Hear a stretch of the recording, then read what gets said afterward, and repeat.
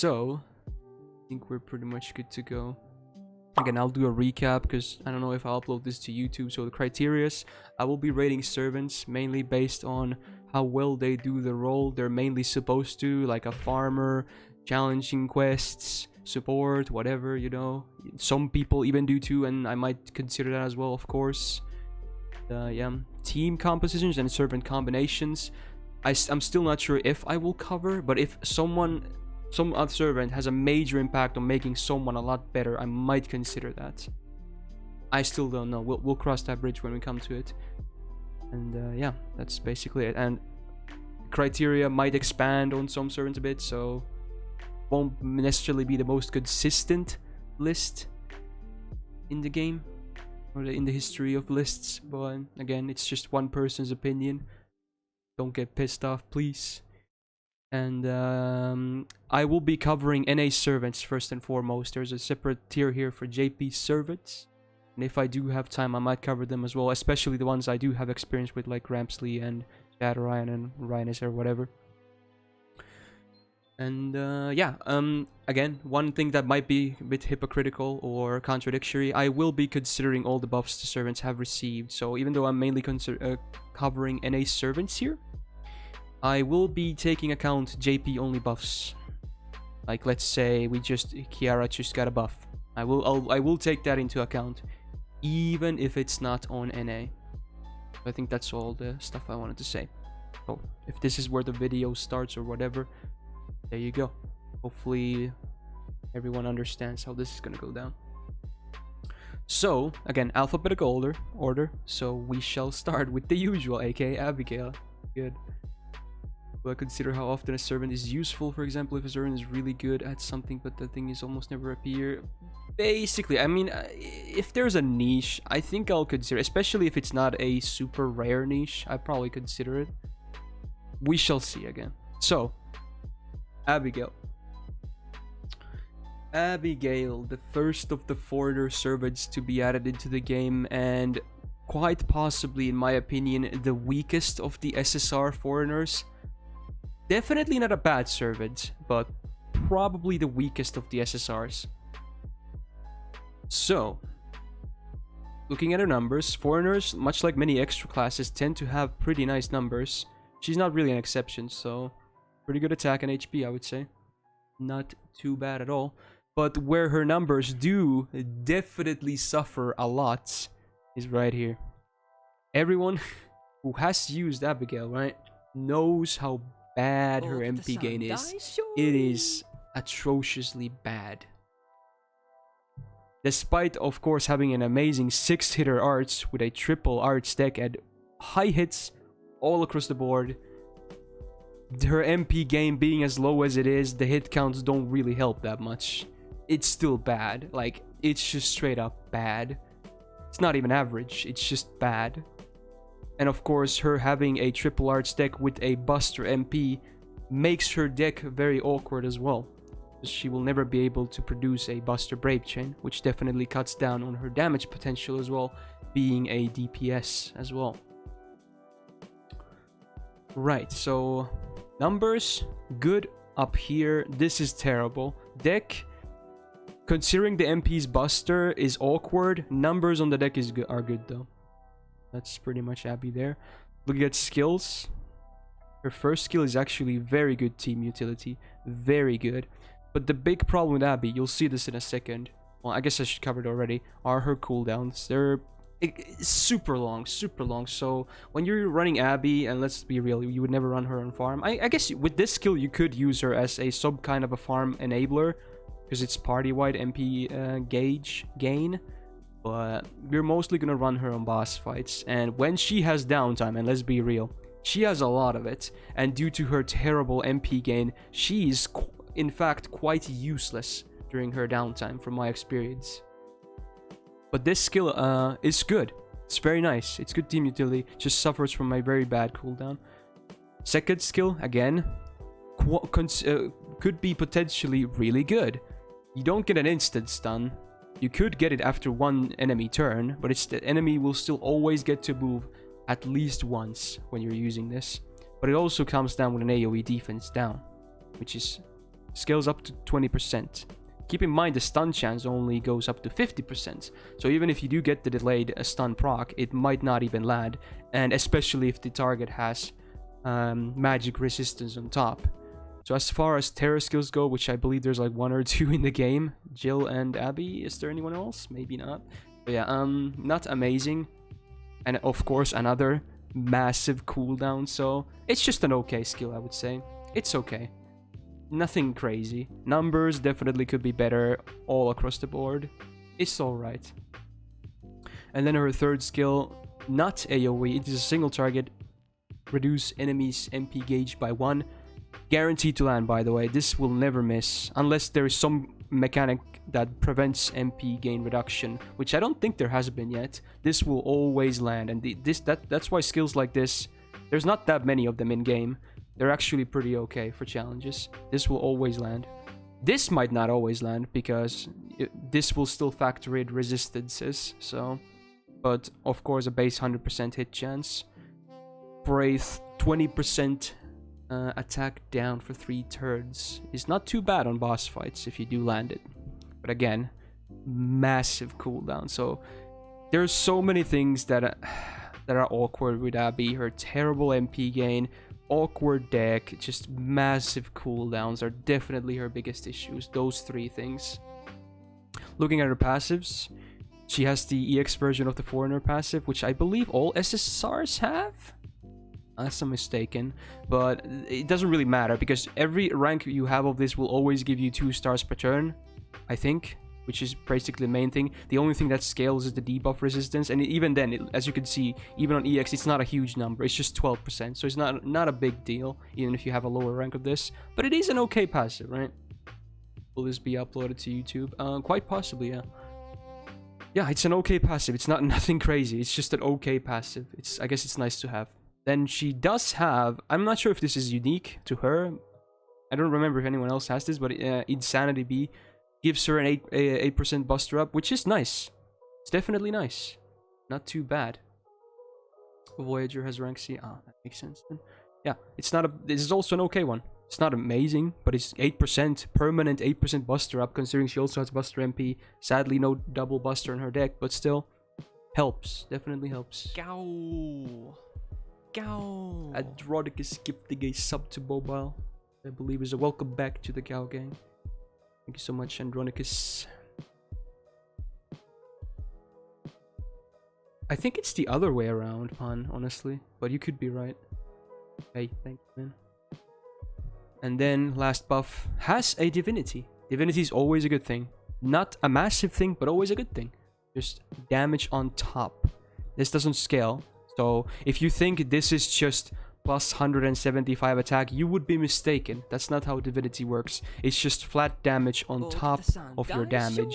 So against bosses, it really doesn't matter too much. But also, the good thing about added damage is that it ignores defense.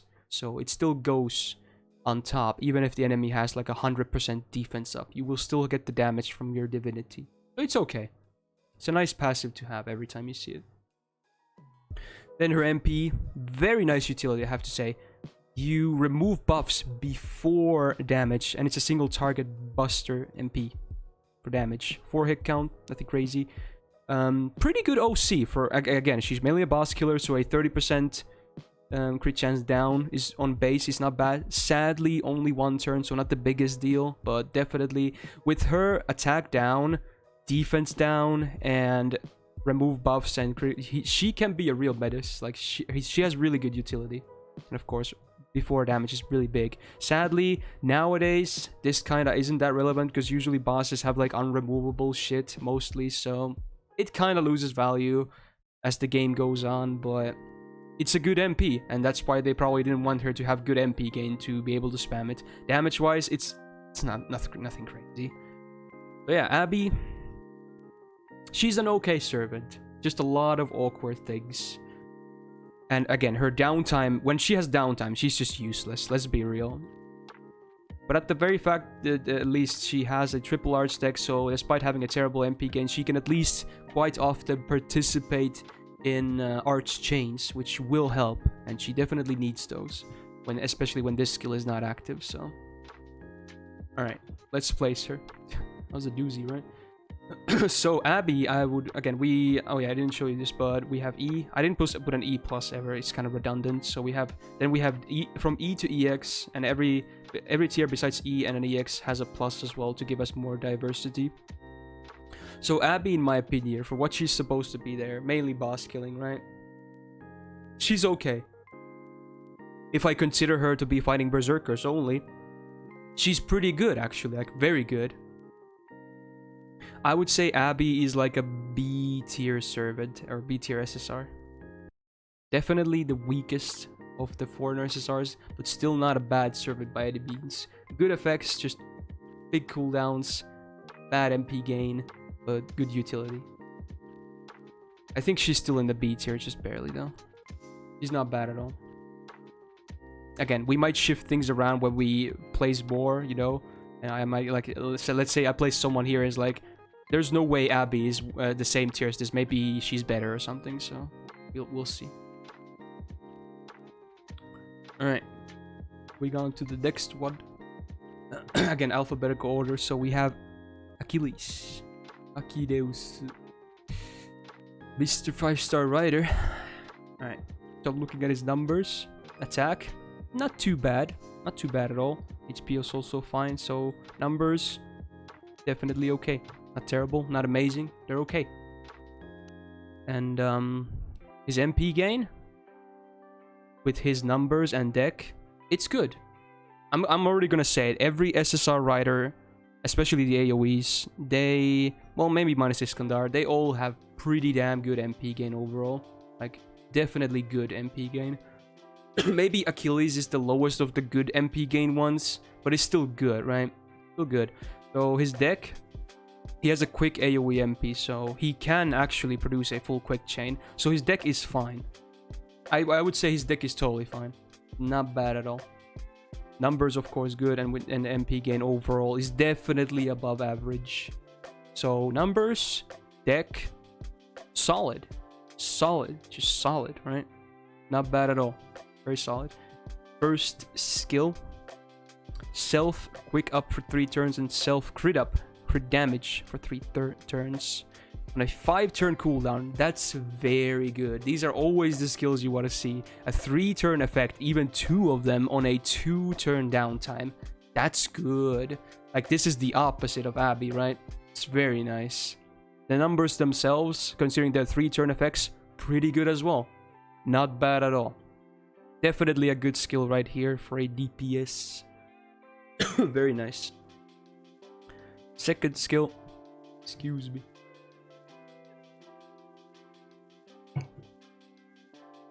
is his main defensive option in a 2-hit invul for 5 turns and a 3-turn defense buff. Excellent defensive skill right here. Excellent defense. Yeah, that was yes. Yeah, it was.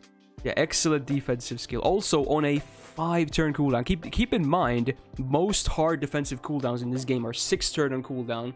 So not only is the effect very good and versatile, because you can pop this early as well, like much like protection from arrows, but it also has a lower cooldown. This is an amazing defensive skill.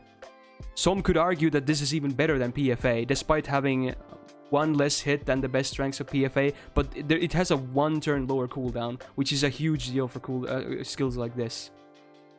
Wait, does PFA actually scale down to 5? Okay, so I guess it's a bit better then. I thought it was 6. Oh. Yeah, still, again, also the fact that invul is just better than dodge is also nice.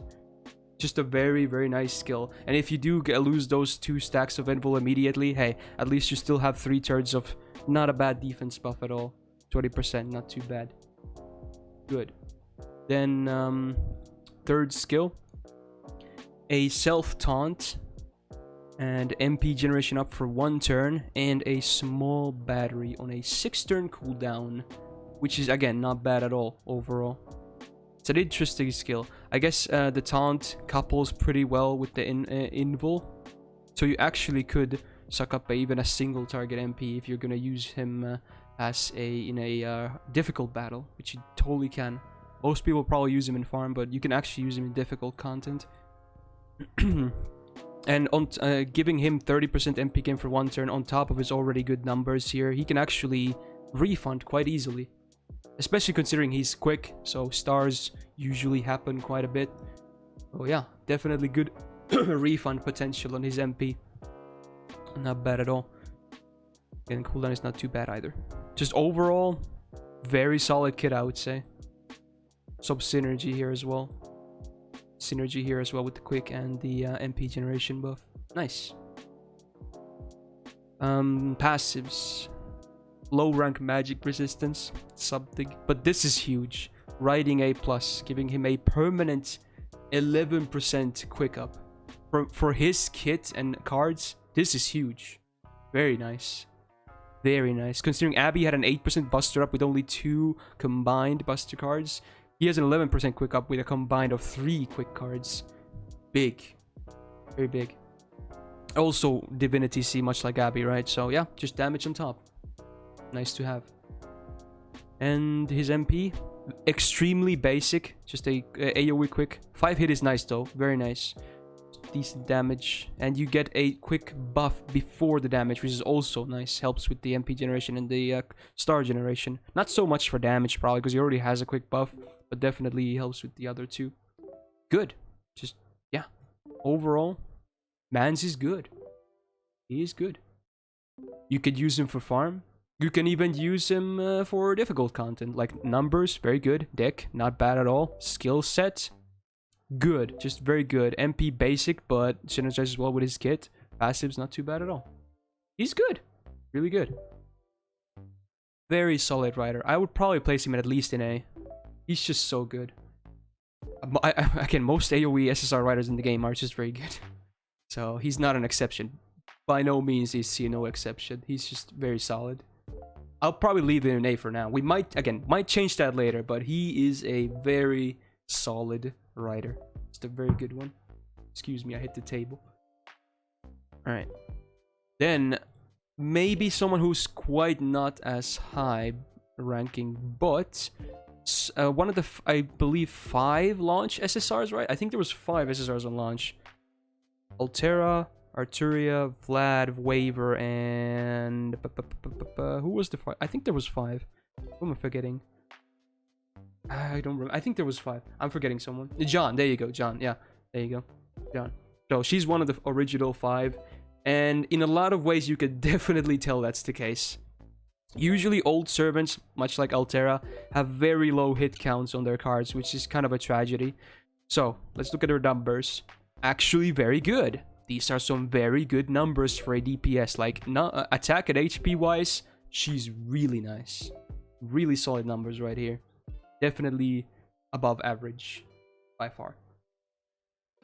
Then MP gain. The number itself is good. Very good. And then looking at her numbers and cards in her deck. Double arts and 1 single quick with 2 hits each. Her MP gain is definitely average at best. I could also tell from using her. For the longest time I used her as my main AoE Saber until I got like Mordred. But yeah, it's just average at best. It's not that good, which is again a shame because her MP is okay. It's just very basic. So overall, these numbers right here, very nice. MP gain with the deck and everything, it's average at best. But she is capable of a full buster chain, having a AoE buster MP, so her damage potential is actually not bad at all, coupled with the really high attack stats. So at least in terms of that, let's be real. If you do have options, you're probably gonna pick her if you want more damage, if anything. So yeah. Also, I should probably point this out already. If there will be kind of comparisons later, because we will have like same servants of like same class and same role. I won't really take away points just because there's someone who does their job better. So I won't really take points away from that. I just want to put that out there immediately. But yeah, I did say we're gonna cover JP buffs. So instead of tactics, we now have Scourge of God. So it's still party MP damage. But instead of 1 turn, it's now 3 turns. Scales 2% higher. Cooldown is the same, but also removes all enemy defensive buffs. So this puts her in kind of an interesting position. So in my opinion, she's not really a farm servant anymore. She can actually be used in challenging content. It's an interesting buff, I would say. This is kind of the direction they went with her, and I'm okay with it, honestly. I like this buff. It's a very nice buff. Very good niche utility right here. Potentially really nice. You can remove those defense ups, evasions, invuls, class nullifications, class advantage nullifications, and even instant death resist up, I guess. Cares about that though. So yeah, actually a solid skill now. Also, going from a 4-turn downtime to a 2-turn downtime with a 3-turn effect. Good skill now. Alright. Second skill also had a buff, so it went from rank D to EX, which you could definitely tell. So, it's a 3-turn debuff resistance up, which actually scales beyond 100%. Now, you might say that's useless. Not necessarily, especially if the enemy has increased chances of landing debuffs. Also makes it easier to get to 100% because you can already get it at rank 8, so there's that too. So yeah, that's nice. 3 turns as well. Basically 3 turns of debuff immunity unless it gets removed. Very good. HP self-heal for 3k one time. Not too shabby. It's okay. And then self-star absorb up for 1 turn up to 300%. Considering her base absorb is 102. It's not bad. It's not amazing. It's not bad. Definitely makes it easier for her to get stars. Also a 5-turn cooldown. Very good. This is a solid skill. Kind of all over the place, but I don't... Considering the effects are pretty good, they're not bad. It's a nice skill. And the absorb is even nicer when we get to her 3rd skill, aka Star Emblem, where she gets a 3-turn attack buff and 15 stars immediately, so it's a good combo.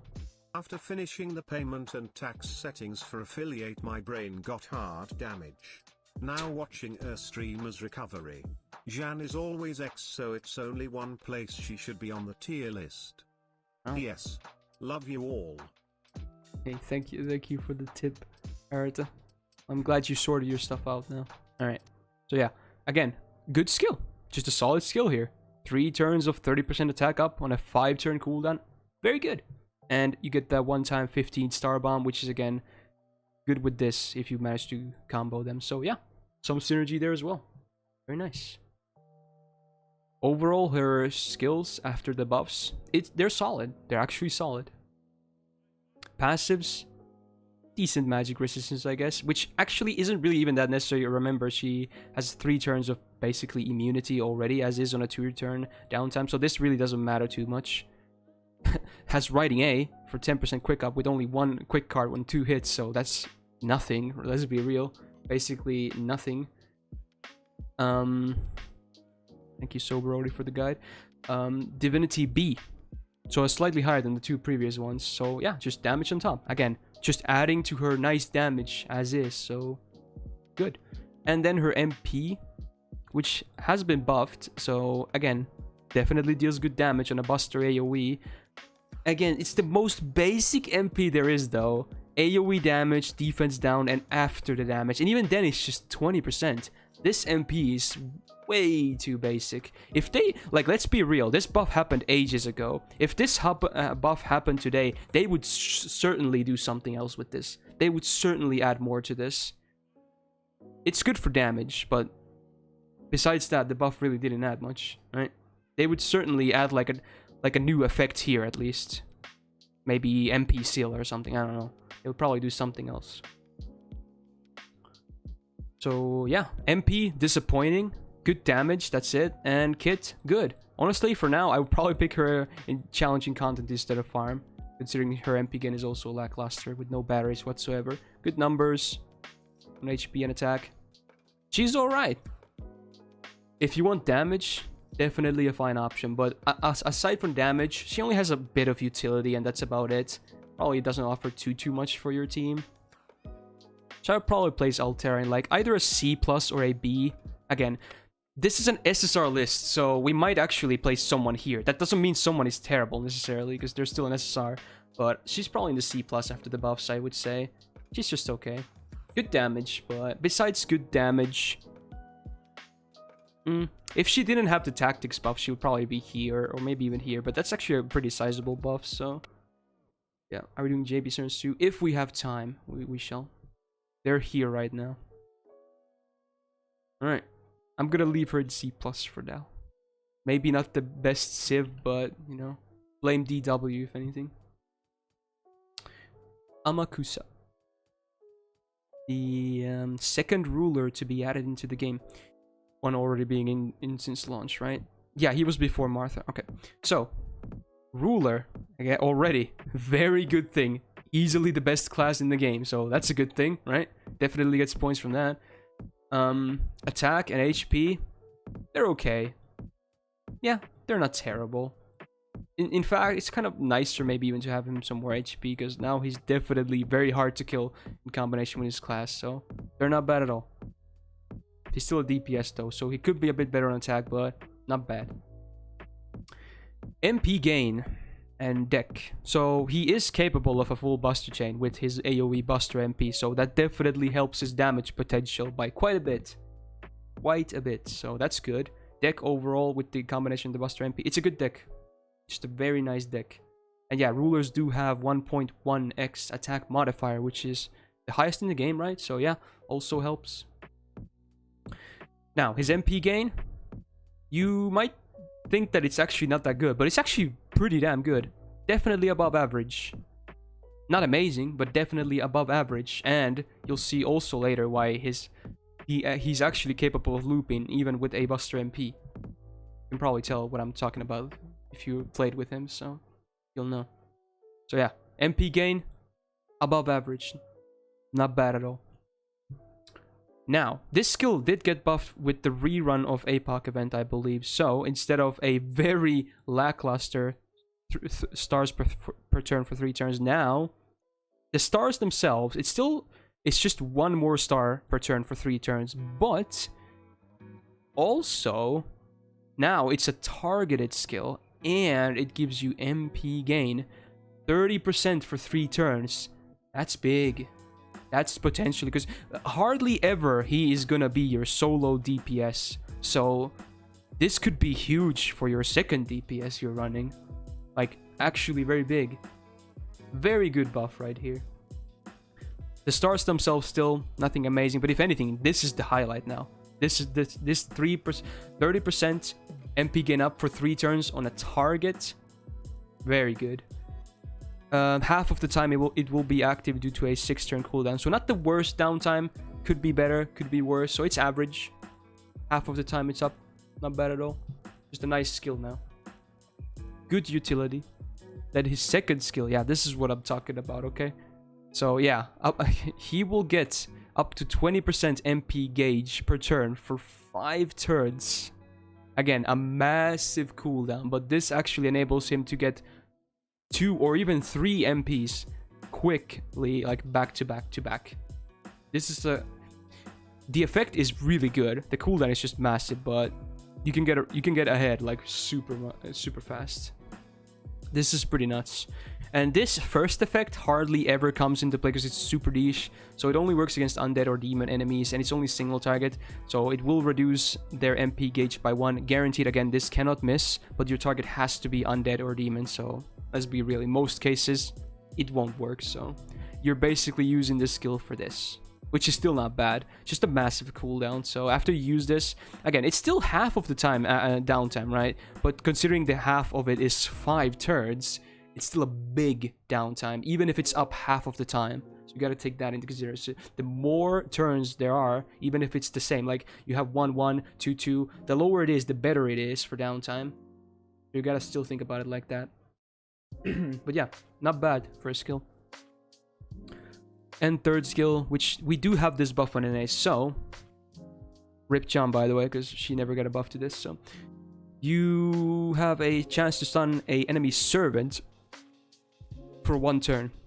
Scales up to 100%, always good to see. Again, if they have debuff resistance, this can still whiff, so that doesn't take that into account. But with the buff, he now has a 3-turn 30% buster up. Again, very nice, very nice. Also on active half of the times. So overall for his downtime, it's not bad. He's not bad at all. He could be worse, but he's like middle of the ground when it comes to downtime. So definitely okay. And this is pretty big for his damage. Very good. keep in mind again, he's capable of doing a full buster break chain. And then a magic resistance is a pretty solid, but that's all he has for passive, so yeah, it's okay. And his MP before the buff was absolutely a wet noodle. Now definitely does some damage, and much like Abby, removes all enemy buffs, all buffs before damage, and this is AoE. So this was basically the reason you always pick him for this amazing utility. Absolutely amazing. Again, these days doesn't have the best value because a lot of bosses, buffs and whatnot, they're unremovable, which is a shame. But like in older content, it's insanely good. Like it's so good. It can still find effect these days as well because again, if they use skills, those will not be unremovable, so you can still do that, which is still good utility, especially if it's like defensive buffs or huge crit buffs or something you need to get rid of. Andronica's gifting a sub to Komaida, I think. Yeah, there you go. Thank you for the gifted sub. And is that a welcome back or just a welcome? Regardless, welcome to the Gal Gang. Thank you, Andronicus. And this is big, actually. This is big. Like, you compare this to Abby. Abby has a single target, minus 30% crit chance for 1 turn. He has an AoE minus 30% crit chance for 3 turns. That's, like, so much better. This is a really good OC right here for challenging content. Just very good. Very good. His MP, after the buff, super nice. So, yeah. His kit overall skills, after the buffs, solid. Really solid. Suffers from average downtime, not too bad. Passives are not amazing. MP is really good. Numbers, good. Good. He's just a, still, even if there's a lot of unremovable buffs, he's still a solid option for challenging content. And you can even use him for farm, so he works in like 2 fronts. Definitely a good servant right here. Aber gifted a sub to Ziktiv, which I believe is a welcome back. So welcome back to the Gao Gang, Ziktiv. Gifted sub, Aber. Alright, so him I would probably place in B plus or A. He's just solid. Maybe even A, honestly. He's just good. He's just really good. He was probably here, but after they buffed his revelation to be targeted 30% MP gain for 3 turns. Hello, that's big. That's so big. That has to bump him up to A. That just has to. His first skill is actually really nice now. I don't think I can place him below A anymore. Maybe when before that buff he would have been a B plus. He's just, the first skill is really nice now. Yeah. For now, A as well. Anastasia. A Myfo? Follow. Alright. The first of the casters, right? Yup. Alright. So, one of the recent additions to NA. AoE DPS caster, arts. 10.5k attack. A bit on the lower side, but usually that's the case with casters anyway when they're DPS even, so... It's okay, I guess. It's just... could be better. HP not too bad. Not too bad at all. Arbor gifting Echo, a sub as well. Welcome back to Gao Gang Echo. Definitely a welcome back, so hey, thank you, Arbor. MP gain, it's alright. It's a bit, just a bit above average, I would say. But hey, also having a triple arch deck obviously makes arch chains a lot easier as well, so it's good. Still, just a bit above average, I would say, from using her quite a bit. If you don't crit, she doesn't really generate that much, but again, good hit counts, decent numbers, just a bit above average for MP gain. Also, very easy to do full arch chains with her, considering her MP is also AoE arts, so definitely some refund potential as well. Not bad at all. Just a lot of arts, which is good. First skill. Alright, so you get Ignore Invul for 1 turn. Alright, nice utility, I guess. Zermol with 13 munch, which, yeah, has to be the first one. So, again, there you go. Big 13 months. Go back to the Gao Gang. It's huge. Very huge. First 13 months. Thank you. Yeah, actually proccing hype turn as well. Yeah, that's pretty hype if you ask me. So yeah, this is nice utility. Always a good thing, because let's be real, you're always going to use this with her MP, so you definitely want to make sure your MP goes through, so it's a good combination. And then this is why you want to use it with your MP, because you get a 1-turn arts buff that goes up to 50%. So it's basically this. You can think of this as an arts mana burst with just added effects. It's still weird to me that it's actually rank D only, considering the numbers themselves are not bad at all. And for one enemy, sadly, I wish this was AoE. I really wish this was AoE, because her MP is still AoE, but one enemy will have their debuff resistance taken down by up to 100%. So she has a lot of debuffs. So again, good synergy. Sadly, only one enemy though, but it's still something. Just basically, this could be a skill with 50% arts as well. It would be a meh skill, but at least then it would be a mana burst. So hey, it's just added effects on top. Decent offensive skill, not bad at all. Also 5-turn cooldown, not too shabby. 1-turn effects though, so it's okay. Freezing Charisma. So she has her unique version of Charisma. As with most Charismas, the special ones, they scale up to 20%. Hers is no exception. So party attack, plus 20% for 3 turns. And then you have the opposite of reducing AoE, like all enemy attacks, by 20% for 3 turns. Which, not bad at all, considering also cooldown is only 5 turns. So, decent skill. Just pretty basic, but it's good. Like, make you stronger, make enemy weaker. Not much downtime either, so decent. Nothing crazy, just decent, right? Much like for now, just decent.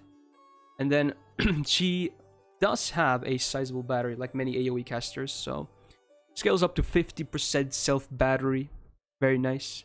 And then chance to stun one enemy for 1 turn. So the thing with Anastasia that's kind of awkward, she shuffles like between AoE and single target with this debuff resistance down and this one enemy stun chance. And even then it scales up to 60%.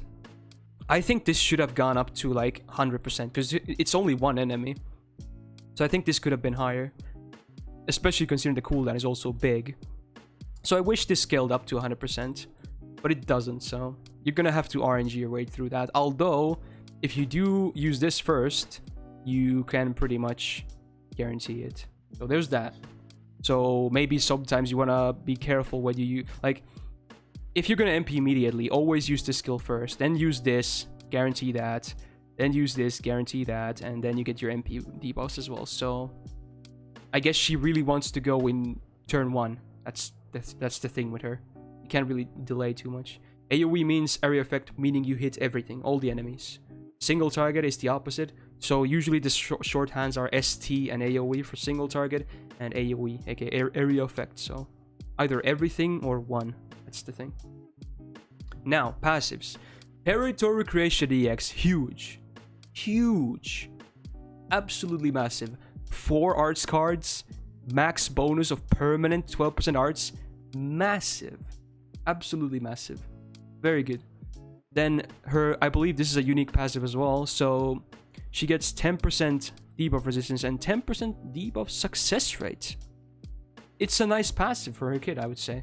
This debuff resistance is whatever, but this is actually fine. This debuff success rate, effectively also making her stun a up to 70% chance on base, even if you don't use this. Also helps applying this. If it, let's say, because normally, again, this is 100% on base, it just doesn't say it, but if the enemy has like 10% debuff resistance, this nullifies it, so this will guaranteed land again. So it's a nice thing. Huge cock. And then her MP.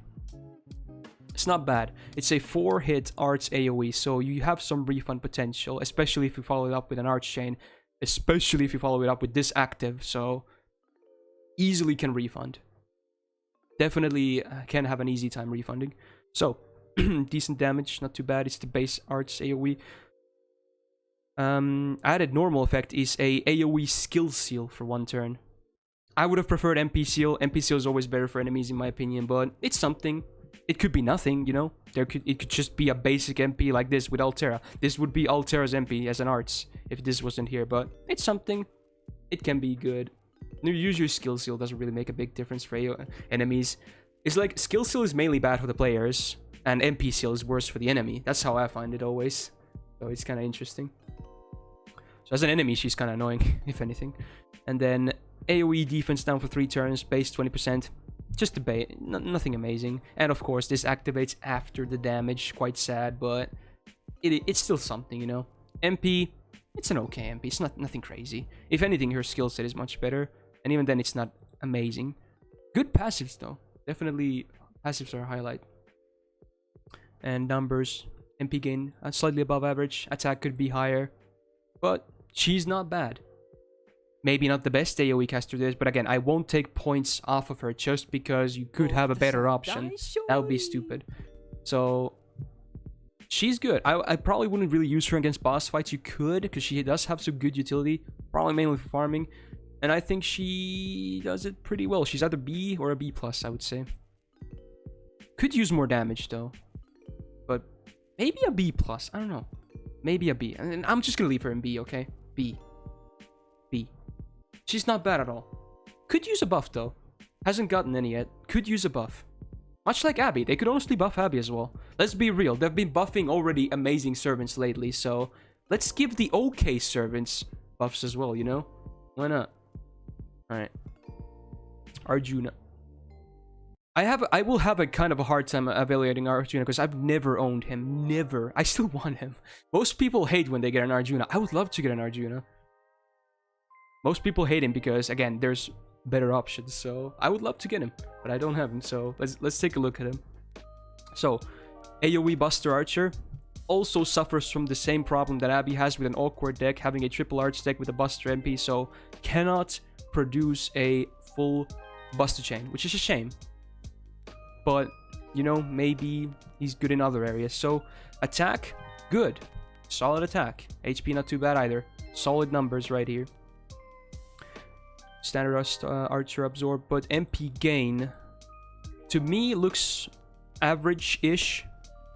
Probably averages, if not just slightly better, probably around average. Looking at these numbers again, I haven't used him much at all. Come to say Arjuna needs more love. He could use more love, yeah. What do you mean? So yeah, it's probably about average. Maybe just a bit better. And hit counts, not too bad themselves. Obviously, you want to see as much hit counts as possible. Not too bad. So, this used to be terrible. What the fuck is this? Self-star generation? So now, at least, it's still not amazing, but this is nuts.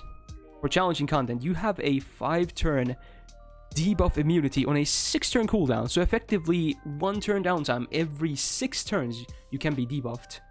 So, actually amazing utility right here. Very good.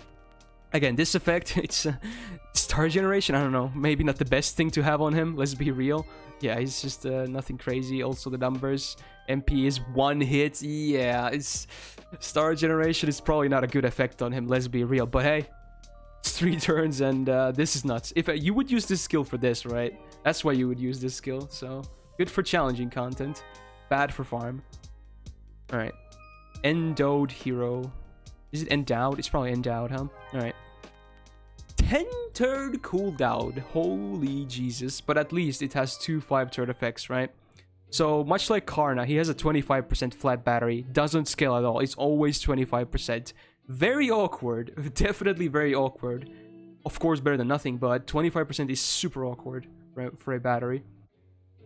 And then his 5-turn effects include self HP regen, 2k every turn for 5 turns. Actually not that bad. Not too bad at all. And then crit stars every turn for 5 turns. You get 8. Very, very minimal. It's basically a it is a non-limit broken 2030. So it's okay. Could be better, but it's okay. Yeah, it's overall this skill, I don't know. That's a massive downtime though. Even if the effects last long, that's a 5-turn downtime, huh? That's a lot, especially if you're gonna use him in challenging content, which is looking like the thing you would kind of use him for, even outside of farm. You would have 5 turns of downtime, because let's be real, challenging content usually does not take like 3 turns or less. So yeah. Anyway, 3rd skill, Mana Burst. I believe this is the same that Karna has, maybe even the same rank, Mana Burst Flame, which is not bad.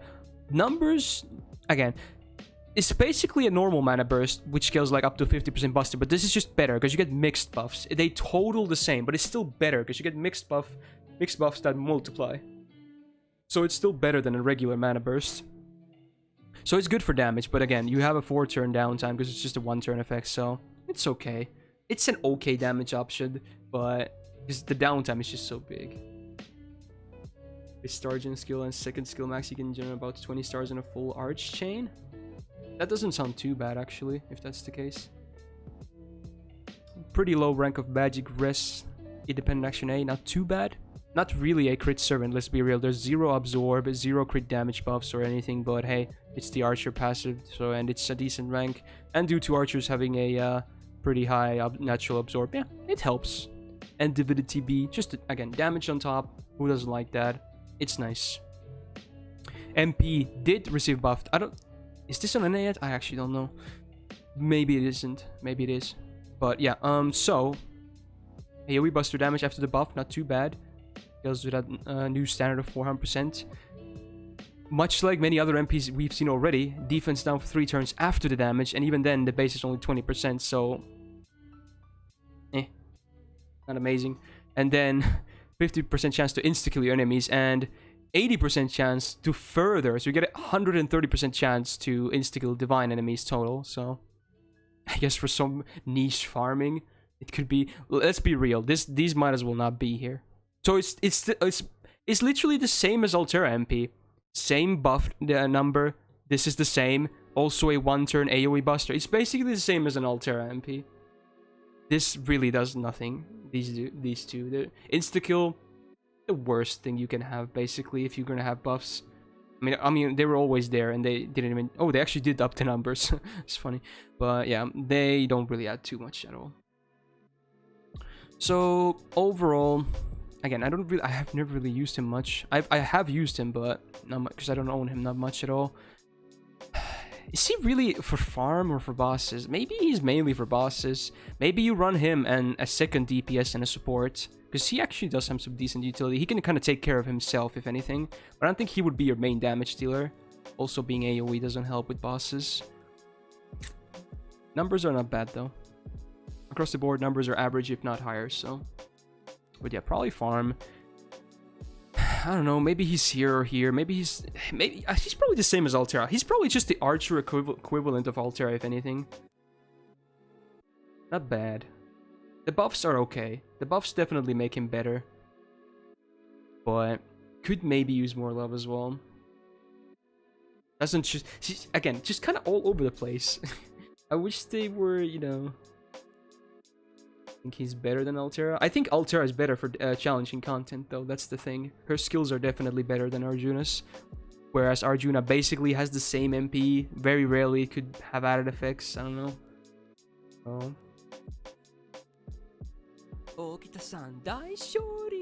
Maybe he's here, though.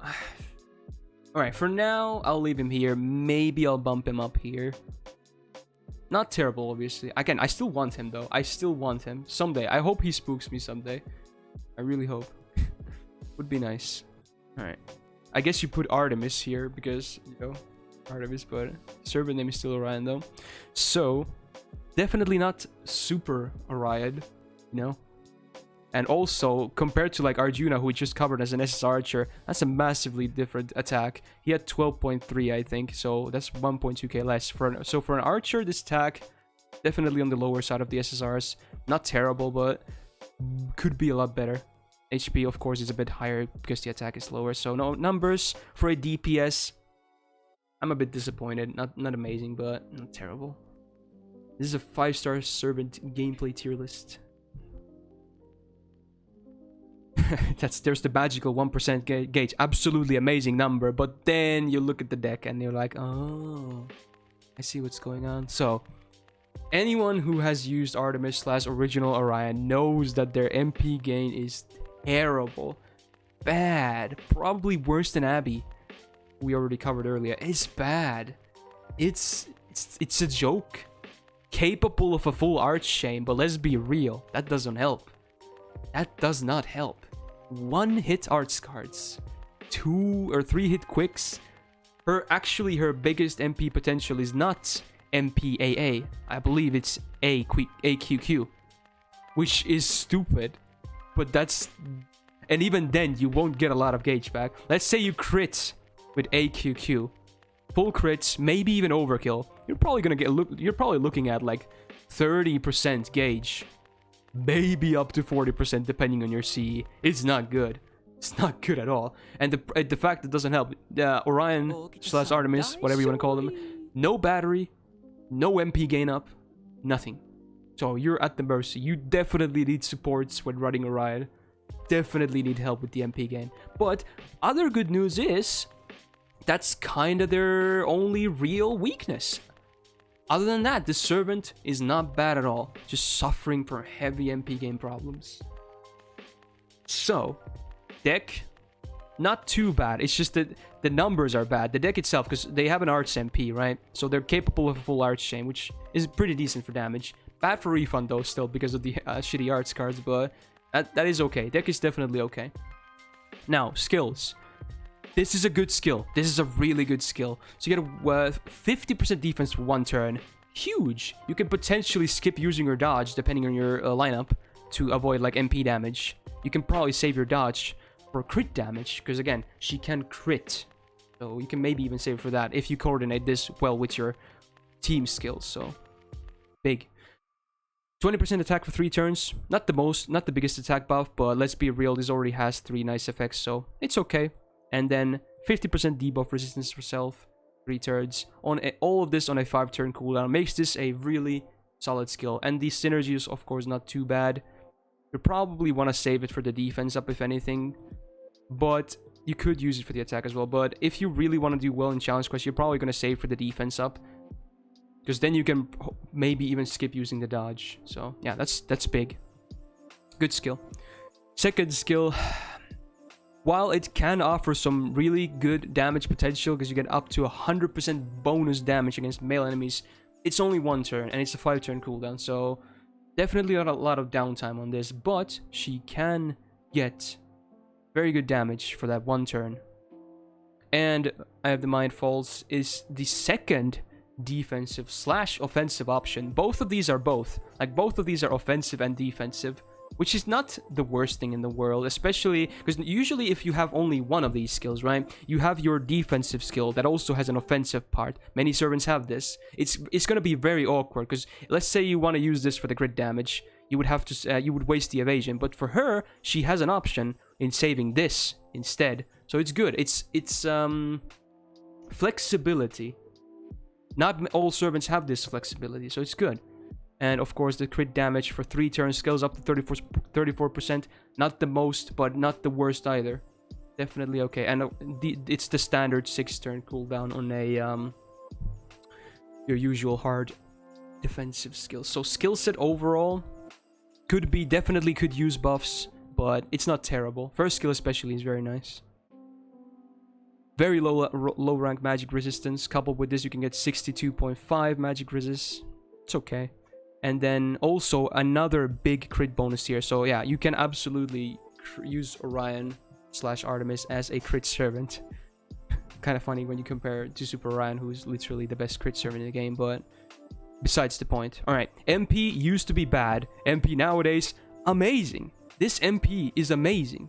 It's so good. Not only does it do really good damage as an art single target damage, you have 2 added normal effects with 20% attack down for 3 turns. Very good against bosses. Guaranteed gauge removal. Again, it used to be an OC, and even at then, it was only guaranteed at 500%. Now it's a guaranteed effect on every MP. Big. And then added effects, because they changed the OC, placed it here. She got a new one.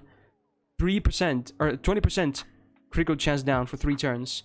Big. This is amazing against bosses. This MP. It's amazing. Granted, your debuffs can whiff if they have debuff resistance or debuff immunity, but this MP is absolutely amazing for bosses. It's so good. Looping for her is going to be extremely difficult. You're going to need a lot of help with that, but in some crazy world you can loop, but she's not a loop servant though. Most of her MP gain comes from supports, so amazing MP though, if you can get it there. That's kind of, I think, why her numbers are terrible. They don't want you to be able to spam this MP too much because it's so good after the buff. So yeah, overall, a lot of people give bad rap for Orion, honestly. She's not bad. Or Artemis. What are we gonna call them? Not a bad servant at all. I think definitely underrated, if anything. The only real issue is the terrible MP gain. But if you can solve that with like supports, she's very capable for bosses. Even outside of male niche. Like, of course, the second skill would kind of be useless then, but the MP alone is so good. I would probably place Orion in B or even B+ for bosses. But maybe just a B.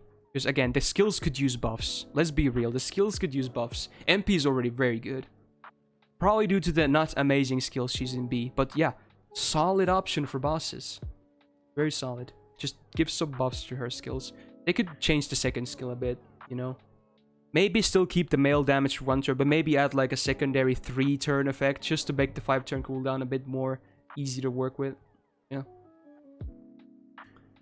Solid. Arthur, if I can spell his name. He used to be a bit better than Artoria. Now he's worse because Artoria got battery, so it's kind of Arthur in a nutshell.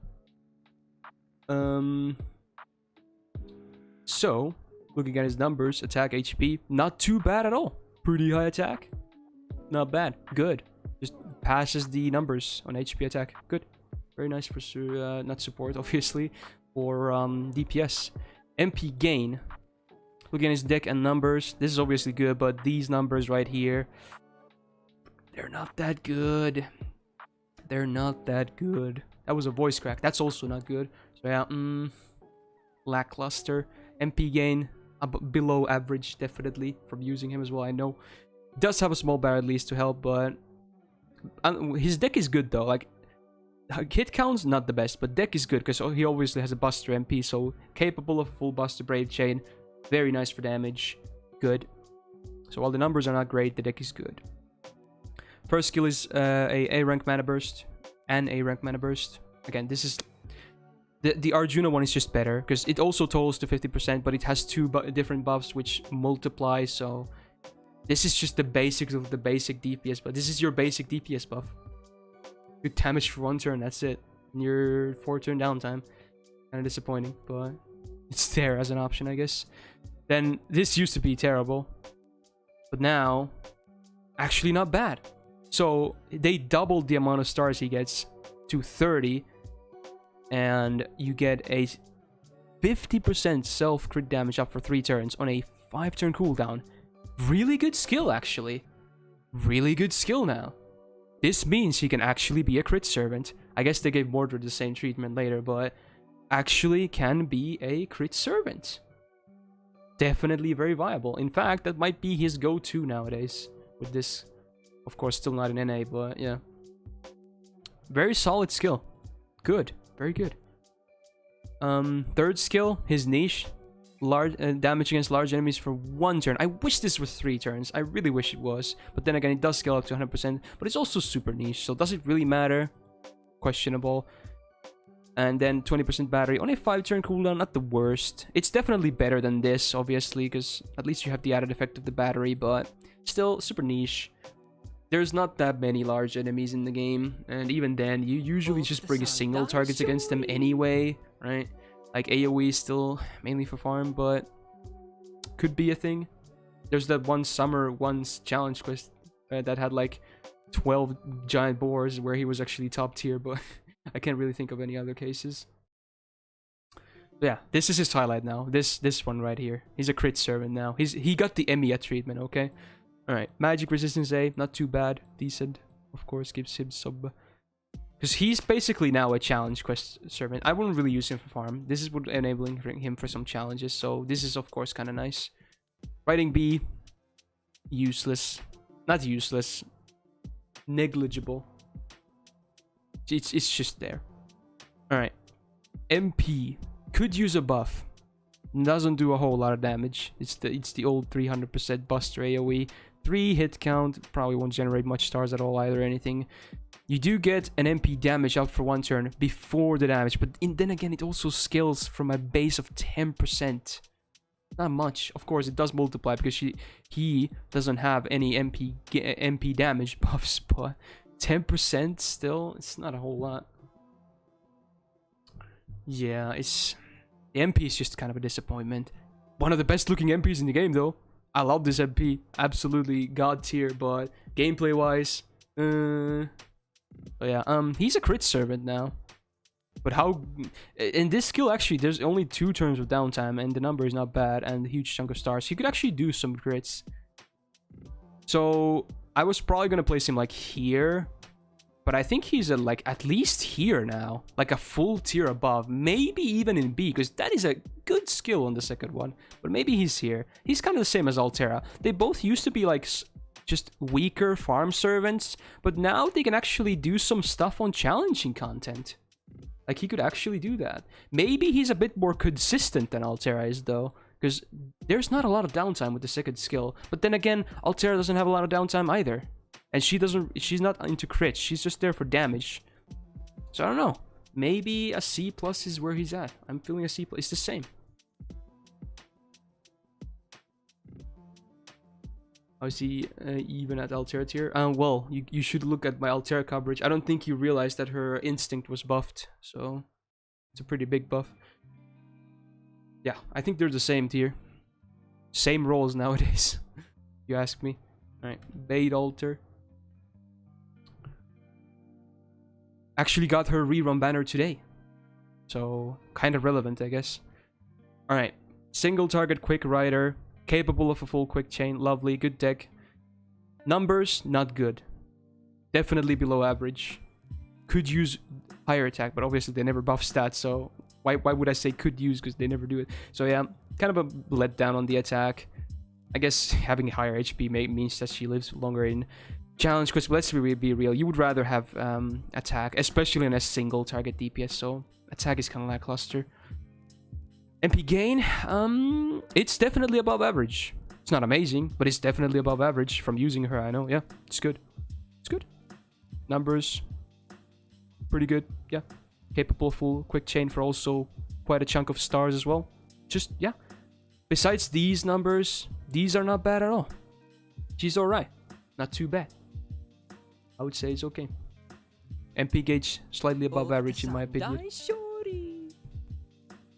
Licked for the follow. Alright. First skill, Saber Sweeper. Self-attack up for 3 turns by 30%. Not too shabby. And then party quick up for 3 turns by 20%. I wish this attack was also party. I don't know. It wouldn't be really broken, especially on a 6-turn cooldown. If anything, they should either reduce the cooldown to 5 with these effects, or keep it at 6 and then make this party wide as well. I don't think it would be broken at all. Because it would kind of be the same as like Tammy Lancer. Because her both effects are party wide, and I think hers is a 6-turn or 5-turn. I think it's a 6-turn, so really wouldn't be make it that much big of a difference. Still, not a bad skill. Obviously helps herself the most. So combined, she still has 50% of good damage up that matches her kit for 3 turns. Half of the time it will be on cooldown though, but it's an okay skill. Not bad at all. Yeah, they should just make it a special charisma, like the one that it would kind of be the same as Wu Zetian's, but I wouldn't be opposed to it. Now, this did get a buff. It's not on NA yet, but alright. So it's a targeted skill. You reduce one ally's skill cooldown by 1. Could be really useful, especially in challenging content for like supports. But then the awkward part is that it increases the target's star generation for 3 turns. Let's be real. If you're gonna use this on support, what are they gonna do with this? What? Get 50% star gather up for 3 turns? It does nothing. It does nothing. So in a way, it's kind of meant to be used on someone else to get most effect out of it. There is a demerit where you do 1k damage to the target, not to her necessarily, to the target that receives this. So keep that in mind. And then here's the buff. So gains a delayed buff for 1 turn, and after that 1 turn, the target gets 3k max HP for 5 turns, which is okay. Again, so I think they realized their mistake, that this is not good. They're mostly going to use this on supports, so this is actually useful for supports because this makes them a bit more durable. I wish this wasn't Star Gathering. If this was like MP gauge. MP gain would probably be too much. But if this was like MP gauge, obviously not 50%. That would be insane. Maybe like 20%. It would be so much better. This star generation is just so awkward. But as they are now, really the best target for this is herself. But then again, her skills aren't amazing either, so it's okay. It's an interesting skill, right? Yeah, not star gather, star generation, so yeah. And then her third skill, you might say this skill is very weak because it's a quick performance for one attack 3 turns by 30%, but the cooldown is super low, so you can actually use this quite often. It's still not amazing, obviously, but the cooldown is super low. Like you can use this so often. So even if you use it on like face cards, you will still probably have it for your MP anyway, especially if you couple it with this, which again, for her, it might be the best. She might be the best target for this in your team, so yeah, it's an interesting one. It's an interesting kid all around, I would say. Lots of quick ups. They all match her kid. Like, quick up is good, attack up is good, more quick up. Star generation honestly works for her due to being able to produce full quick chains. Max HP makes her more durable in boss fights. Overall, as crazy as it is, it's actually quite good synergy. Even if none of the skills are absolutely game breaking or anything, it's still a good skill set, I would say, overall. The thing is, you might notice that outside of this HP up, she lacks a defensive option. So if you are going to run her in boss fights where she's meant to be run, you will need your supports to protect her mainly. She does not have any evades, no invols, no defense ups even, just a max HP up. So you better be sure to run her basically only against casters, otherwise she might be too fragile.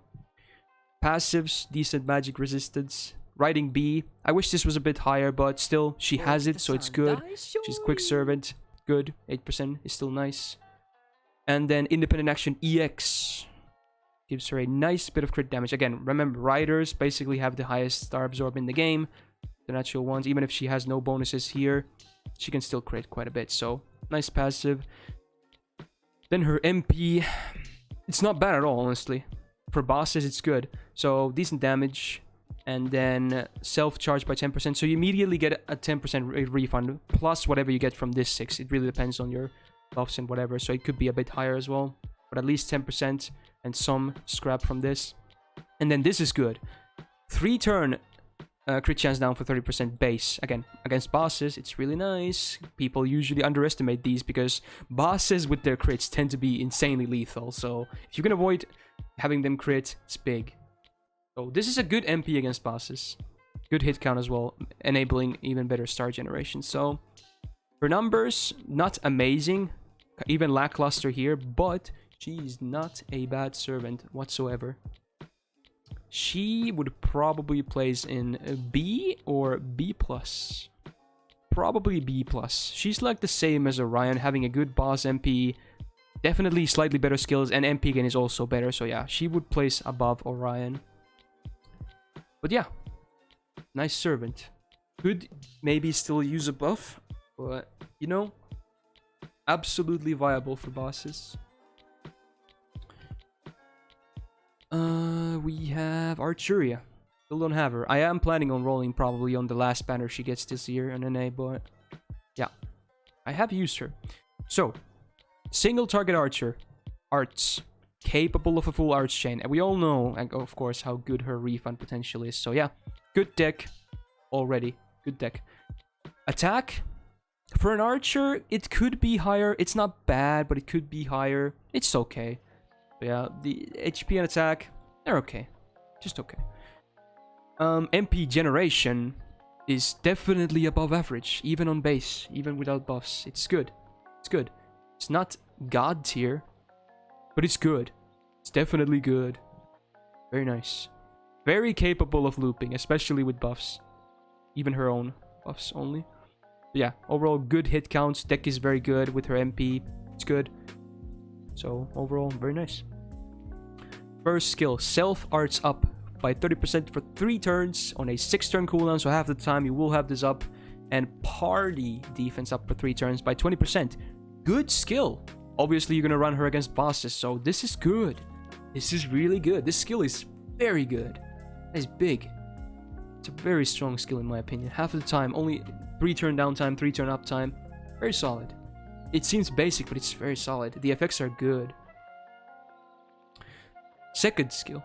Protection of the beach house. This is actually funny. This is the exact same effect that Saber Shiki has. Cooldown, number, everything. It's just a different name for the skill. It's the exact same, I'm pretty sure. I checked that once. So yeah. Self-heal for 5k. 4 turn cooldown, but reduces your MP gauge by 10%. But unlike with Saber Shiki, this is not as big of a demerit for her as it is for Saber Shiki, considering her MP gain is definitely higher. But if you don't have MP2, this can be a really annoying demerit. So that's why having MP2 or higher helps a lot with this.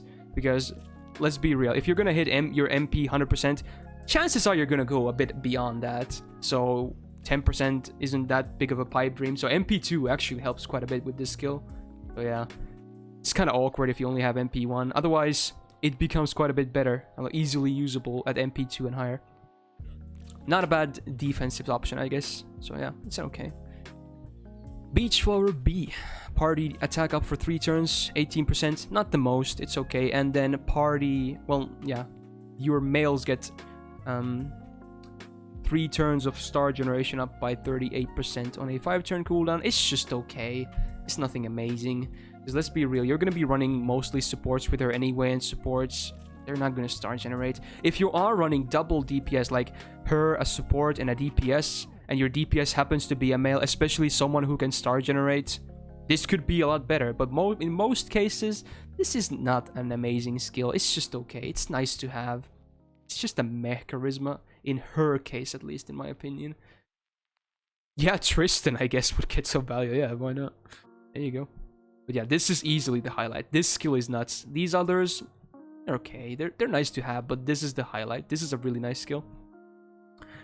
Magic Resistance A, good for bosses, yeah. Independent Action A, she's not really a crit servant, but yeah, of course, archers, they all have this basically, so it's fine.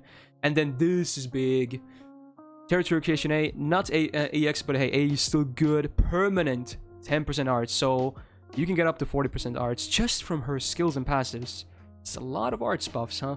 And considering she has 3 hit arts and a 10 hit arts MP, these arts buffs are nuts. Every arts buff is very big for her. So yeah.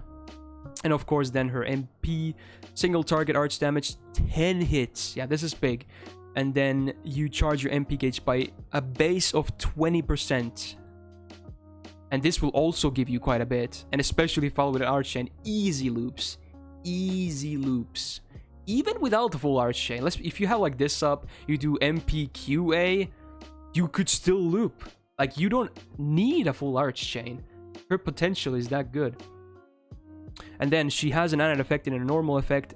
70% strain. This is... I don't like this. Because if this was a guaranteed one, it would be so much better. Because then you could plan your turns completely different. Like, let's say enemy is about to MP. And you want to use defensive skills. But you also have her MP. But you can't really bank on landing this. Because if you hit that 30% this whiffs and you didn't use your defensives, you're gonna get shit on. It sucks. I wish this was spread, because then you could completely change your way of thinking during certain turns.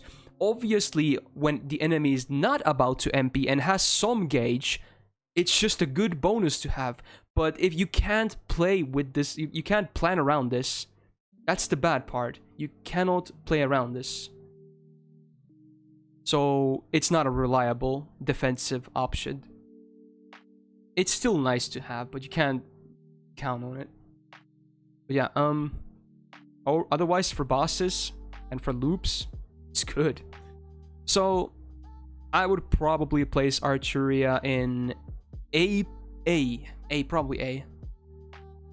Definitely could use more defensive options. These skills are not that good, but damage potential is good, loot potential is good, good utility. Yeah, just solid. I'm not sure if I could. I don't think I can place her in A+. If she got skill buffs or a skill buff, I think she would be A+. But with these, yeah. And if this was 100%, A+, immediate A+. If this was 100%. easily. But it's just unreliable now. She's A in my opinion. Again, depending on who we place here, she just might get here, but for now I'm gonna leave her a day. Okay. Sticking up with Artoria obviously because this is alphabetical. We have shit, I guess I go through Lancer Altar. Or not. Here, this list. So Lion King, right? Lancer, 5 stars, because this is a 5-star list. We won't be covering Lancer Altar. I already did a 4-star list anyway, so. Alright. Here we go. So, Lancer Altar, AoE Buster, capable of a full Buster Chain, good for damage, good deck. I kind of wish she had double arch instead of double quick though. So the deck, in my opinion, could be better, but at least she can do a Buster Chain, which is good. Attack, low. Definitely on the lower side for SSRs. HP very high though, very high. So, want her to live, I guess there's that. MP gain is just a bit above average, I would say. It's okay. It's okay, and she also has a massive battery, as people know, so it's good. MP gain is just a bit above average. A bit, not much. Alright. Yeah, and deck numbers are sadly kind of low. And deck is fine. I just wish it was double arch instead. But it's fine. Much like with Arthur, Mana Burst A. Damage. That's it. Damage for 1 turn. And then 4 turns of downtime. So yeah, for your MP turn, hopefully with a full Buster Chain, could be very big. Otherwise, it's okay. Just very basic.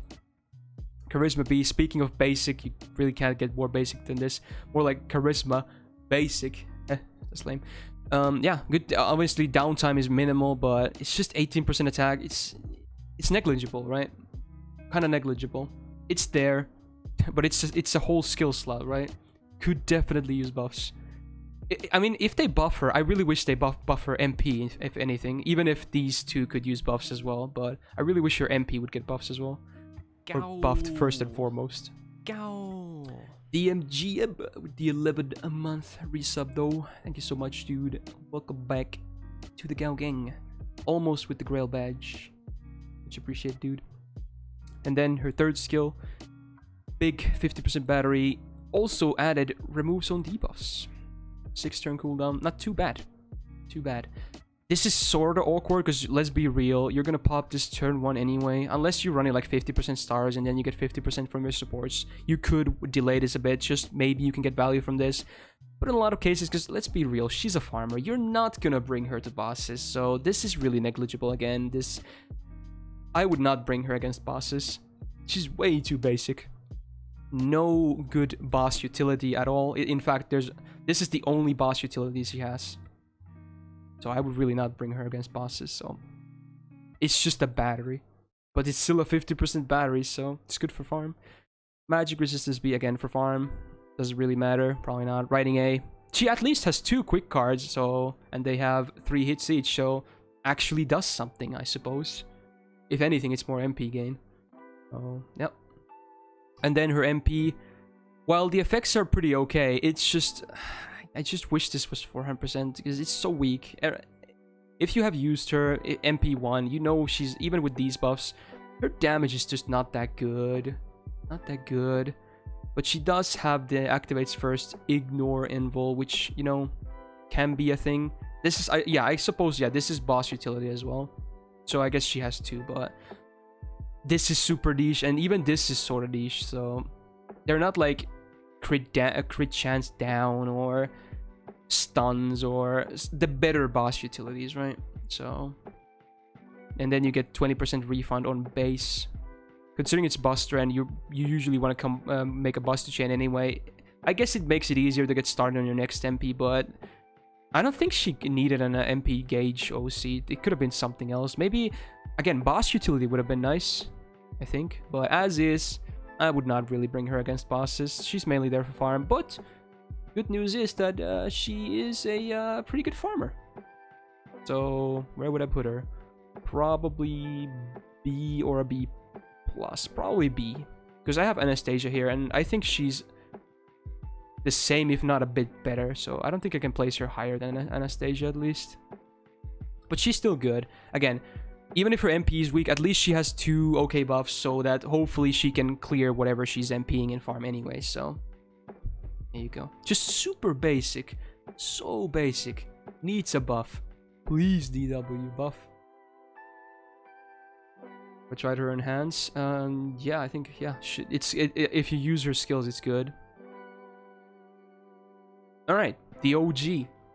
The OG Saber. Right here. So, decent attack. Not amazing. Decent. Again, high HP. Much like Lancer.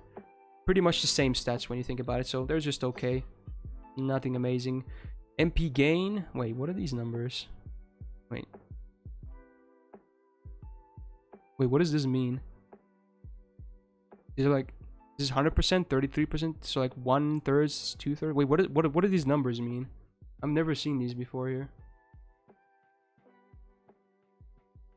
Damages? Wait, what damages?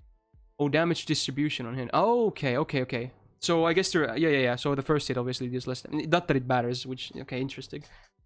Yeah, I guess they're slowly starting to add these because most servants apparently still don't have them, but interesting. Okay. Irrelevant though, this makes no difference. It's just, you know, visuals, I guess. The total is still the same. So MP gain for Artoria, it's about average. Again, it's kind of similar to Lancer. It's average-ish, not amazing, not bad, but just very average. Good number, but hit counts are low. At least she has 2 art scars. This was the deck I wanted Lancer to have as well, while also being capable of doing a full Buster Brave Shade with her MP. So yeah, deck is good, very good. MP gain is just okay. Charisma Basic strikes again. There it is. Galactic with the 3-month resub. Welcome back to the Gao Gang. Very happy to have you here. Enjoy your new badge, dude. Thank you for the support. See you, Venetus. So yeah, basic. It's something. It's okay for farm, I guess, because it also buffs your other farmers, so there's that.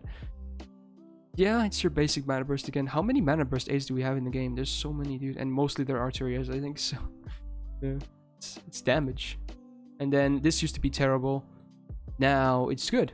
It's really nice. You have a 30% battery and a 5-turn cooldown and 15 stars. Farmer. There it is. Big farm time. Magic resistance A. For farm, again, doesn't really matter, does it? Fighting B, definitely, it's worse ranked than Lancer, and she only has 1 quick guard and 1 less hit, so for her it's definitely much worse, but hey, it's there. MP has been buffed, luckily. Definitely deals a good damage, and then there's also the same OC as Lancer. Get a base of 20% refund. Does not ignore invul though, like hers does, so she does do more damage, so I would honestly rather have the damage than ignore invul. So yeah, good for farm. She's just a farmer, right? I would really not bring her in bosses either. If she had a single target MP for some reason, then I might, but even then, just way too basic for bosses. But good for farm. And that's about what I'm gonna rate her as. Yeah, I'm good, Venus. Yeah, should be good to go. Alright, for Artoria, she's either here or here. Maybe even higher. I don't know, because in Sabers, there's not a we kind of have to, like, casters, there's a lot of 50% batteries. Like, there's no 50% batteries on Saber either, so I don't know. This is a hard one, actually. She's still good in farming, because there's not amazing options. Maybe she's here. Because, like, she's kind of top of the line for Saber farming with Mordred, right? There's no better options, right? Right? Because again, I'm rating servants based on how well they do what they're supposed to do, and she's really a farmer, let's be real, so... and who would do it better? Name one AoE Saber who farms better than her. So in that sense, even a B+ seems low when you think about it. That gives you kind of a new perspective, doesn't it? Anastasia's still better than her. How? You can't compare them directly because casters are used to having 50% batteries. You would not bring Anastasia against Lancers. You do realize that. I mean, maybe you have MP5 and like Goldfold level 100 Anastasia and then go nuts, but you can't do the comparison directly. It's just not really fair. So, even if this seems crazy, looking at the skills themselves, but there really is no better AoE farmer. Mordred probably ties, but that's about it. Like, yeah. It might seem crazy to a lot of guys, but yeah. She's good at farming. She's very basic, but she's good at farming. Huh. If anything, she should be here. But I'm probably keeping her here for now.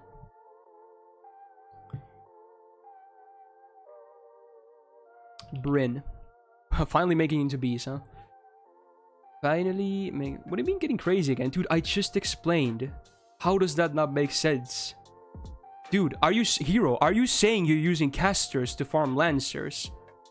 I mean, I guess you have MP5 narrow casters, so yeah, maybe you can do it. But I'm not considering MP5s here. I am not considering MP5s. That would be ridiculous. Like, if anything, your reasoning is out of line. I don't know. I don't know what to tell you, dude. You can't compare it like that. Yeah, again, people will get triggered, so it is what it is. But this is my list, okay? That wasn't what we was talking about, pretty sure. Well, feel free to explain your reasoning, I guess. It doesn't, if you only say it doesn't make sense without not explaining yourself, it doesn't really help me, right? Anyway, Bryn. Single target Buster Lancer, capable of a full Buster Brave Chain, good for damage. Deck, kind of wish she also had double arts, but it's not bad. It's definitely decent. Attack. Not assassins, definitely not assassins. Lancers have a good damage modifier, so the attack being a bit lower is not the end of the world. It's okay. Could be a bit better, but it's okay. HP is fine, so decent stats all around. It's clearly better to use archers to farm Lancers. Yeah, exactly. Arash for everything. So, MP gain. It's, in my opinion, average at best. I have used her quite a bit, and it's just not very good. It's not terrible either, but it's just... If she had 2 arts cards, it could be quite a bit better. Even if it was just 2 hit, and yeah, again, this is 3 hit, but this still generates more. It's okay. It's alright. It's nothing amazing. And it's kind of sad, considering she also doesn't have... She has no batteries or MP gain or anything, so... It's kind of her weakness, if anything, but it's, yeah, better than Shisho. Definitely better than Shisho, let's be real. Alright. So deck, numbers. Alright, not crazy, but alright.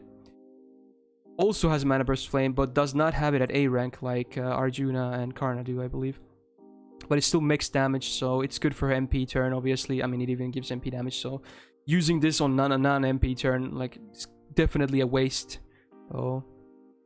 Just a big downtime, but makes that 1 MP hit pretty damn hard, right? Don't know the last node you had used Sabers to farm. You go to Sabers Mordred. Yeah, and they tie pretty much. They tie. Yeah. For farm, they're the same. Alright. Primeval Rune. Single target enemy. Critical chance down for 3 turns. 50%. Big against bosses. Big. This... It could be helpful, but then again, it's... I don't think this would be broken if this was 3 turns, because they're not going to MP twice within 3 turns anyway. It would just give you more leniency on when you use this skill. But you don't really have to use it for this, because you might use your hard defensive cooldowns anyway. But considering it's Bryn and she actually has no hard defensive cooldowns, you might actually have to use this. So you might have the boss critting you before you could use this, because you might want to save this for the MP, because it's also on a 6-turn cooldown, so... Kinda awkward, but this effect alone is very good for bosses. 50% is big for 3 turns, very big. But yeah. Awkward skill, but not bad. Potentially really nice. Also, no rank is pretty funny. Alright, this used to be... meh. Now it's... pretty nice. So, they added crit damage to the absorb, and also made the absorb 5 times higher. So... Alright. You get 3k% star absorb up for 3 turns on a 5-turn cooldown, and 40% crit damage for 3 turns, and 1 time 3k heal targeted. Very good utility. This is very good. This gives her very much leniency in that you can use it on herself, or if you're running double DPS, use it on someone else. Especially someone else. You could even use this on a berserker, because the number of the absorb is now insanely high. So you have that leniency. It's a pretty damn nice skill. Definitely nice.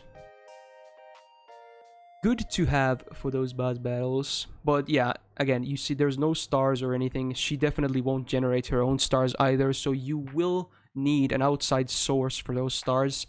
Not the most difficult thing in the world to do, but you gotta keep that in mind. On her own, this could be better, because you don't get enough stars to make this shine, really. But yeah, good for Sigurd, funnily enough. So he lacks that absorb. Anyway, magic resistance B, decent for bosses. Riding A, considering she has, again, the same as, it's the same as, I think the rank is also the same. But yeah, same as Lancer Artoria. 2 quick cards, 3 hits each. I think the rank is, yeah, it helps, actually helps. It's not a waste. Definitely helps. If anything, it helps for like minor star generation and mainly for MP gain. And then Divinity rank E, it's the bottom of the barrel. But it's there. There could be none, right? So, flat damage on top, why not? And then her MP, which has been buffed. Good damage, 5-hit buster, so actually could make a few stars. Especially now that this also got buffed. So party star generation up 50% for 3 turns. You know what? I think I know who would really pair well with her. Tama Lancer would probably be an amazing combination with her, considering you're running Lancers anyway. Now you would run Bryn, Tama Lancer, and some support, because Tama Lancer can generate so many stars. This would be really good with her. Maybe even Fion. As funny as that is. But yeah, decent buff for 3 turns. It's just an added effect. And then her OC, which is actually not super niche. You get extra damage against Brynhildr's Beloved, which... Does it include every male in the game? And Ushi, the only female or something? I forgot how that was. I don't think it's every male. Maybe it is. But yeah, it's a good OC. If you're fighting those males, right? The Brynhildr's Beloved, MP will do so much damage. So much damage. Not every male. Yeah, that's kind of what I thought. But it's like most, at least. So it's not super niche. Pretty nice. So overall... yeah. She's somewhat awkward, but also not bad at all. Could still use a buff, honestly. To maybe like this skill. To make it a bit more or less awkward. But yeah, she's good. She's good. She would probably rank in B+ or an A. That's hard, actually. But then I think she's like in the same as Maid Alter, honestly. So maybe she's a B+. They're both pretty good boss killers. Have some utility. Do the job pretty well, but not like absolutely broken or anything. So I think they would be in the same tier, honestly. So probably a B+. They have their awkward moments, but then again, most of the stuff they have is good for what they want to do. So B+ is still a good rank, honestly. Alright. Cleo. I really like Cleo for gameplay. She's nice. Alright. Is this the first assassin? It is. Damn. Alright. Attack. Not terrible, but considering assassin have a terrible attack modifier at 0.9x, so kind of lackluster if anything. HP also could be a bit better considering the attack is not even that high. So stats, a bit of a disappointment, but not the end of the world. There's still ones with lower. So, but then, contrast to this, her MP gain is amazing. It's amazing. Definitely god tier MP gain. Top tier MP gain. Anyone who has used Cleo knows how much MP gain or MP she can generate. It's crazy. You might look at the deck and numbers and like, it doesn't seem that amazing. It is. Especially with her second skill active, right? Could be so good. So good. She's one of the only... there's not many Buster servants that can spam. She's definitely one of them. Absolute spam potential. Yeah, definitely Jack tier Isa. Definitely Jack tiers of MP gain. If not, even better, because she has the MP gain skill as well. So, it's nuts. Deck, capable of full Buster Brave Chain. Very good. Considering she could use more damage, this is very good. And the overall... for once, I actually think having 2 quicks is better than an arts, considering she's an assassin and they have a pretty nice star generation base. So, and her MP gain is already nuts. So, for once, I think 2 quicks is better than 2 arts. It's nice. Very good. Here, at least. This part, very good. My favorite skill in the game. Totally not sarcastic. Imperial Privilege. Rank A. Not too bad at all. Again, insane buffs. If you land these, this is insane. 3 turn on 40% attack, 40% defense, with 3k one-time heal on a 5-turn cooldown. Nuts. It's nuts. But they're RNG. The big buffs are RNG. I hate it. I always whiff these myself. It doesn't even feel like 60%.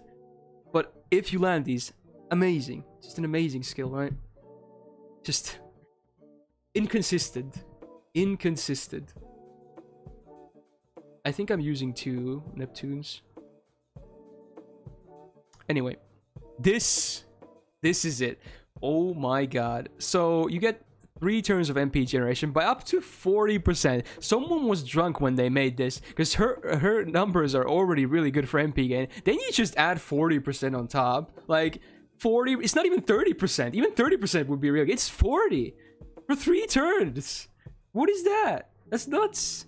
Then you also get 10% gauge every turn for 3 turns. Like, if this doesn't even need this. She doesn't even need this. Why is this here? It's just, yeah, it's not even needed. And then you also heal 1k every turn for 3 turns. It's up half of the times. This is nuts. For Cleo, this is nuts. It's insane. It's stupidly good. With this, she probably has the best... like, if we consider all the SSRs in the game and only their own skills, I think with her kit, she could have the best MP gain in the game of all SSRs if you just consider their own stuff. I don't think that would be an understatement. It's insane. Then her third skill is actually a solid defensive option. So it's the standard 6-turn cooldown on these hard defensive 1-turn skills. But instead of evade, it's invul. Or is a better thing. Self debuff removal. Actually, for once, it's not awkward. Because usually, when you're going to use your defensives, you're already taking some hits here and there. You might have a debuff or 2. So this is actually good when you pair it with your hard defensive cooldown. Like Lancer Artoria had it on her battery. That's awkward. This is not awkward. This is good. This would be nice to have on, like, let's say this one instead or something else. So this could be a bit awkward, but then it's not bad at least. It's just bonus stars, right? And it's a lot. 20 bomb. So this is a really good defensive skill. It's very good. Yeah. Her kit overall, even if there's some RNG here, it's very good. Very good. And someone was definitely drunk when they made this. Against Assassin passive, 8% star generation. She's okay. She's just average in star generation for an assassin. Not amazing, but definitely can generate some stars. Divinity D, it's there. It's damage. It's nice. And her MP used to be a goddamn wet noodle. Everyone knows this. We still don't have the buff yet on NA, but soon. Alright, the buff is nice. So they upped it to 400%. Obviously, it's the standard AoE buster buff. It's good. But they also added an effect. AoE buff block status for 1 time, 3 turns. Good. Very good against bosses. And then you also get a fat 30% buster before damage for 1 turn on base. So if you do a full buster brave chain with her, especially if you have imp privilege attack active, capable of some good damage. So yeah, you can actually use her. I would honestly say she's mainly for like bosses. She can absolutely be used in farm, but honestly, I think she's mainly for bosses, even as an AoE, considering how much she can spam her MP. And when you can spam like buff block as well, it's nuts. She's good. If this was single target, she would obviously be a much better for bosses, but she's still good. Just very good. Again, insane MP generation. So what is that? I think Cleo after the MP buff is at least a B+. If she was single target, she would probably be here. Maybe even here, honestly. but maybe a B plus just due to her being AoE. But I don't know, her kit is just so good. Maybe she's A. She still might be like she's at least tied to the best AoE assassin, I think. Maybe she is the best though. She just might be the best AoE assassin. So maybe she is an A. She's just really solid after the MP buff. Very solid. And not a whole lot of downtime either.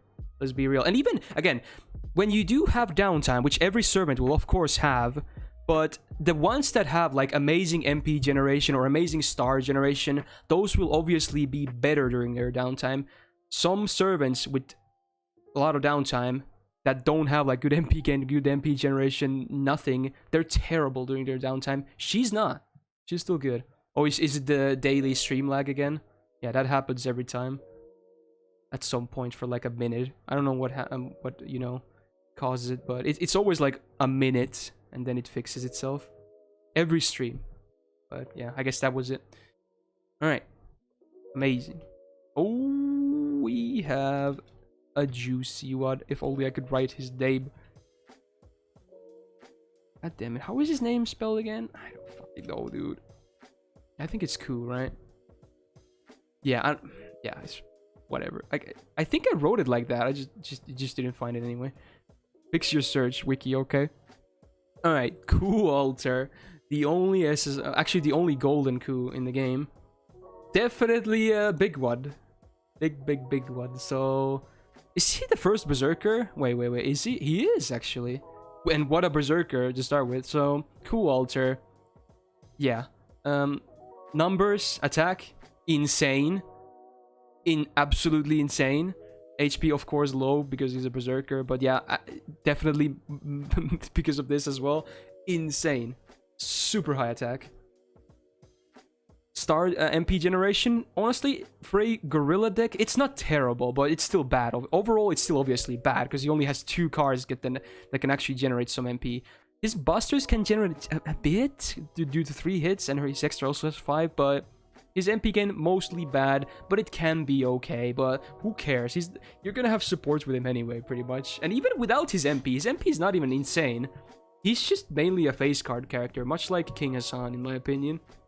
But yeah, deck obviously very good for what he's supposed to do. Press red and enemy dead. 4 buster cards, easy buster brave chains with MP, lots of damage. Yeah, this is the highlight obviously here. So skills. First skill, AoE enemy attack down for 3 turns and AoE enemy crit chance down for 3 turns. So 20% attack down and 50% crit chance down on a 6-turn cooldown. Very good. A lot of people don't realize how good this skill is. Because again, he's used against bosses and this is very good. And it's AoE as well. So good. This could be good even on single target. These effects could be single target, but it's AoE. This is an amazing skill for bosses. It's just so good. You're gonna probably want to use this on cooldown. Then of course, can't be a coup without PFA. Sadly doesn't have the OP version, but let's be real. He doesn't need it. So instead of 3 attacks, he has 2 attack evasion. Gotta keep that in mind when you use him. But and it gets the 3-turn defense up. It's only 14%, so let's be real. It's only for the evasion, but then it's still a 5-turn cool. Like, PFA is being a 5-turn cooldown is pretty nuts to me. In most cases, it's better than 1-turn evades, right? And even in 1-turn evades have a 6-turn cooldown. So, again, I think they should probably change that, if anything. But, I don't know. I don't think they will nerf servants, so yeah. Again, for a full glass cannon berserker with full... This is a very mandatorily amazing skill to have, so it's very good. Even if it's basic, it's amazing on him. And then a guts, it's just a basic guts, but also it's just a bonus turn. Or even 7, because for him, it's not unrealistic to get multiple guts procs in 1 turn, or one match. Because he does have these tools. Definitely not unrealistic for him to get another, especially if you know how to use guts. Because if you use guts on MP turn, you're doing it wrong. You're gonna have to time it, and that's how you use guts. So you can easily get multiple free turns from just the guts. So again, the HP doesn't even matter. You would only max this for the cooldown, which you really should. The HP could be... It really didn't even need a scaling effect. You just do it for the cooldown. So yeah, Hits really hard, even with no damage bonuses due to his insanely high attack. Easy red shades. Skill set overall perfect for what he does. Sadly, not Madness Enhancement EX is actually C, so, I mean, he would be even more broken. So 6% Buster permanent up is still very good. It's not amazing, but it's still very good. And Divinity C just makes his face cards hit even more, so... There you go. MP still, again, none of his shit has ever gotten buffs, but let's pray that doesn't happen because it's already nuts. So MP 12 hit Buster. So I guess he could generate a few stars as well, if anything. Damage sucks, let's be real, but you do have this which activates first, so you really only use the MP to get a really nuts Brave Chain going on with a huge attack buff for that turn. Also, mostly the defense buff is kind of negligible because you're probably gonna have dodges or guts up anyway. But if you do need the defense buff, if you add it to the attack buff, 20% plus 30% base, that's already half damage reduction, which basically means you would be somewhat neutral in class, a disadvantage. So even then, it's nice. But yeah, he's just bonkers. One of the rare servants that has a somewhat of a basic kit all around, but is still an insane servant. Insane. Coup Alter is just... Some people might disagree. I would still put him in EX. He's just... You can use him in everything. Even maybe, now, of course, not against foreigners, but you can just use him in everything. He's just nuts. Even without amazing supports, he still can protect himself pretty well. He's nuts. He's broken. Yeah, he's just... good. So broken. Yeah, you'll be lucky to have him. He's also story locked, so good luck getting him. Alright. First Avenger, right?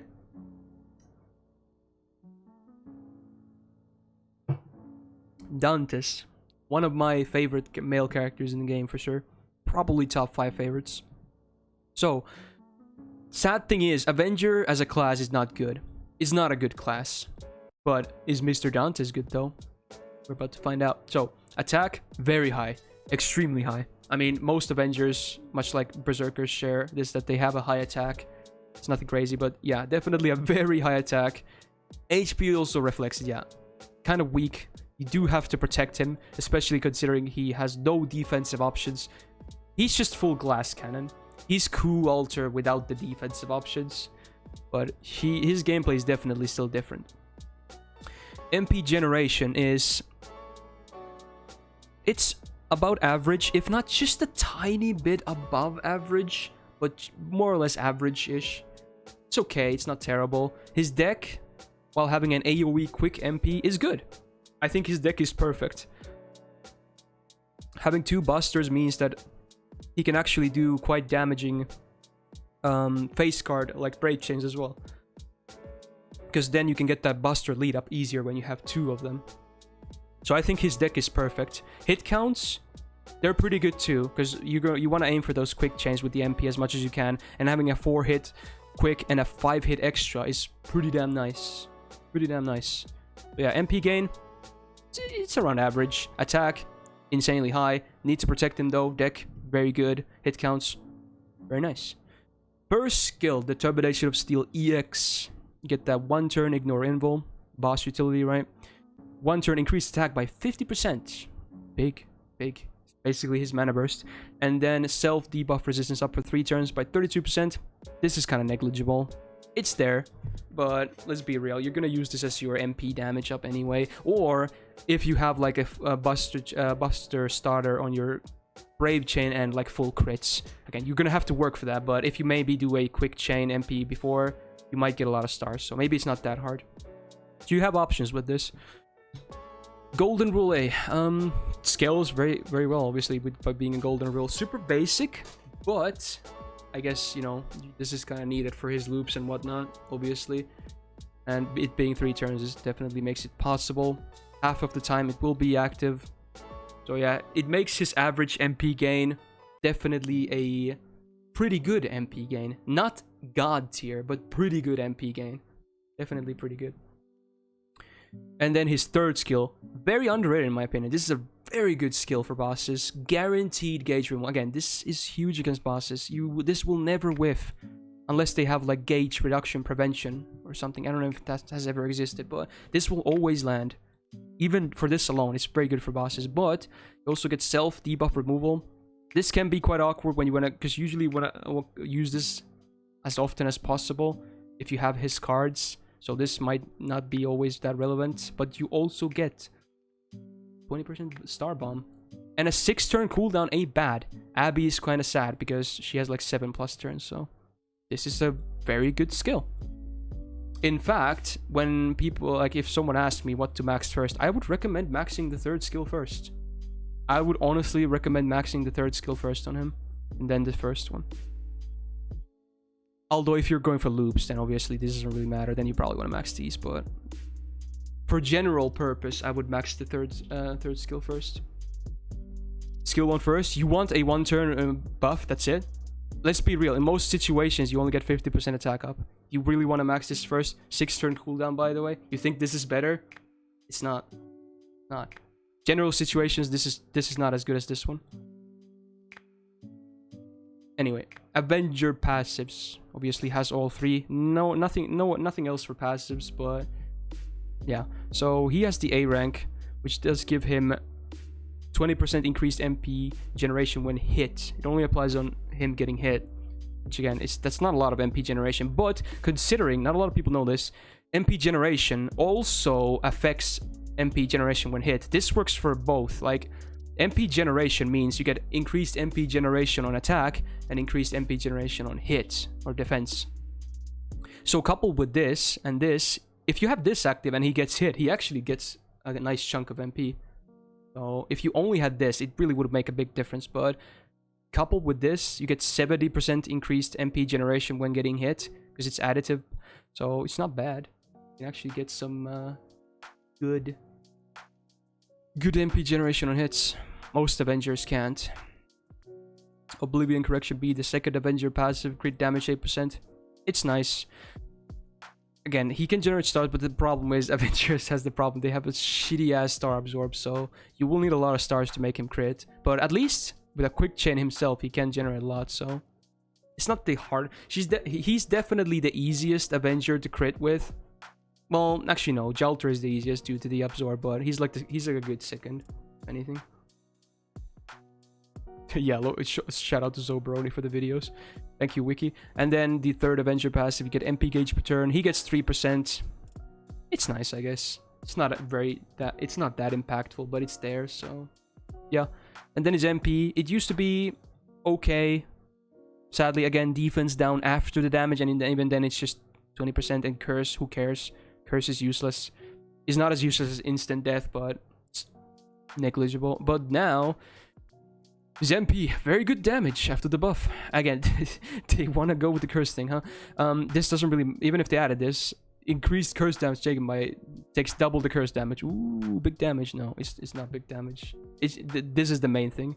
This is the same also, and even then it's again after the after damage. So this was the buff. Everything else, who cares? But yeah, now it's just really nice, really good damage. So yeah, this is gonna be a hard one because now comes this time when I would consider, do I really consider Skadi in my rating here? Because if you're gonna use him to farm with Skadi, that's a completely different thing than using him like against bosses. That's a complete different thing. Can I really consider a 2nd SSR servant in my rating? I don't know. I don't think I should. I really don't think I should. I think I should just judge him based on like his normal potential. Again, he's not a farm servant. I would not use him for farm. I would use him for certain bosses. He definitely has some boss utility here. So I think he would mostly be used against bosses. But having said that, this will be probably pretty disappointing to a lot of people. I think he's in like C+. Even after the MP buff. Because again, his big problem is not his star absorber. I mean, it comes with the problem. It's his class. His class is terrible. Avenger is not a good class. I'm sorry. It's just a weak class that needs protection, and you don't even get that much damage versus like a berserker. Most of the time you will be doing neutral damage, and it's not amazing. And if you want him to crit, you definitely need to do a lot of work, so...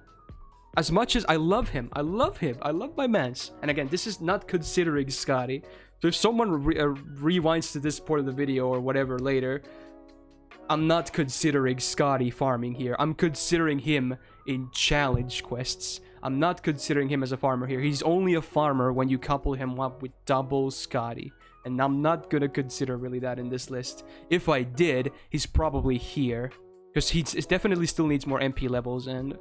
But if I consider like MP5s, he'll probably be here in farm. But in and of himself, he's just okay. His skills are nice. They're not amazing. He's weak. He has no real big defensive options. He needs protection. Hard to make him crit. Honestly, he might be here, all things considered. Maybe he's here. Yeah, I'm sorry. I love him though. One of my favorite male characters. He's here. But again, if you want to consider him a farmer with Skadi, that's fair. I won't blame you. This is just how I do the list. God damn it. I love the Da Vinci's. Not the... Oh. Alright. She's like in the second page or something. Maybe I should have... Yeah, I probably should have searched with Leonardo, huh? Alright, here we go. Yeah, I mean, that still assumes you have like all those servants, Psychedos. I would rather not do that. Alright. Da Vinci. In my opinion, overall, underrated. Underrated servant right here. Hey, have a good sleep, pun. Hopefully you're not too mad at me. Again, I love Dantes, and he's a god tier farmer with double Skadi, so at least you have that, dude. But, yeah. Take care, man. Alright, so... AoE arts caster damage. Full arts deck, arts MP, much like Anastasia. Definitely can loop. She can loop much better than Anastasia, though. Much better. Her MP gain on base is already better. And then she also has MP gain on her kit. While also having a nice battery, so... Unsubbing immediately, bad tiers. Alright, fair enough. Attack, much like Anastasia. Could be definitely better. It's okay. But... It's kind of standard for casters, if anything. They usually don't even have that high of attack, so it's kind of shame. But it's okay, I guess. Andronicus gifting a sub to Psychedelius. Welcome to the Gao Gang. So much, Andronicus. Much appreciated, dude. Alright. So, yeah, stats. MP gain. Good. From using her, it's good. Good. Definitely above average. Not god tier, but very good. Deck is very nice. Hit counts are big where they matter. Buster, who cares if her Buster is one hit? Doesn't matter at all. So, the rest is good. And of course, the deck being triple arts with an arts MP is very nice. Now, skills. This is not as good as the one that Tesla has while buffed, which also increases his attack, sadly, but... It's not a bad skill at all. 5-turn cooldown, you get a 3-turn guts. Again, not the best when it comes to guts effects, but this is not just a purely a guts skill, let's be real. Luckily, it's not 60%, but it still earns you have 85% chance to increase MP damage for 1 turn. Keep that in mind, 1 turn. You can't pop this too early if you want the MP damage. And you probably do, because it's 30%, so it's actually something. And then... 85% chance to get defense up for 3 turns, which is good. 30% for 3 turns is really good. And the chance is actually not that bad, so this is a good skill. It's mainly defensive, but it's a good skill. Sadly, no attack up like Tesla has, but it's still a very good skill. Again, same skill as Cleo right here. So her normal MP gain is already good. Not quite as good as Cleo, I think, but this makes it really good. I mean, this doesn't give you MP gain, but it gives you that nice 10% per turn, making her loops better. And you get debuff immune for 2 turns. She's not really used for difficult content, so this really doesn't matter too much, because she's mainly used for farm. You can use her for difficult content. She has enough utility to warrant a spot in like difficult content, but usually she's mainly for farm, so most of the time this really doesn't matter. And same as this, of course, you get 10k HP, 1k HP every turn for 3 turns. Something. Mainly used for this, though, to make, you know, either getting your first MP easier or maybe enabling a loop easier. Okay. Then her third skill, one of the best battery skills in the game, probably. Pioneer of the Stars. Good, you get that 50% battery. Ignore invul for 3 turns. So again, there's some boss utility for you. If you do want to use her in difficult content, you can.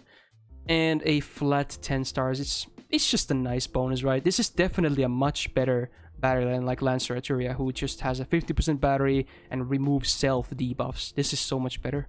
And I believe this is also 1 turn less cooldown, or the same. Was her 7? I'm not sure, but yeah, even if it's the same, this is definitely a better one. Territory Creation A, amazing. Much like Anastasia, amazing on her, because 4 arts cards, so permanent 10% arts up, huge. Huge. Absolutely massive. Then Item Construction A, debuff success rate up by 10%. Not as big as with Anastasia, because she really has like only 1 debuff, right? Yeah, so it's there, it helps. It's mainly a lore thing, I guess, but yeah. Ice Drake battery, I mean, it's the same, yeah. And then her MP used to be not that strong, but not many people know that she actually does the most damage of all AoE casters after the buff. Better, it's just a bit better damage than Nerocaster even does with all her buffs. Believe it or not, despite Nerocaster having a lot of damage buffs, she can do more, just a bit more with after the buff. So yeah, she hits the hardest of all the AoE casters after this MP is buffed. It's pretty cool. Good damage, ignores defense buffs as well. Again, boss utility, doesn't matter too much fun, but yeah, again, usable on bosses. And this as well, very good boss utility. 30% AoE crit chance down for 3 turns. Very good. Sadly, only 1 hit, so looping, you will need some good arts follow-ups. But at least her arts cards are good, even if her MP is only 1 hit. And then you get another...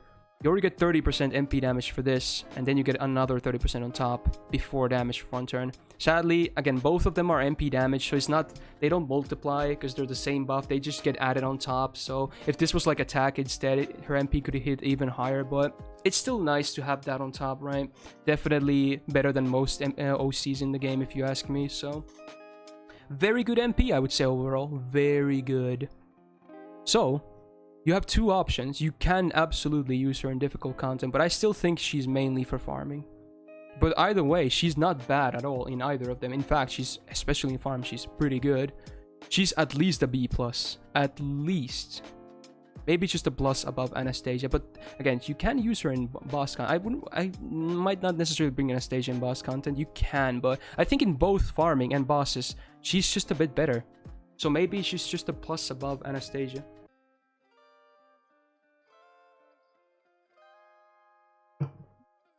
Yeah, I'm assuming MP1 here, MV obviously. Yeah, but you're right. I think she's pretty nice at B+. Just a really solid AoE caster, especially after the MP buff. And actually, it's on NA now, so good. I don't know, I mean, maybe not. Maybe these tiers don't really see too much, I don't know. Because I truly think, especially in SSRs, there's like no really bad ones. Alright, Drake. AoE Buster Rider, also capable of a full Buster Chain. Nice. Deck, perfect. Hit counts, very, very good. MP gain. We all know Drake has really good MP gain, so she's nuts. Attack, not bad at all. So overall, this part right here, very good. Top part, if that makes sense. Very good. Just perfect all around in the deck and numbers and everything.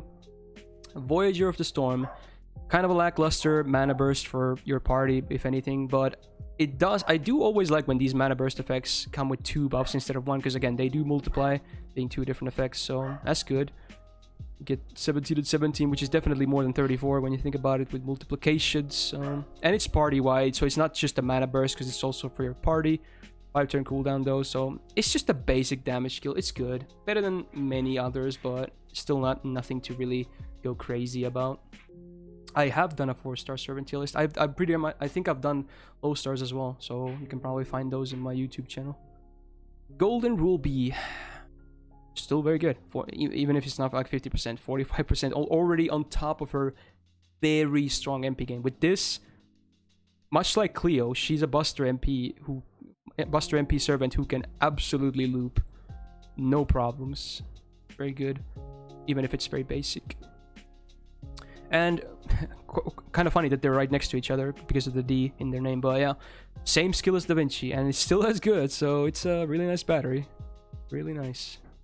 There you go. Just a really good battery. Need to remember that AoE MP damage buff is pretty rare. True, but then again, it's not the most amazing thing, because you gotta factor in that when we do have servants like Tamamo, right, who give 3 turns of AoE MP damage up. But when this is only 1 turn, the best case scenario is when you chain MPs. But that's still not being effective, right? Because being effective in damage means you do MPs on their own and follow those up with brave chains. That's being efficient. If you want to chain MPs, that's really not efficient for damage when you think about it. It's just a one big burst, but then you will lose efficiency on your follow-up turns. So if this was like 3 turns, it would make a huge difference.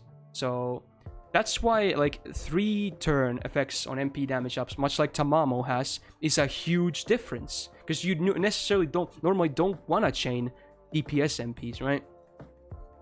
The OC can be worth it, but then again, if you just do, like, let's say you chain 3 DPS MPs with this active, I mean, for that turn, it's pretty good. But if I did 1 DPS MP with a Buster Chain, the next turn another DPS MP with a Brave Chain, and then another DPS MP with a Brave Chain, I think that would definitely be overall better. So you gotta factor that in, right? So it's not just that simple. Anyway, her MP used to be kind of a wet noodle. Now, very much good damage. The OC is the exact same, so this is the most basic buff you can get, just a damage buff. But hey, the OC is still okay. 20 stars flat, not bad at all. Definitely better than most stars on OC, so 5 hit count, maybe make a few stars as well, why not? It's good. Super basic, but it's a good MP, so, and considering she can get it easily and she can also spam it pretty well, she's a top tier farmer. Absolutely a top tier farmer. Right. Yeah, I wouldn't, even if she has like this boss utility, I really wouldn't bring her for boss battles over someone else, especially because she's AoE. So I'm just gonna rate her based on farm here, purely based on farm. And she's really good. Definitely at least Achilles tier, if not even a plus above Achilles. This is a hard one. She might be the best farming AoE rider, honestly, so maybe that warrants an A+. I think she's the best AoE rider farmer, yeah. I think she is. We have so many good ones though, but I think she's the best. Again, I'm not counting like double Skadi Achilles, which is not even that easy to do. He's not definitely an amazing Skadi looper. I'm just talking general here, so. Yeah, there is a quick rider with Achilles. Again, you can do double Skadi with him, but it's not easy. It's not easy. He definitely needs a lot of stuff to make him really work reliably. Anyway, speaking of my newest video highlight that I uploaded, we have Clay. Oh man. Enkidu, single target, Buster, Lancer DPS. Has some problems, but definitely an amazing servant. Okay, so let's look. He has some problems. Okay, attack, definitely on the lower side. Definitely on the lower side, but hey, at least Lancers still do have a pretty good modifier, so it's not the end of the world. MP gain, it's about average-ish. Not amazing, just okay. Could be better. Now, this is one of the really awkward things. He has a triple quick deck with a Buster MP, so he could reach higher damage potentials with a full Buster Brave Chain. But considering his Buster is also one hit, maybe it's a salvation that it's a triple quick instead. So it's still awkward. Definitely awkward. Could be better, but considering how good he actually really is with his kit and everything, I don't think it's the biggest problem. Just really good. So yeah, this upper side, not super impressive when you think about it. MP gain is just average, attack could be higher, deck is awkward, so he's like the opposite of Drake, who we just did. But then we actually get into his like actual stuff. So first skill, it's basically Mana Burst A, but on top of that you get a 1-turn buff for either your quick or arts. Sadly RNG, so it's kind of annoying, but it's also 50%, so this is just a better Mana Burst. But again, it's still not amazing. It's just an okay damage thing, if anything. Maybe enables you to get like a bit of refund after your MP, because you're gonna use this with your MP. Let's be real. You're not gonna use this without your MP. So hopefully you get a Brave Chain. I mean, if you don't MP with a Brave Chain, I don't know what to tell you. You probably should. So use this, and hopefully you have either 2 quicks, or if you get the arts buff, use the arts card, obviously, because his arts has a real good potential of generating a lot of MP gain or gauge. It's just a better mana burst, so it's not bad, just kind of basic. Then his second skill used to be super niche, like it was still not bad, but now it's absolutely amazing. So again, he's used for bosses, so you get 3 turns of enemy, single target enemy crit chance down for 50% on a 5-turn cooldown. Massive. Massive. And then, I mean, this is super niche. This most of the time doesn't matter. Your move evasion buffs from the target. But now it's his defensive option, because he definitely lacked a hard defensive option. And this solved that problem. He is now very durable. Very durable. So not only will the enemy not crit you much, you have an evasion, you have a very high base HP, and of course the third skill everyone knows, I'm pretty sure it's the highest single target heal in the game. Heals up to 10k self. Of course, suffers from a terribly long cooldown, but makes him even more durable. Removes own debuffs as well for good measure. So again, this is not really an awkward combo. It's actually kind of good, because chances are when you have to heal, you're going to be low, and you might, against bosses, there's a good chance you might have a debuff or 2 as well. So it's a good combination, I would say. Right. Magic Resistance A, again, very nice against bosses. Sadly, no other passives, but there it is. His MP was good. Again, especially if you find Divine, you have basically a guaranteed chance to stun. But it's nuts after the buff. Again, even if you're not fighting against Divine or threat against humanity, you now have a very good damage base. And you gotta keep it in mind, his OC is a 30% defense down, and it activates before damage, and that's on base 100%. His MP, like, you have no idea how much damage he can do with his MP Brave Chain.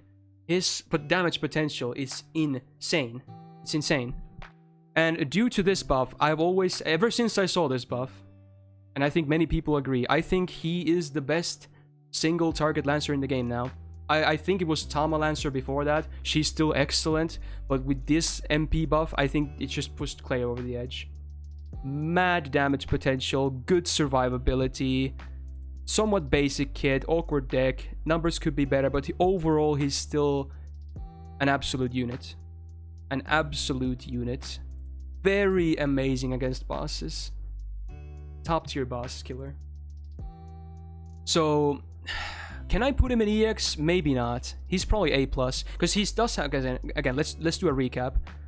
Lowish attack, MP gain is just above, and it's just average, if not even below average, so definitely needs help because no battery, and deck is awkward, but outside of that, he's amazing, so probably not enough for EX, but A+, still the best single target Lancer in the game in my opinion.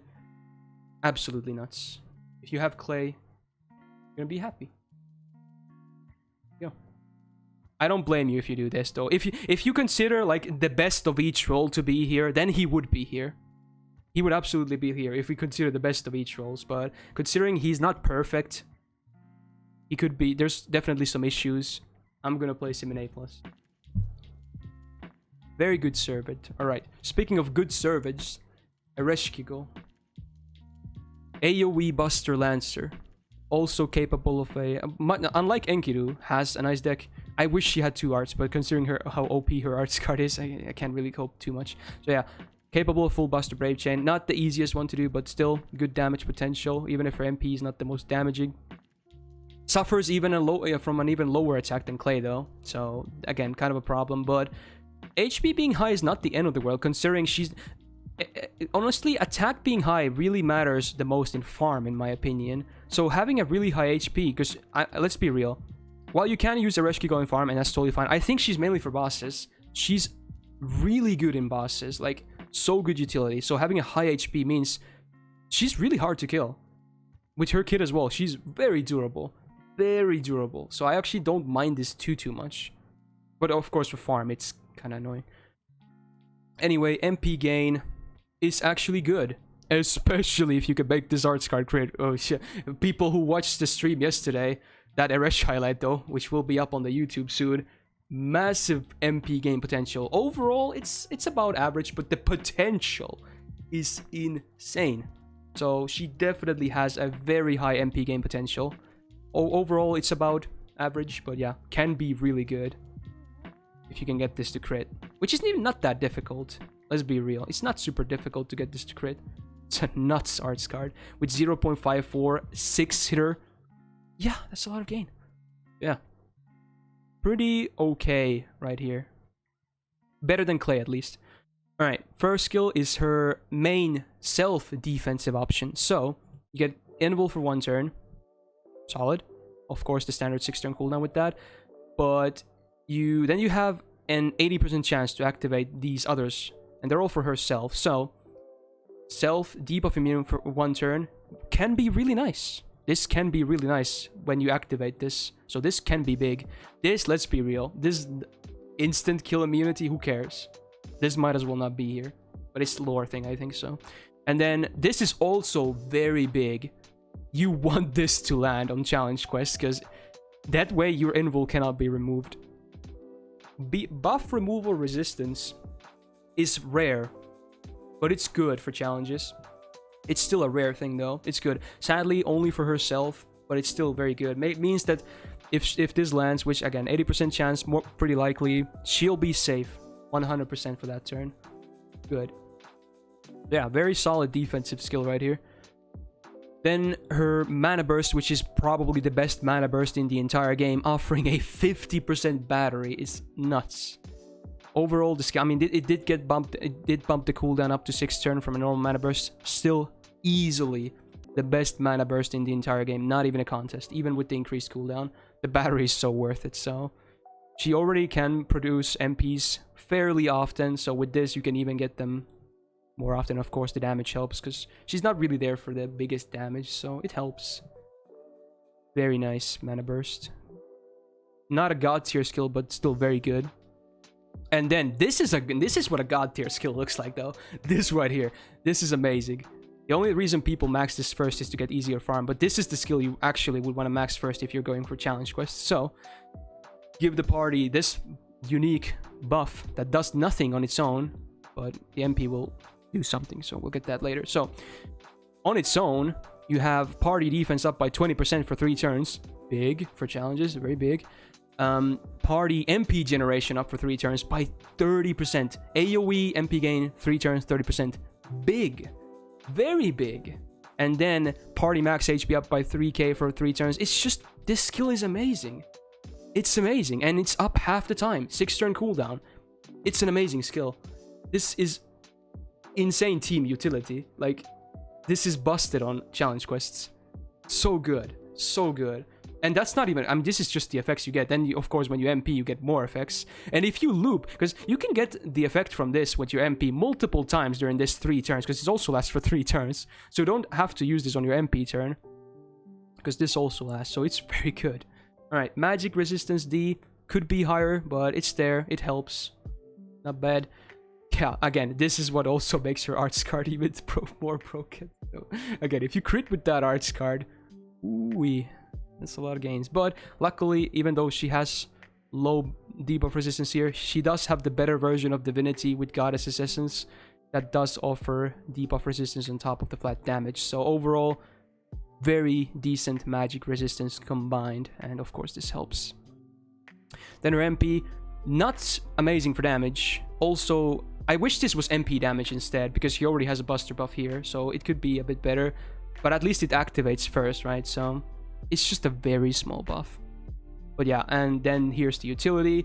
When you have this active, which also lasts for 3 turns, party attack, herself included, 20% up for 3 turns. Again, this sadly comes before or after damage, unlike this, but still very good utility. Again, this skill is insane. I think this skill is one of the best in the entire game. This skill right here. Top 3 in the entire game for skills. Insane. Absolutely. The synergy of these effects as well is just so good. This is insane. Alright. So yeah, Ereshkigal.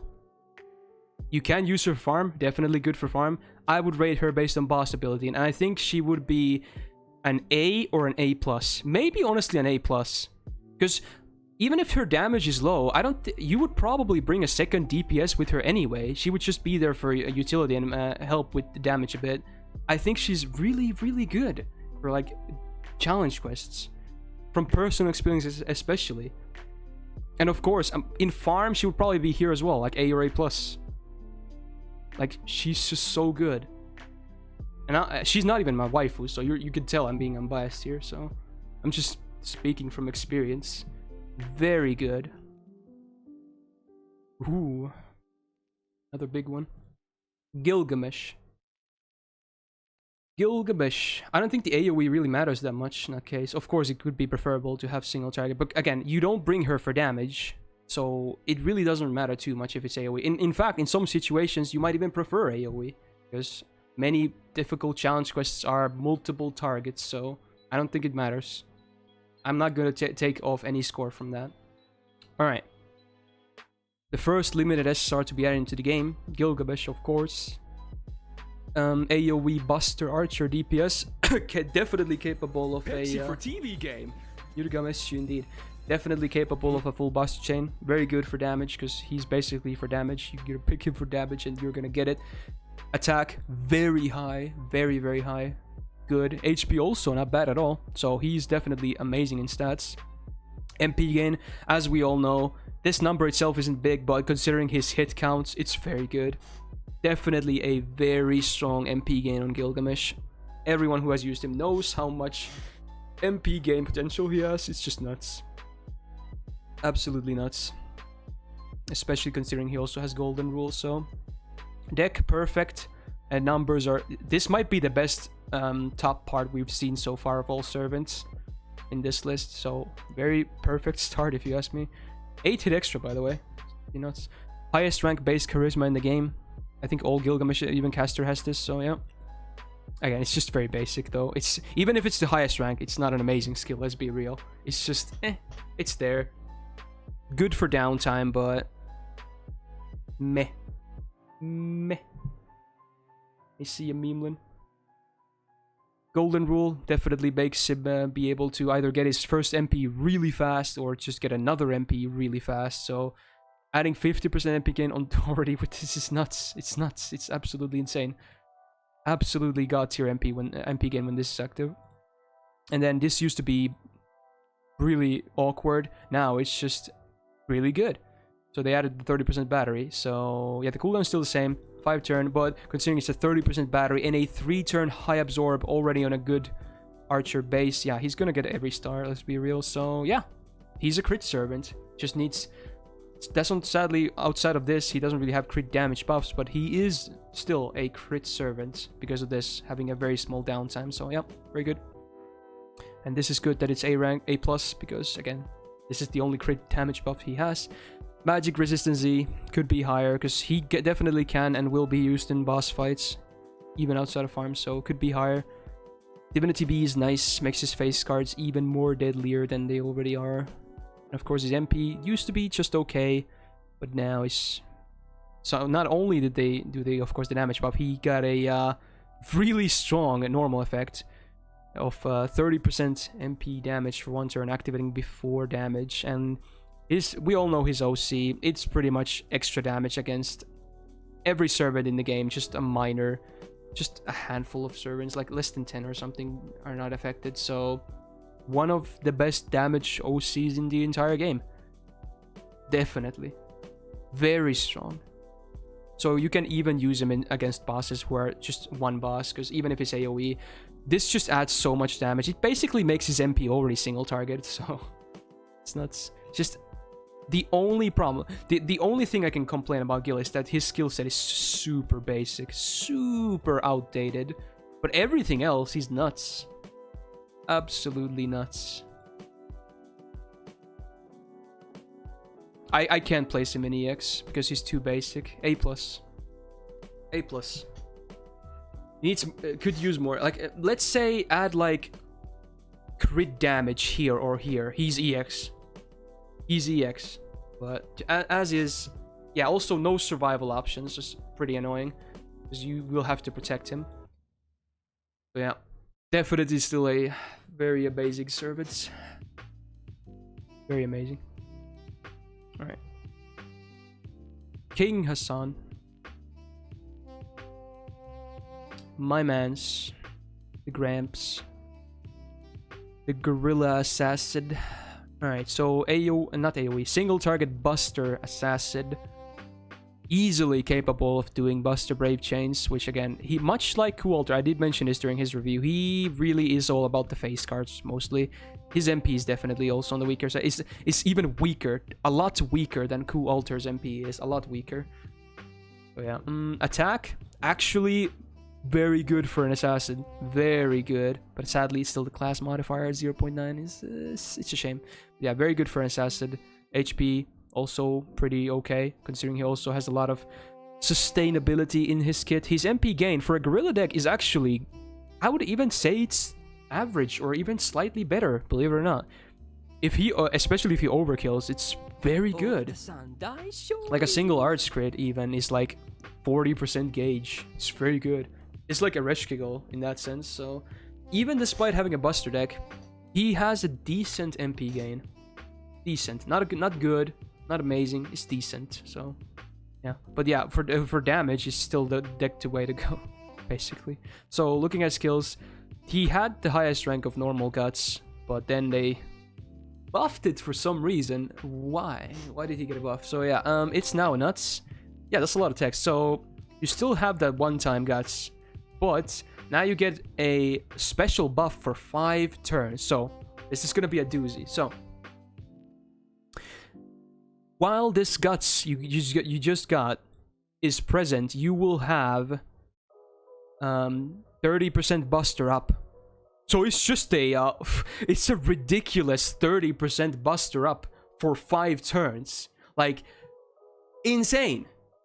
Absolutely insane. But on top of that, you get a delayed buff for one time, also 5 turns. So if it so happens that this guts gets activated, you remove this one right here, but you get 20% MP gauge, and now you get 50% Buster for 1 turn. So it's nuts.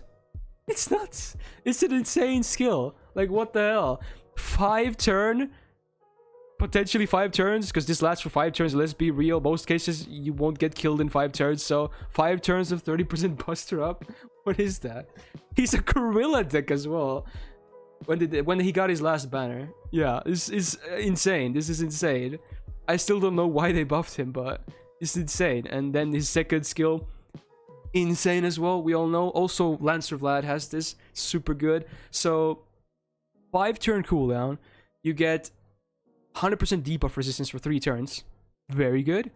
One-time heal of 2.5k. For him, considering how good his sustain is, the heal is actually pretty big. 1 turn defense up for 40%. Could be very big. And attack up by 20% for 3 turns. Insane skill. It's insane. It's just a really strong skill. And the effects themselves also have pretty good synergy. So it's very good. And then his... Actually, now this is his weakest skill. And it's even not that bad. So, I mean, it's kind of bad when you think about it. Yeah, it's not that good. Because it's just a mana burst in most cases. And even then, it's 1 turn higher than a regular mana burst. So, this might... For noobs, this might seem really good. But it's actually not that good. But it's good for damage, of course. Yeah, it's just... All enemy instant kill resistance down for 3 turns. Yeah, it's okay. It's just good for that 1 burst turn, but it's just not a very good skill. But hey, these are amazing skills, so who cares? Red. Everything red. Alright, magic resistance B, so I guess, you know, for the 2 turns that he doesn't have 100% mana debuff resistance, you know, you have a bit more. Sure, why not? Presence Concealment A, the Assassin passive. He's not really a star generation. His star generation is definitely worse than most assassins, but I guess, you know, it's a free passive, it helps. Independent action B as, again, not for most assassins, but he has it. So, again, he's also not a crit servant, so It helps though, of course it helps, but he's not really a crit servant anyway. And then his unique passive at the boundary, rank A, he has a permanent instant kill immunity, 100% charm chance reduction, so it's very hard to charm him. You can do it if you reduce his debuff resistance. Like some servants, I think Kama has an actual charm immunity like he has with this. So this is not immune, but it's basically immune when you think about it. Basically, especially when you have this up, so. And then you have the meme passive of having a 5% chance to insta-kill on normal attacks, which includes his deck and extra attack. So it's a fun meme, but yeah, it's mainly this thing that actually matters. This doesn't matter, this doesn't matter. This is an okay thing for some bosses, so. Yeah, and then his MP sucks. Is one of the coolest MPs in the game, but it's terrible. It sucks. It's so bad. Is very weak in damage, and this is useless against bosses, so it's just the damage thing, right? It's just the everything else about him is amazing. His MP is just terrible. It's just terrible. So yeah, very good, very good. Honestly, I used to be of the opinion that Kama is the best ST assassin, but that was before this was buffed. I don't even know anymore. Did he take back the throne? This is a big buff. This is an insane buff. 30% buster for 5 turns in most cases. And then you even have added effects if you lose this. It's insane. It's insane. I don't know. He might have been like one of these before, but is he here now? I don't know. That's an insane buff. It's actually insane. I think he might be better than Kama again. Like, I think he might be better. He's insane. He's also insanely hard to kill. Like, what the hell? I could understand putting him, like, right here. This is way too low after the Guts buff. This is way too low. It's either here or here after the Guts buff. But the buff is insane. It's insane. You can't get Buster every time though. Yeah, but it's 5 turns. By that time you have 2 deck resets, and he has a full Gorilla deck with a Gorilla MP. So even any Buster ups on him is insane. And you have 30% for 5 turns on a 7-turn cooldown. 5 turns of effect, 7 turns total, 2 turns. That's insane. This skill is nuts. I don't understand. It's nuts. Okay, for now, I might leave him here, but he just might be here after the Guts buff. God, he's... Again, I'm trying to be unbiased, but he's actually not... That buff is... I don't... Who thought of this buff? It's insane. Okay. Alright, Edchan time. We'll see later. Okay. So, single target quick Berserker. Attack... is not bad, but for a Berserker, I would hope for more attack, so... I guess her HP is a bit higher, but for a Berserker, I would just prefer full glass cannon if possible. Right, MP generation is not terrible for her, actually. It's fine. It's not amazing, it's not bad, it's fine. It also has the potential to be good if you could somehow crit with her, but... You have some tools, because she can generate some stars with her 2nd skill, and then you can reduce absorb for 1 ally with the 3rd skill, so it's not impossible. But it's just okay on base, I would say. Not too bad. You would say it's good? Yeah, maybe it is. Maybe it is just good. Not anything amazing, but maybe it's just good. Yeah, again, attack could be a bit higher, but not bad overall. And of course, deck is good, considering she has a quick MP. And I think 2 busters preferable to 2 arts, because you still want those hard-hitting Brave Chains from Berserker anyway, so having 2 busters makes it easier to get a buster starter on your chains when you don't MP, so yeah. Good deck, good hit counts, solid. This used to be really awkward. I mean, it still kind of is, even with the buff. This buff is not on yet on NA, so it's an interesting skill now. So for 3 turns you get... self-healing received increased by 50%, and then you heal for 2k, which would be 3.5k on max rank. No, it would be 3k. What am I talking about? It would be 3k on max rank because it's 50% up. So, and of course this activates before the heal, so that's good. And then, wait, that was added, right? Yeah, so they added the crit, but they also added a heal for 1k every turn for 3 turns. So they added quite a bit, so it's okay. But you also get this. So for 1 attack on your quick, arts, and buster, you get 30% crit damage up, and they last 3 turns. Unless you get the crit first, and it expires, so... I mean, the effects themselves are not insane, but there's a lot, so it's not a bad skill, honestly. It's just okay, if anything, you know? It's an interesting skill, to say the least. Alright, second skill, used to be terrible, now actually pretty damn solid. Pretty damn solid. So, 3-turn quick up, 30%, good on a 5-turn cooldown. Yeah, that's kind of what you want. So yeah, and you get 20 stars 1 time. So yeah, with this she can actually have a crit turn if anything, especially when you couple it with this. And let's be real, you probably use them at the same time anyway. So yeah, third skill obviously for 1 ally. Sadly not. I wish this was for the other 2 allies you have besides Jeanne instead of just 1. It would make it so much more consistent. Unless you're running like double berserker DPS, then it really doesn't matter, I guess. But yeah, for 1 ally, you reduce their star absorb, and it's just only 100%. So let's be real. It's in most cases, if you're running like a rider DPS with her, it's not gonna do anything. It's still not gonna do anything. But for certain classes, it will help getting her a bit more stars. Is using a star Garrison worth it? No. No, I would rather buff Jeanne's quick, honestly, than star gather rate for C's. Buffing her third skill would be, yeah, I mean, I guess they can do the I mean, they've buffed like everything besides the MP and third skill, and they buffed all the skills of MHX and her MP, so maybe they could buff this someday. And then of course it's a charisma otherwise. It's a basic decent charisma. 20% party attack for 3 turns, 5-turn cooldown. Yeah, it's decent. It's better than normal charisma, but just barely. This is really good. This is okay, I guess. And then buster up for 6% for her buster class passive. Having 2 busters, yeah, it helps. And amazing. I wish she had a riding passive instead. Unique passive for her, Alt Reactor A, 20% debuff resistance. So it might as well be magic resistance. It's just under a different name. So there you go.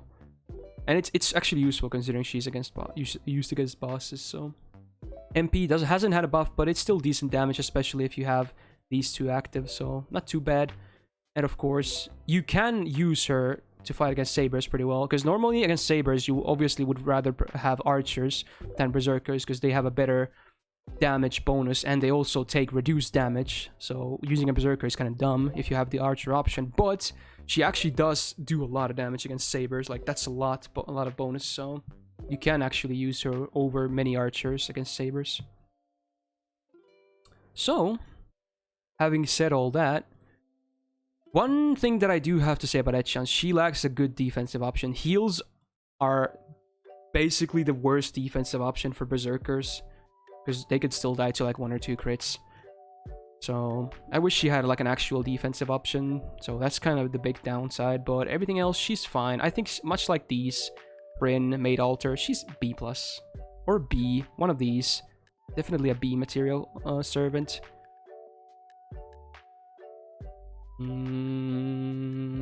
Maybe a B. Because I think maybe the same as Orion makes sense. They're both pretty good, but they suffer from different problems. You suffer from not having good defensive options. You suffer from terrible MP gain. Otherwise, they're not bad at all against bosses. Like, not bad at all. Oh, Jeanne, she's nice. Speaking of MHX, here we go. So, used to be quite terrible. Now, actually, pretty solid. Who knew that after you buff a servant 4 times, they would become good? Yeah, how about that? Alright, attack, actually not that bad for assassin. Decent, much like Ramps, it's decent. HP is fine, not too bad. Deck is really nice, actually. Maybe would have preferred a triple quick, but again, she's still capable of a full quick chain with her MP being a single target quick DPS, much like Jeanne, so this is fine. I would have preferred triple quick, but it's fine. Definitely makes her MP gain actually a bit better. But her MP gain is good. It's actually good. It's really good. She can generate quite a lot of MP from her quick cards, especially if you lead win at arch. So her MP gain is good. It's pretty nice. So gets points from that.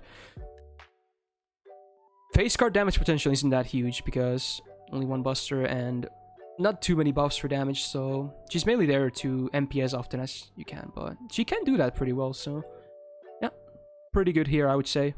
Not bad at all.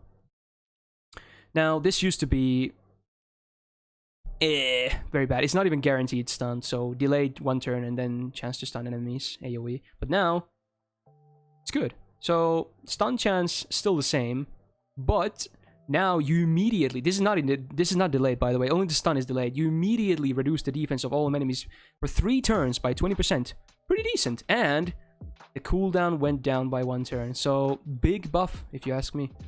Again, it's just annoying that the stun is not guaranteed on base, so there's better MP gain than Jack even.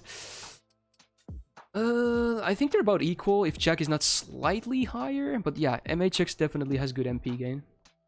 But yeah, now it's a pretty interesting skill. Not bad at all. Instinct, again, used to be terrible. Now, she has a defensive option. I wish Jeanne kind of got this. I mean, I do like that she got the 3-turn quick buff. It's still good, but maybe they should have reversed them, if anything. Because I think MHX could definitely like the quick buff more, because she has better quick cards. And Jeanne could use Invul more, but I guess better for MHX then, because she lacked a really nice defensive option. Also, 5-turn cooldown on an Invul for 1 turn. Big, and you also get a good chunk of stars. This is a really solid defensive option. A very good. Better than most. Better than most. So, good skill right here. Very good. Then her 3rd skill. It's the meme skill, right? It did get a buff, so it's a bit better now, but it used to be a meme. It's still a meme, so again, you get crit star generation against Sabers for 3 turns and damage against Sabers for 3 turns on a 6-turn cooldown. So I wouldn't bring her against Sabers, especially when the damage buff is only 50%. I still wouldn't bring her against Sabers, but at least it's not useless now, because you do get a 3-turn attack buff for 20%. It's something. It's not amazing. It's okay, but at least it's not useless against most enemies when you would bring her. So yeah, overall, now her kit, pretty solid. I just the dish. Anyway, riding EX, insane, absolutely insane. Yeah, Jeanne would probably like this because he already has a Saber damage bonus. Yeah, I agree. Maybe reversed him. Yeah, amazing passive.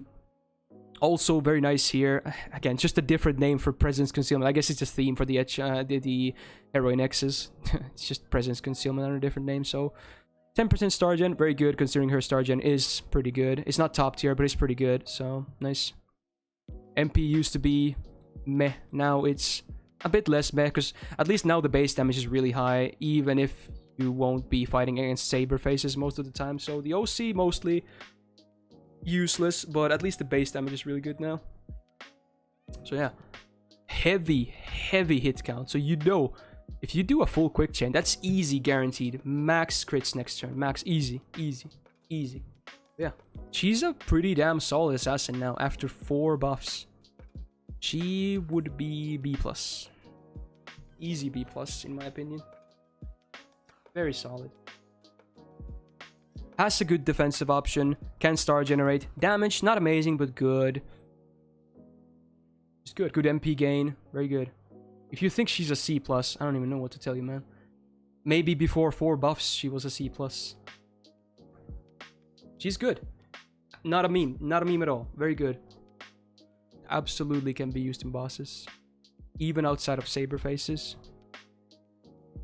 My man's Hijikata. One of the funnest servants in the game to use. Very risky though, but hey, he's a lot of fun. Alright. Single target Buster, Berserker, also capable of a Buster Chain. I kind of wish he also had a Gorilla deck though. I think that would make sense, but hey, it is what it is. At least he can still do the Buster Brave Chain, obviously, but... Attack, not bad. Not bad at all. Definitely on the upper side, so... Yeah, this is what you kind of want on Berserkers anyway. HP obviously low, you know, so he's full glass cannon. He's all in. When you play Hijikata, you go all in. You don't even think about defense at that point, you just go all in. So, again, deck, it's alright. I just wish the Gorilla deck was there instead, and his MP gain, it's not that good. Average at best, probably just below average. Yeah, it's not that good. Alright, skills. Team utility, actually. Despite being kind of selfish otherwise. So, 3-turn Team Buster for 3 turns. 20%. I wish it was 30% though. But it isn't. Then, Party Star Generation for 3 turns. Also 20%. I guess it's 20% because it's 2 effects. But at least the cooldown is low. So, good downtime. Not an amazing skill, but it's fine. It's not bad at all. It's an alright skill, I would say. Especially if you're running more busters, obviously. And someone who can star generate better, because he can't really. He really can't that well. Alright. Disengage. Definitely one of the weakest defensive skills in the entire game. And guess what? It's his only one. So, yeah. All in. Again, you go all in when you use him. This won't save you, I can tell you that much. It won't save you. I mean, Izero, this number is insane. Like, this number right here is insane. But you gotta factor in the combination of the number and the hit count on the cards. This combination is not that amazing. Looking at these numbers, these cards, and this. And I've also used him quite a bit, so I have a good feel for it. It's definitely average at best, so you can't just factor. I mean, yeah, his MP gain, excellent, but his actual MP gain when you use his cards, which is, you know, normal MP gain, is not good. So there's no point in me praising it. You have to think of the combination. So yeah, especially in Berserkers, heals are pointless in my opinion. At least the debuff removal can do something, I guess. Cooldown, it should be like, even if this was 3 turns, it wouldn't be amazing. And then his nice skill. This is what kind of makes him a glass cannon. Also synergizes well with his MP. So, self crit absorb 1 turn up to 4k. Now this doesn't even scale, which is nuts. So he can actually have a really easy time of critting. Also a 2-turn downtime. Even for this alone, this skill would be pretty damn nice. But you also get increased crit damage based on how much damage you've taken. A minimum of 20%, up to 100%. So my mans can crit pretty damn hard. Again, very risky to play him though, but yeah. And of course, 1k damage to self. I think this happens, sadly, after the buff though. I think this happens after. So it would be preferable to happen first, because then you could probably get more crit damage, but at least this helps with his MP, if anything. So in a way it's a demerit, but in a way it's also a merit with his MP. So yeah, kind of sad that it happens after you get the buff. Anyway, and a low D+ mat enhancement, sadly. I wish this was higher, and I wish this was higher and that he had a triple buster deck. He could be an insane nuker. Now he's alright, and especially if he can crit, he's pretty good. So, and then his MP used to be pretty. I mean, if you did this on full HP, you did no damage. But now, I mean, this is not an NA yet, but this actually makes him, his base MP damage, even at full HP, do significant damage. Like, it's actually usable on full HP, and it's not even that bad. Well, I don't think it activates Yolumi. I'm pretty sure it does the calculation when you use the skill. I could be wrong, but I'm pretty sure that's what it does. Maybe you can find out. But yeah, of course, he has one of those MPs that increases damage based on if you're lower on HP. So there's the math. Of course, low HP, big numbers. But even then, 800% on base is good. So he's definitely more consistent now. But not just a bit risky, because again, no defensive options. So you just go all in. So your results, he can either die to 1 crit immediately, or you can do like 10 amazing crits. So yeah. I see you soon, Andronicus. This current HP. It says current HP because it does the calculation from your current HP. It doesn't update it, I'm pretty sure. Yeah, you probably want to run a Guts C on him, so, or get a Guts from a supporter or something. So I think Hijikata is like B. He's still, even if you don't use him in the risky way, he still does good damage on full HP with his MP after the buff. So he's definitely a consistent DPS, but his potential is like right here. He has insane potential, but then again, he can die pretty easily. So I think overall, you're gonna look at a B result. Not a bad servant at all after the MP buff. Very decent base damage. Potential is insane, so he can just vary a lot. So, yeah. Oh yeah, I guess his Bond C is okay. Again, just the problem with Bond C is though, because you get only plus 100 stats. I still wouldn't use this. I would just use a Gutsy that gives me full attack instead. It's not worth to get 30% crit. Instead, I could use like the 3 goddesses 1 leg that gives me like 30% MP damage and also gives me a shit ton of attacks. So I don't think it's okay, but the stat line is terrible. So definitely have better options. All right. Hokusai. I'm sorry, Fishy. I'm trying to be realistic.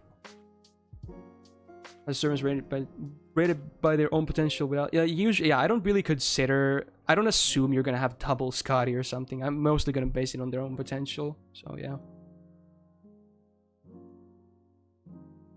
Bonsies, I think, are fine on supports, because they don't really need the stats. DPSs really want the attack, though. Alright. So, the second foreigner, after quite a while... Abby was obviously the first servant, even, so we have Hokusai. Definitely the better of those two. Not even a question if you ask me. Attack also very good. Again, extra classes tend to have good stat lines. Foreigners especially. She's no exception. Very nice stats here. Good. MP gain. Definitely above average. The exact opposite of Abby, who has a terrible MP gain. Hokusai has a pretty good MP gain. He's not god tier, but he's pretty good. Definitely capable of Z-looping. Definitely good. Deck also good, I would say. I actually like this deck. I think I like this more than Triple Arts, because this enables more damaging buster, like Brave Chains as well. So yeah. Obviously having an AoE Arts MP enables her to have a full Arts Brave Chain as well, which is good. So yeah, overall, looking at the top side, and the hit counts as well, very nice. Very nice. Good top side right here. Very nice. Now, this is one of the awkward parts of her kit. Her defensive option is tied to her MP gauge. So honestly, as much as this is tempting, I would still save this. If you're running her in challenges, which you basically would most of the time instead of farm, I would still save this for the evasion. Because her MP gauge is already good. It's just 30%. If this was 50%, then I might just say fuck the evasion, just use it. But most of the time, I'll probably save for the evasion, because it's an awkward combination when you think about it. It's still a good skill, because let's be real, it's a 5-turn cooldown, because most 1-turn evasion invulns, like I've been saying, are 6-turn cooldowns, so it's still a very good defensive option. Like, super good. Even if it's kind of basic, it's very good, so yeah. Then this skill, very good. It's like, Artoria all over again, just different utilities. So, 30% arts for 3 turns on self, 5-turn cooldown. Excellent, just very small downtime. Helps a lot with the loops, especially considering what her third skill is. We'll get to that in a second. So also, as I said, buff removal resistance, a rare thing in this game, but it's nice to have on challenging content. And it also gets debuff resistance. So yeah, when you have this active, no one is gonna do anything to you. You're not gonna get debuffed. You're not gonna get your buffs yoinked. It's, yeah, this is protection EX. I mean, obviously not against damage, but against everything else, it's hands off, right? Third skill. This is the insane utility. It's insane. Everyone knows. It's because not only... I mean, it only works on arts cards, but it doesn't say normal arts cards. It also works on our MP. So every arts card user, MP included, you get a 100% base chance to reduce the target's defense by 20% for 3 turns. On a 6-turn cooldown, so effective half of the time this will be active. This skill is insane. Insane. Especially because your MP will leave this as an AoE defense down. So good. Very good. Very strong. Her kit overall just has a really good synergy. Again, this combination is just slightly awkward, but the whole thing, very good synergy. Especially with her deck and numbers and everything. So good.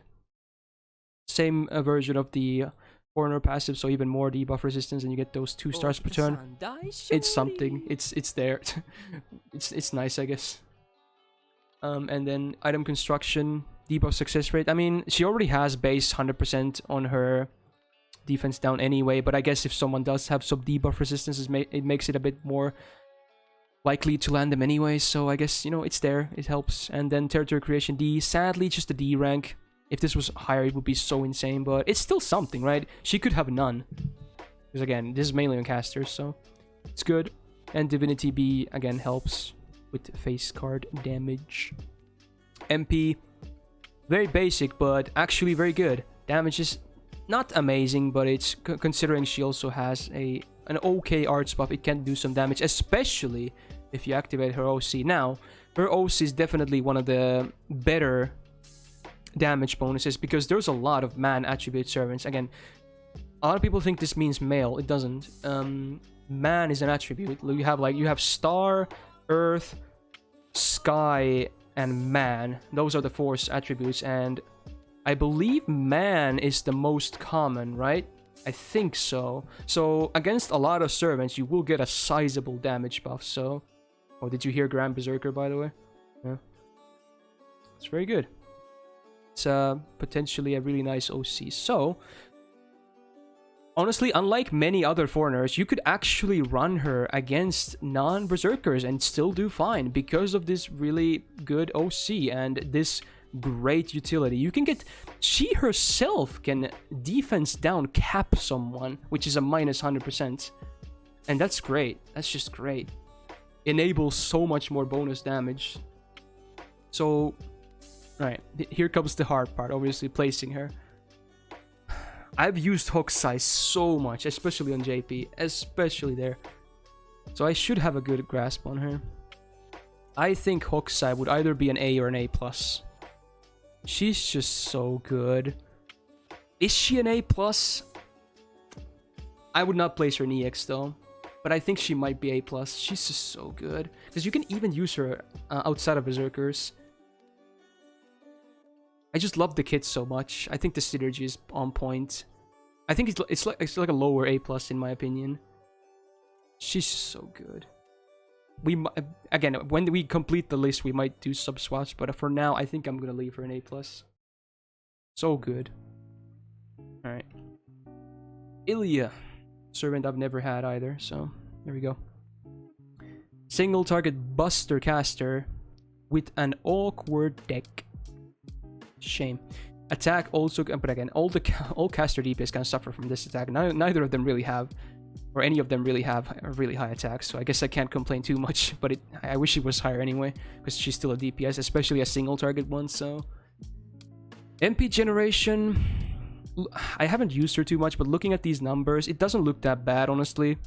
It's probably average, if not slightly higher. It's just that she doesn't even have an arts MP. Can you guys tell me how her MP gain is? I think it looks average-ish. It's awful, is it? Ooh. Okay, interesting. I'm thinking average on number, but again, you guys probably know better if you used her a lot. Oh. I do have JP servants here, fishy, but I don't know. This might take the whole stream. Yeah, this will definitely take the whole stream. We're 3 hours in and there's like fucking 30 left, so fuck.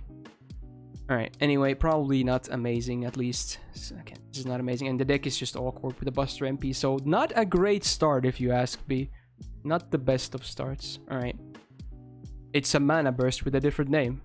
Ta-da! It's literally a mana burst A. Just a different name. Child of Nature. Self-invul for 1 turn and MP generation rate up for 3 turns. Doesn't seem bad. Again, kind of an awkward combination because you would probably want this immediately, but then again, you don't want to use this immediately in most cases, so... And the standard 6-turn cooldown, so... It seems about average, if anything, for a defensive option. It's okay, I guess. Yeah.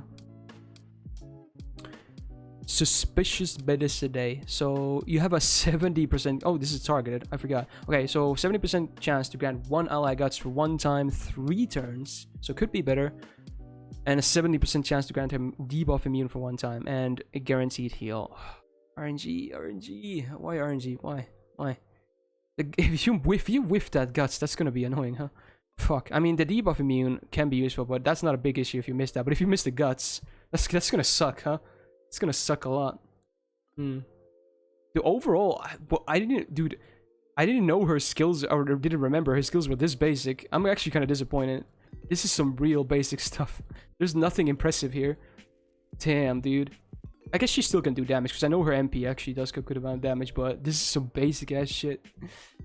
Anyway, passives, decent magic resistance, and this is actually kind of nice. 3% MP gauge for one every turn. Considering her MP gain is apparently not that amazing, so I guess every little bit helps, you know. And then her MP, it used to be whatever, but it did get buffed, so yeah, look at that. Actually got quite a bit better. So how did this get better? Why? What's the difference? Oh, they increased the amount. Oh, the base is the same, but they increased the later amounts, huh? Okay, that makes sense. Okay, so activates first. 20% self MP generation rate for 3 turns. Very nice to get a 3-turn effect from an MP. Also 3 turns.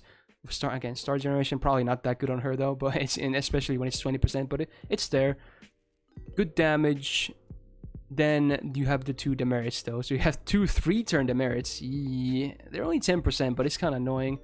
And then a pretty okay OC on base 20% Buster activates first. So yeah, she can actually do a good chunk of damage. But after that, she seems just so weak.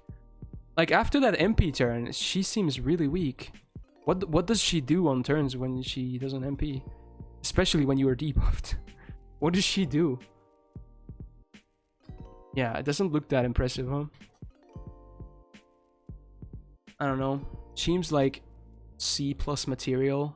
C, I don't even know. Is she good? I haven't used them that much. I have used her obviously, but she doesn't seem that amazing. But then again, there is no real amazing... there's not that many single target casters, so should I consider that? Maybe I should, because I have been considering that. But even then, she's not that impressive, even if there's not that many options. It's just sad when you think about it. Maybe a C+, just because there's not that many amazing options for single target casters. I don't think I can put her in B for maybe damage alone, because that's really realistically the only thing she kind of offers. The others are just...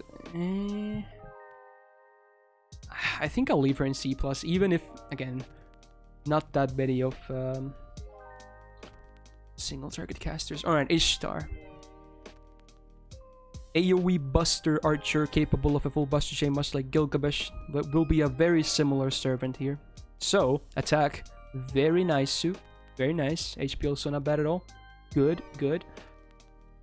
MP gain, from what I remember, again, I don't have her, but from what I remember using her, it's actually pretty good, like above average. Probably not like super amazing, but it's definitely above average, right? No, not bad at all. Probably not as good as Gilgamesh, but not that far behind, I think. MP gain is bad, is it? I thought it was good.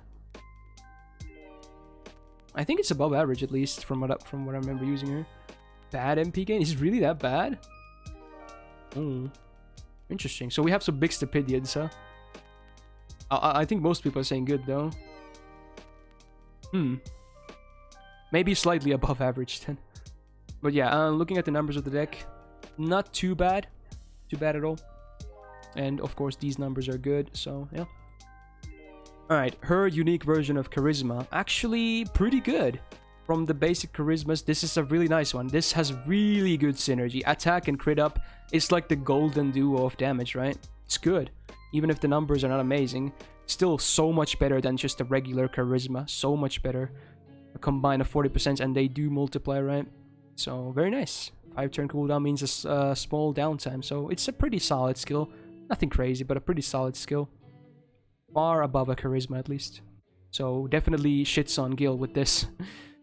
Then we have her battery. Of course, 50%. I hate this, though. I also hate that this is on the battery skill. Very awkward, but most of the time you're probably not going to run her too much on Challenge Quest anyway, so this is probably not that big of an issue though if you whiff these. But if you imagine, so your target has Invul on, and you're gonna, I'm gonna use my battery now and MP now, but then you're just gonna have to wait 1 turn anyway if you miss this. It can be quite annoying, huh? And I hate that 1-turn invul is on a chance. It's on a chance. Why? So probably won't use her too much on bosses. You can, but I hate this. But yeah, it's still a solid battery, obviously. Then her third skill. It's an interesting skill. It's actually a good skill. Even though it's only 1 buff for 1 turn, it's a huge buff, and the cooldown is super low. So The big problem with this is, and I think most people can attest to this, I always forget to use this before the MP turn. I always forget to use this. Maybe people who have used Ishtar for ages probably remember it, but whenever I pick her as a support, I never remember this. It's the same with Melt. I never remember to use these delayed buffs. But yeah, it's a good skill, because that's a huge buff, and it's only a 3-turn cooldown. Again, the problem is, it's a delayed buff, right? So you're gonna have to do some card counting. And hardly ever can you card count that, let's say next turn is going to be guaranteed Brave Chain. You can't always see a guaranteed Brave Chain. You're going to have to get like 2 first turns, you get 1 card, and then of course, third turn, guaranteed Buster. Easy usage. But sometimes you're just going to get an awkward turn. Of course, MP helps by being 1 card, so obviously it's easier to get Brave Chain, so... That's why probably the numbers are so good, because you're not guaranteed to get those amazing turns due to the delay, so... Yeah. But if you card count, it helps a bit, at least. Yeah, it's mainly for MP, I agree. Useful for otherwise too, because the cooldown is solo. Alright, magic resistance A, pretty nice. On top of all this as well, so she has a very high debuff resistance. A permanent 42.5% debuff resistance is actually nuts. Actually, yeah, very good for those boss battles if you pick her. This is nice. And yeah, this is nice too, being she's definitely a servant who can crit, so yep. Pretty nice. And MP used to be alright. Not too bad. Also a pretty decent OC, activates first. But then they buffed it, and now it's really fucking good. Base damage is obviously really good. This is the same, but you also get 20 stars. So it's actually a really good MP now. And as sad as I am to admit it, she's better than Gilgamesh now. So if I put Gilgamesh here, what does that mean? What does that mean? Maybe she's better, but maybe not this much better. It's not a huge difference, but I think she's better. Because then again, you still gotta keep in mind, even though this is nice, Gilgamesh also has an MP buff, and his MP has way bigger damage, but way bigger damage potential. This is better against like farm, but Gilgamesh is definitely better against servants. Not even a contest, so yeah, I don't know. I'll just keep them the same, honestly. Yeah, same tier. Depending on the situation, one will be better than the other. So they're the same tier. Both very solid servants, though. All right. Probably the weakest of the SSR AoE riders, but after his recent buff, actually not too bad. So AoE MP Buster for Iskandar, also capable of a full Buster chain. So his deck, I like it. It's good. Numbers could be a bit better here, but not terrible. Not bad at all. Above average, I would say. MP gain used to be terrible. It's not amazing still, but it did get buffed. I think this is the only case where they have actually altered a number here. I think this might be the only case. His interlude buffed this, right? Let's see, does the mouse over say? Yeah, post interlude too. So they did buff the number.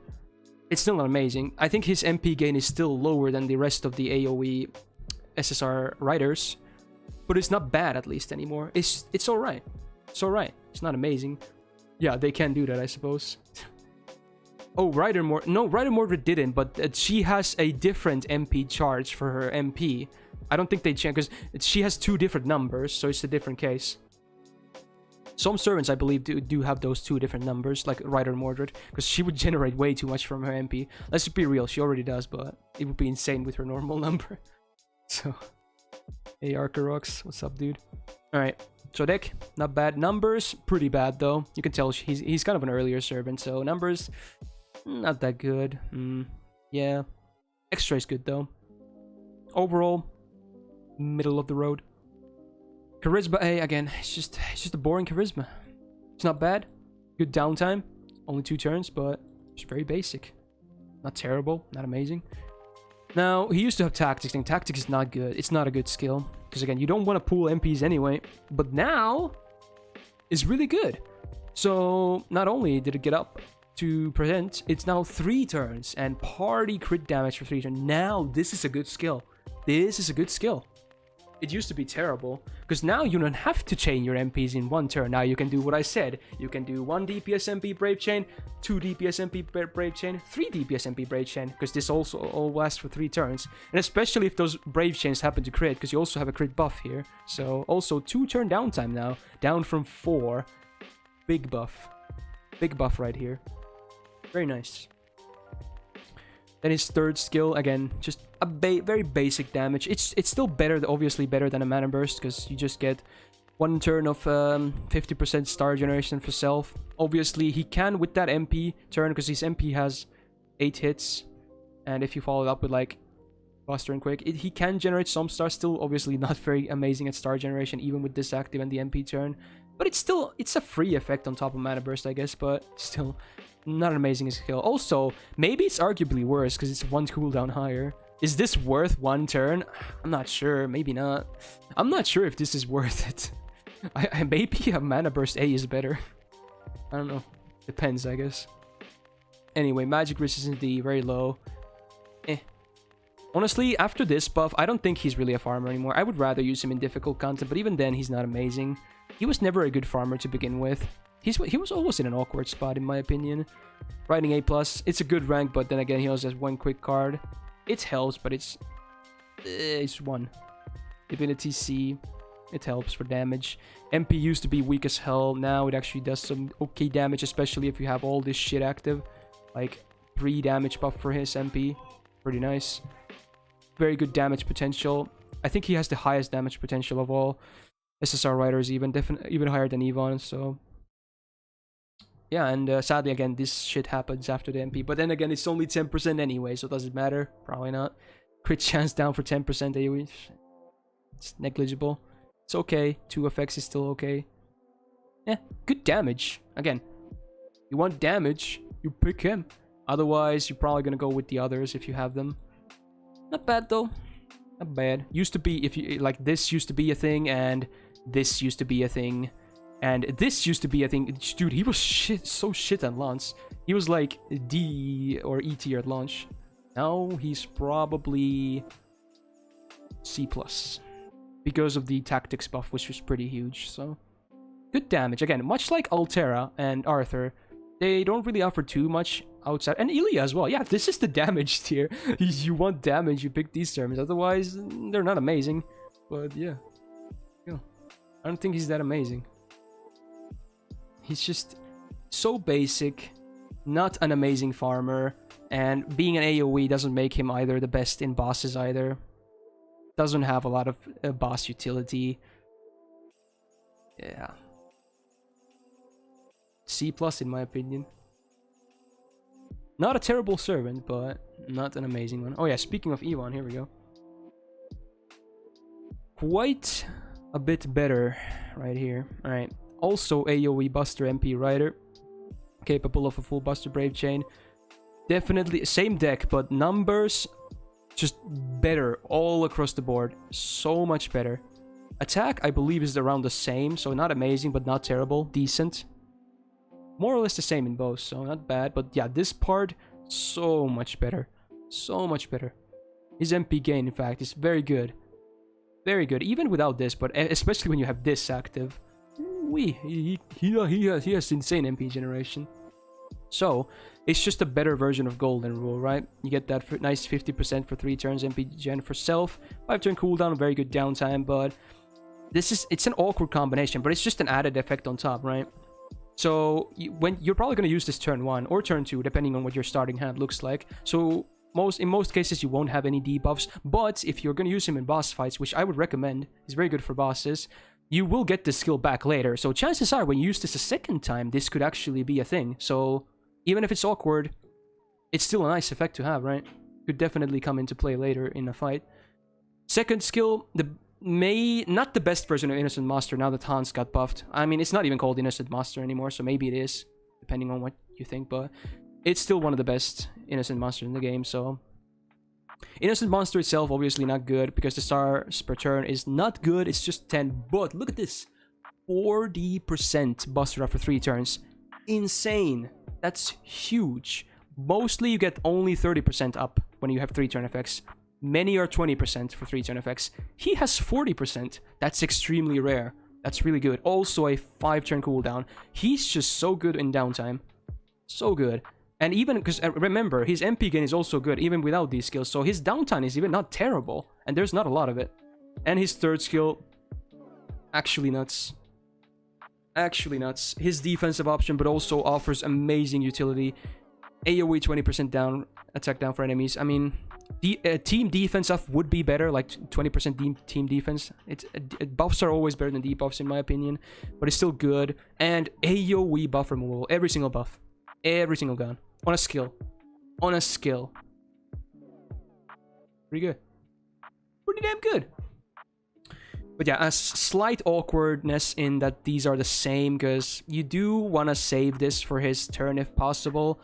But if the enemy has like a billion buffs, you might want to use this and then maybe get like Merlin to do this. But again, I'm not considering the existence of Merlin in this, but it's a slight awkward combination. But these effects all combined, if you can get that really good value turn where all of this just happens to lock in place, insane value, actually insane. Passives, magic resistance D is meh, not that good. Riding EX, highest rank, again. I mean, his quick card is actually really strong, being a 4-hitter, so definitely can generate an okay chunk of stars, and MP gain especially, so I guess it does something. Kind of negligible. MP used to be meh, not bad actually, but meh, but now it's super solid, so they just increased the numbers, and I think that's all it took. So, good base damage, 30% MP damage before damage activates first. Sadly, the Buster resistance down is after the damage, but it's 3 turns, and a 30% one is a really nice one. So, and especially when he can have Buster Brave Chains himself, it's good. His MP is really good. So, dude, this is I'm gonna have to be unbiased here, but I still think he's very strong, like so strong. Like, numbers are very good. Downtime, there's not a whole lot of it. MP is good, has a defensive option, lots of utility, good buffs. I don't know, it's just really good. I think Ivan would be like A or an A+. It's hard. It's hard to place him. B+ is too low. Especially after the MP buff. Gao. Gao. Dora type number 2. Is that the ass itself? I think it is. Surname again? To be... Maybe? Hey, thank you for the sub. Welcome to the Gao gang. Very happy to have you here. Thank you for the sub. He's not as good as Drake. In my list, this is different. Drake, I rated her based on being an insane farmer. I rated him based on being very good in boss fights. This is not the same rating. They're here for different reasons. I'm in my list. You cannot compare them directly. You can't. In my list, they're for different purposes. So I say I'm gonna leave him here for now. But again, we might shuffle things at the end. He's just good. Why is Gramps A+ again? Because his MP sucks. It's bad. That's about it. Just terrible MP. Shit base damage and OC is useless. No other effects. One of the worst MPs in the game for DPS. Also 1 hit, by the way. We might still change it later. I don't know. Because he's still insane after the guts buff, so. Alright, Jack. Single target. Quick assassin. Very good. We all know. Attack. Pretty damn good for assassin, I would say. Not bad at all. Yeah, this attack and HP, good. MP generation, we all know, it's very good. It's very, very good. Triple quick deck with a quick MP enables easy quick chains. And considering how often she can MP, it's even easier. And considering she's the best star generator in the game, having all those quick cards is very good. It's like the perfect deck. The hit counts are insane. It's insane. She's the star generation queen. Kinda MP generation as well when you think about it. Insane. Well, I guess I should call her princess maybe. But yeah, a deck, insane. Numbers, especially down here, insane. This is okay. Alright, skills. Murderer of the Misty Knight. So, again, it's an awkward skill. It's her best skill as well. The problem with Jack is her skills are definitely lackluster. Definitely lackluster. So, you have your only defense, well, not the only, but the main defensive option here. And a 6-turn cooldown flat. 1 turn quick up. It's a good one. It's like a mana burst for quick, though. It's just an awkward combination of these being in one, because you, for bosses, and let's be honest, just for bosses, you might have to save this. So you might not get this when you want to get it. But yeah, it's still a good skill, I would say. Just a bit awkward. Second skill, remove all buffs, but only from one enemy, so it's not like Ivan, but it's still good. Buff removal is still can be very good. But again, sadly, nowadays, not so much value because lots of unremovable shit. So, mainly for skills that the bosses uses, not like shit they already have. And 30% crit chance down for 3 turns is actually good as well on bosses. 5-turn cooldown is not bad at all. It's actually a pretty decent skill against bosses. Pretty decent. And then her third skill, it's bad. It's bad. Heal, one of the weakest defensive mechanics. The cooldown is low, but even the number is not that high. It's just a weak skill. It's not that good at all. It's just... Could definitely be buffed. The cooldown is the only saving grace, and even then, it's just a small heal. It's a small heal. Even if it's target, it's a small heal. It's not good. This takes a whole skill slot, so... I mean, this is, of course, amazing on her, considering she's the star generation machine, so almost the best rank as well, so... MP, already, even before the buff, was pretty good, but yeah. New version, good base damage, ignores defense buffs. Gets bonus damage against females, which is definitely not a hard niche to fill, so... Of course, activates first. And it's 1 turn, so this also works on your follow-up cards for that turn. Keep that in mind. She's good. Very good. I saw a lot of EXs earlier. I'm sorry, I can't place her in EX, though. Her skills are not good enough. Her skills are super lackluster. But everything else about her, top tier. Her skills suck though. She would be here, or at the most here. Just not good skills. Can I place her in the same tier as the buffed Gramps? I don't know, because if I don't know, can I don't think I can place her in the same tier as the buffed Gramps. Or maybe I'll do this then. I don't know. I don't think I can place her in the same tier. You think Gramps is worse after the insane Buster buff on his guts? You think? I don't think so. He's so much more consistent. Because Jack mainly really super shines when finding females, whereas Gramps, you don't have to have a niche.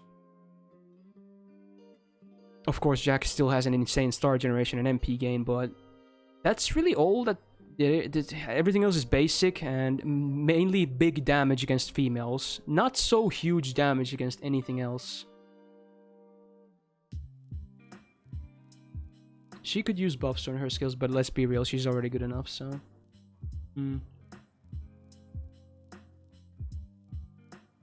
I think Gramps is... if this was pre-Guts buff, which again is an insanely huge buff for him, I think they would be same tier, but I think Gramps is just better now.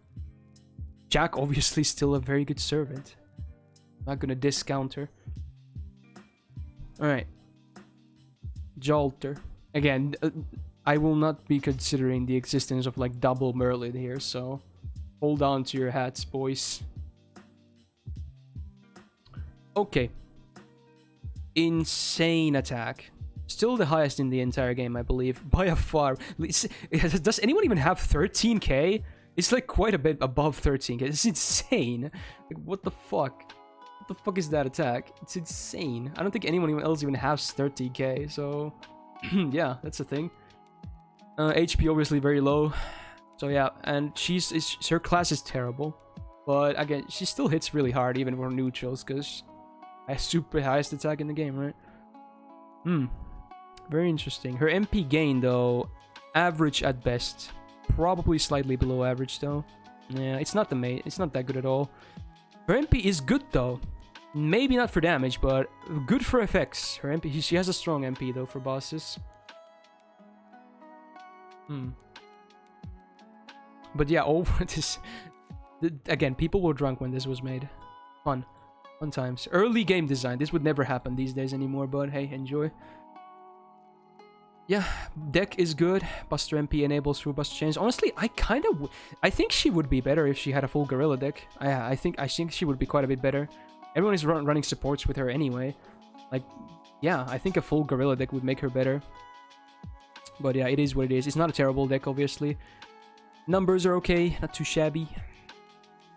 MP gain. Meh. Alright, Self-Mod EX. This is what kind of enables her a lot.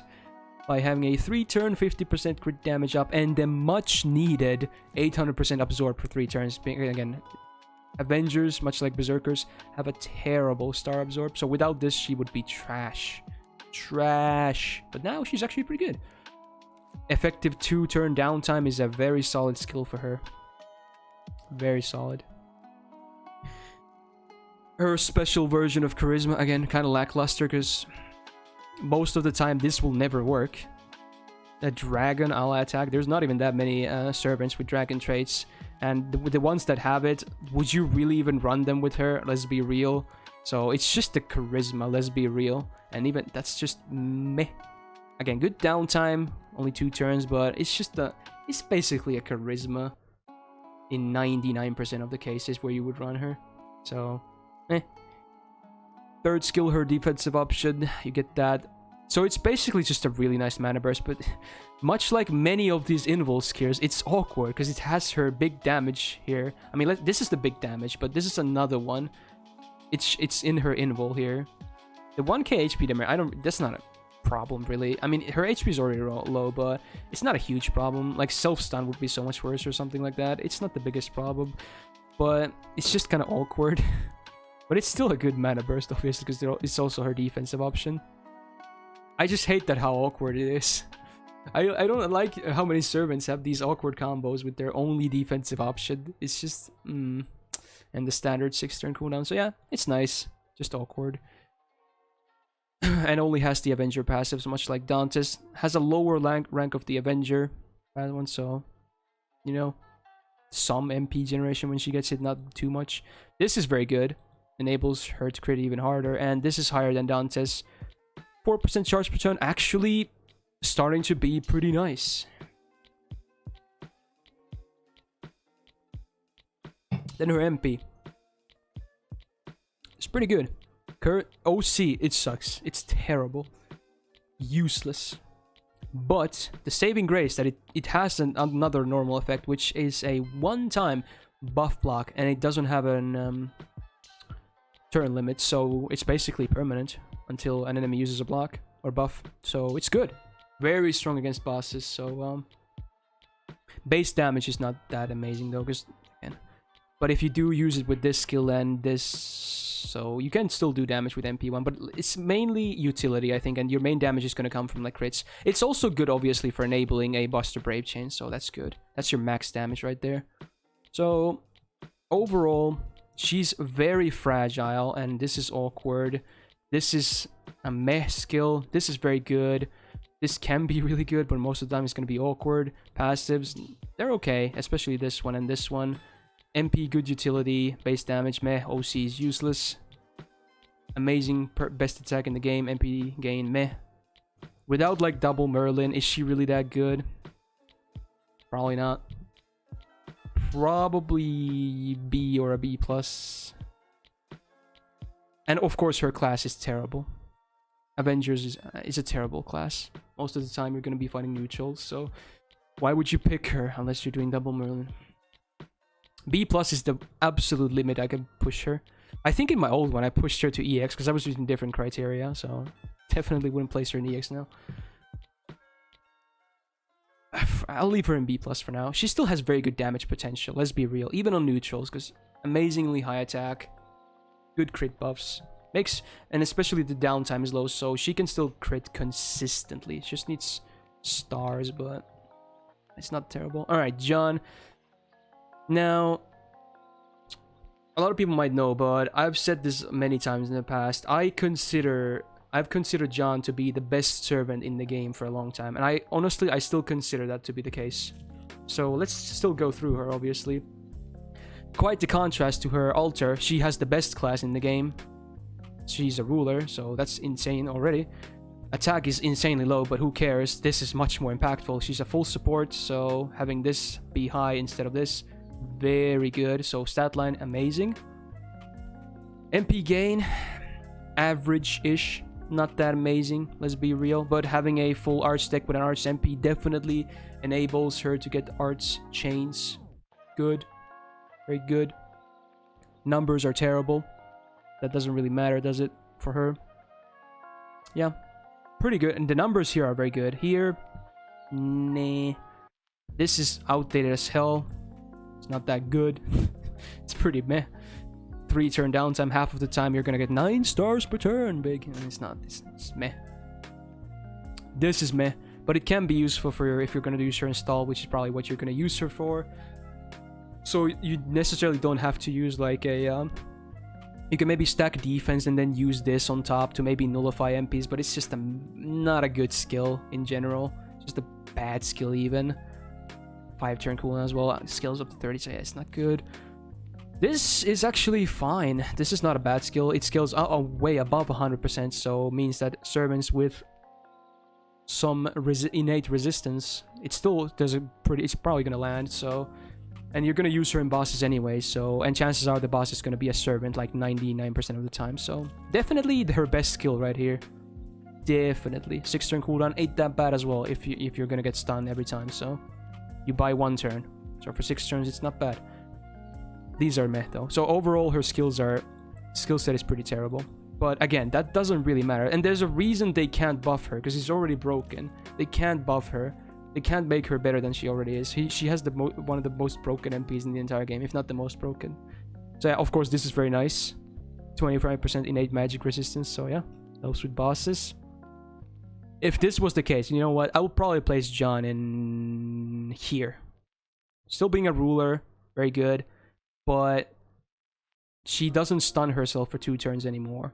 And not only does she not do that anymore, she also cleanses the party's debuffs. This right here is the biggest buff in the history of the game, in my opinion. And it's funny, I was also speaking of this, I finally did it, by the way. I promised at the end of yesterday's scene that I would do the interlude. I finally did it, so I finally buffed my Jeanne. So it's kind of funny though, they only remove a minus from it. And it's the best buff in the history of the game. No biggie. So yeah, her MP is broken. It's stupid. It's OP. This is broken. Party invul for 1 turn.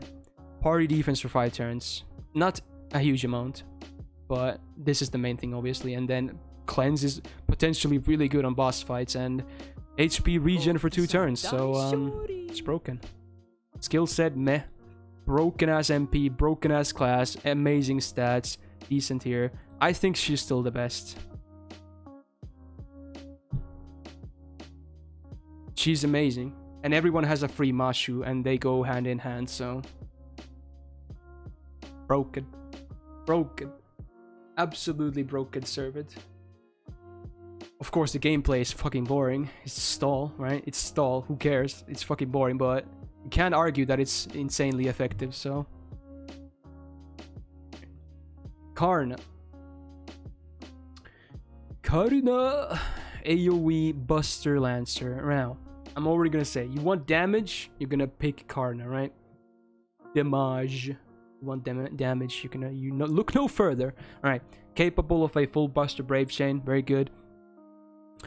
His numbers, not bad actually. Definitely one of the highest, if not the highest Lancer attack? I'm not sure. Definitely on the top side. So pretty decent stats right here. Also, Lancer has a good attack modifier, so yeah, very nice. This will be at more than 12k with his modifiers, so good.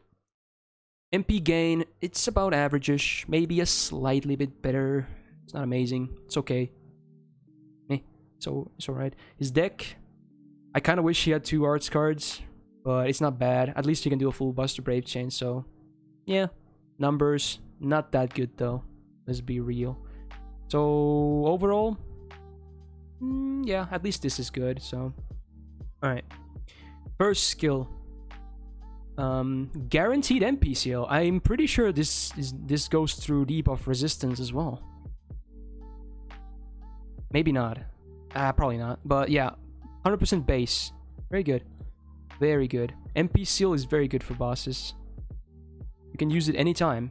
because it still prevents that end of the turn tech. You don't have to use it on the MP turn. People use MP Seal and Guts wrong a lot of the times. They tend to use them on the MP turns when you can use them much earlier and maximize your value. And then you have a 500% chance to reduce enemies' debuff resistance by 50%. But I think, yeah, this activates first. So you know what? You probably will land this every time.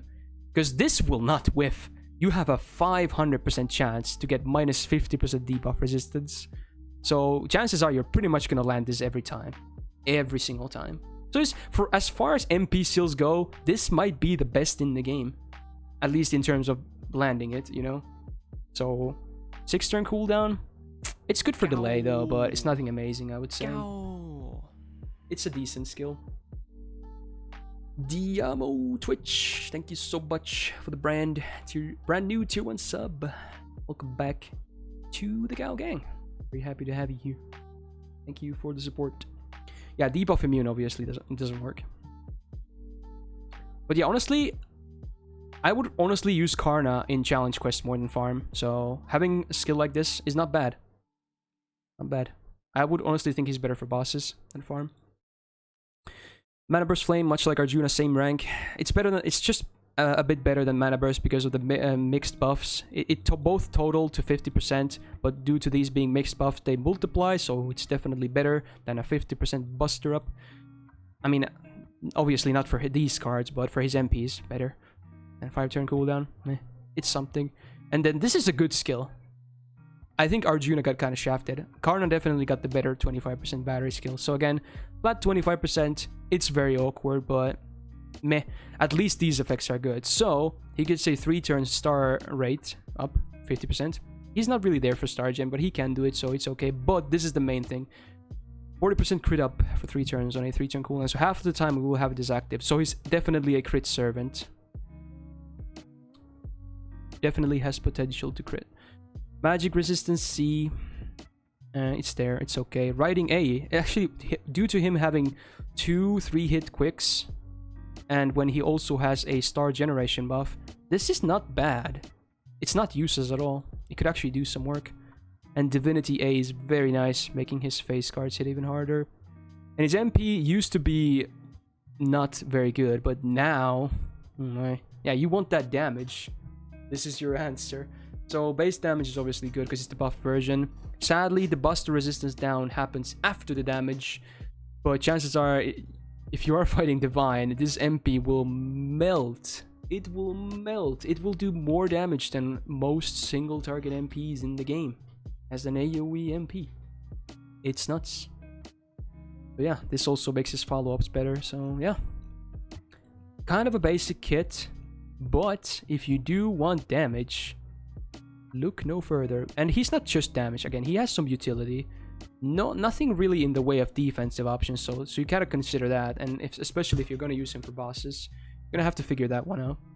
But yeah, pure damage. I think he's like B+, maybe.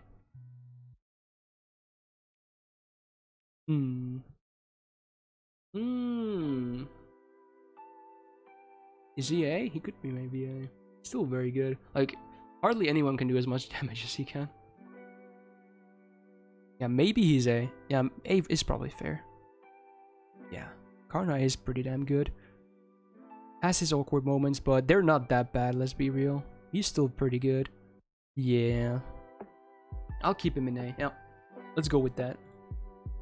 Oh boy, Kiara. Why did they buff her again? Who knows? Alright. First of the alter egos, I just realized, right? Yeah, that's been a while since we only just now got the first one. And let's be real, it's easily the best one. Not even a contest. So, AoE arts alter ego, capable of a full arts buster, arts chain with her MP.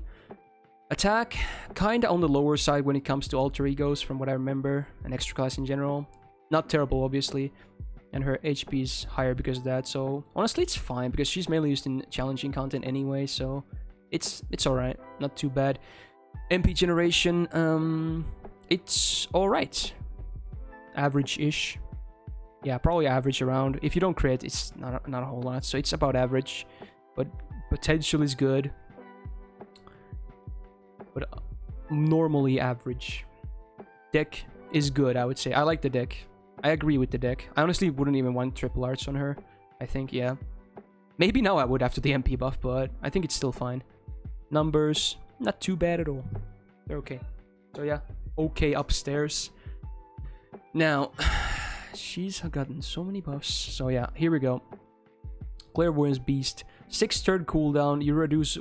This is the awkward part. I wish this was AoE, because she's obviously an AoE servant. So, reduce one enemy's debuff resistance by 100% for 1 turn. So, you're gonna guarantee this art's resistance landing unless they're debuff immune, because this will happen before. And then you're gonna get that 30% art's vulnerability for 1 turn for that target, which obviously helps her quite a bit. And potentially your team as well. And then you have a 50% battery. So as far as batteries goes, this is definitely one of the best ones in the entire game. Pretty good. Pretty good start. Yep. Pretty damn good start. Again, if this was AoE, this would be bonkers. But yeah, let's not buff Kiara anymore, okay? Second skill. This is nuts. Guaranteed MP drain AoE. Say that again. Guaranteed MP drain AoE. Huge. For difficult content. Huge. You can't miss that. You can't. It's guaranteed. And then 100% base chance to land the defense down for 3 turns on AoE, which is also 30%. Usually these are like 20%. Hers is 30%. You can tell the cooldown is a bit high because this is nuts. This effect is nuts on challenges, so it's still a very nice skill. Oh yeah, it got buffed. Yeah, of course. Yeah, of course. It got buffed. Yeah, the cooldown got down as well, dude. It's nuts. Yeah, of course. I forgot. AoE buff removal. Much like Ivan. She has AoE buff. This skill is broken. It's broken. How the fuck does this skill even exist? This is insanely OP. It's even better than Ivan because this has no awkward moments. These are all good synergy right here. It's definitely better than Ivan's is. Oh my god. Jesus, it's insane. 6 turns? Alright. And then her third skill. Yeah, we have this. This is not even the stun version, which is by far worse. This doesn't even matter anymore after they buffed her MP. You might say 3k HP is a huge demerit. Trust me, it's not. You're gonna use this with your MP turn a lot of the times anyway. Again, this will be your also defensive options, but hopefully you can pair them in the same turn. So, for 1 turn, Invul, 50% crit damage for 1 turn, 50% MP gain for 1 turn, 50% debuff resistance for 1 turn, and 50% healing gain for 1 turn. 6 turn cooldown. Very good skill. Very good skill. Better than most invul and evade skills in the game. Easily. Nuts. This is the best skill. This is probably the second best, and this is still very... her skills are insane. They're insane. And then she has a shit ton of passives, so crit damage. Yeah, why not? She can crit, so why not? Why not have it? More crit damage, sadly a low rank though, but for some reason, her independent manifestation... Oh, it's not. I thought this was independent action. Oh yeah, manifestation is different. So yeah, she also has debuff or mental resistance and insta kill. Again, very small number. So this is, who cares? This is nothing. Who cares? Then this is insane. 16% or defense against humanoid. Every servant in the game, minus BB Summer, I think, is a humanoid. Hello. 16% perma defense against every servant in the game. What is that? What is that? That is insane. That's like free Kiresi, more or less. What the fuck? Then class advantage for ruler as well, because why not? There you go. Why not do effective damage against rulers too? Because she's not already OP enough. And then her only weakness was that her MP was a noodle. Not anymore. So yeah, ignores invul, ignores defense. So if you think you can even avoid the damage, you can't, and you're gonna get a shit ton of damage anyway. Look at this. Now her MP2 matches the old MP5. What the fuck? And they did not double this. They 2.5 dex to heal. So that's what I was talking about. You get a 3k demerit here, but you get a healing buff for 50%. So on base nowadays, you will heal for 7.5k on base. So who gives a shit about 3k demerit when you heal 7.5k on base when that skill is active? What the hell? What? And the base damage, she's even, again, her only weakness was that her MP barely did any damage. Now it does so much damage. She's insane. I don't know what other lists say, but she's EX in my list. Even if Alter Ego is not an amazing class, everything about her, skill set especially, and now the MP, passives, broken. Even if the class isn't that strong. Absolutely broken. Yeah, the only weakness is the class, and even then it's not the worst thing. It could be an Avenger, right? So, what the hell? Why did they buff Kiara again? She was already the strongest Alter Ego. I don't understand. But hey, she's insane now, so have fun with that. Wait, you still haven't pulled her, Shazu? Oh wait, the banner hasn't happened yet, right? Oh, that makes sense. I thought there's no way you would fail again. How many buffs did she get? 3. She has had 3 buffs.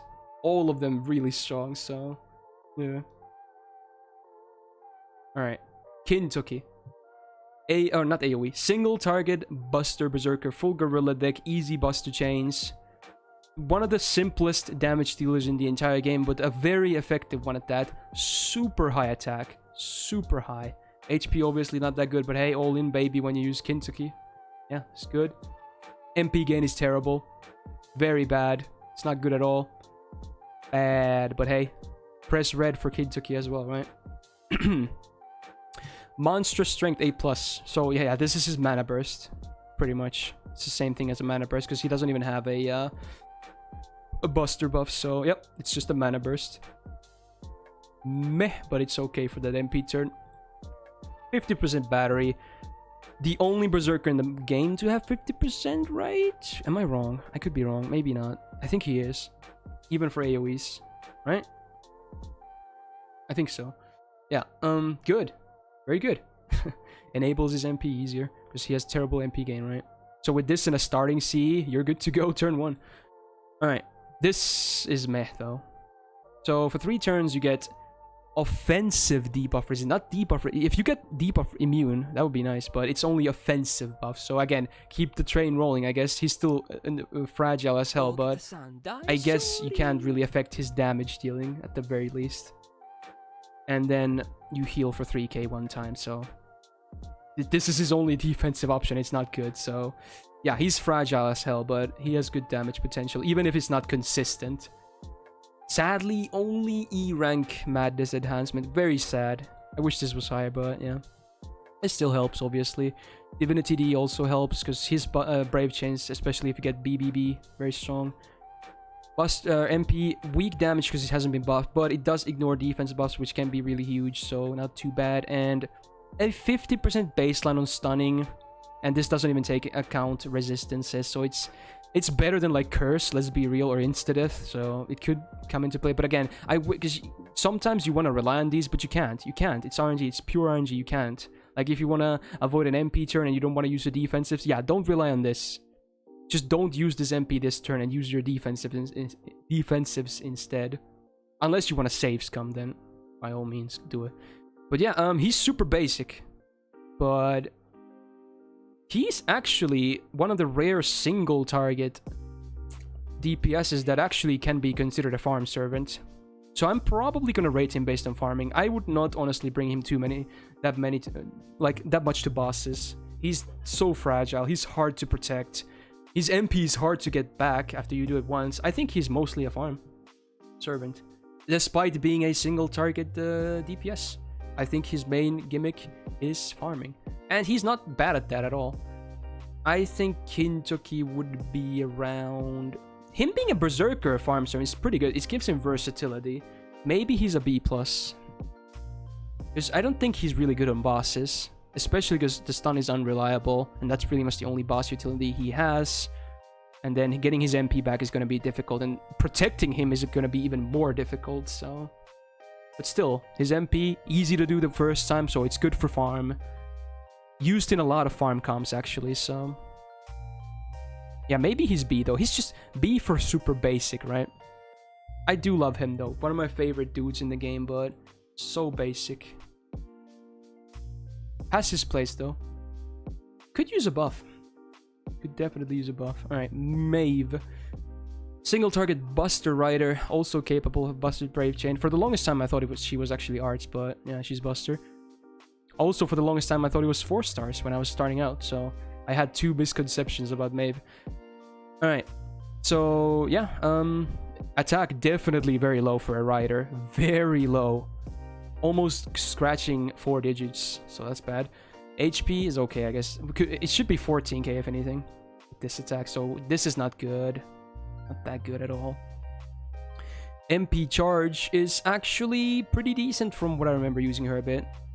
It's decent, especially when you have like the golden rule, not golden rule, golden body active, right?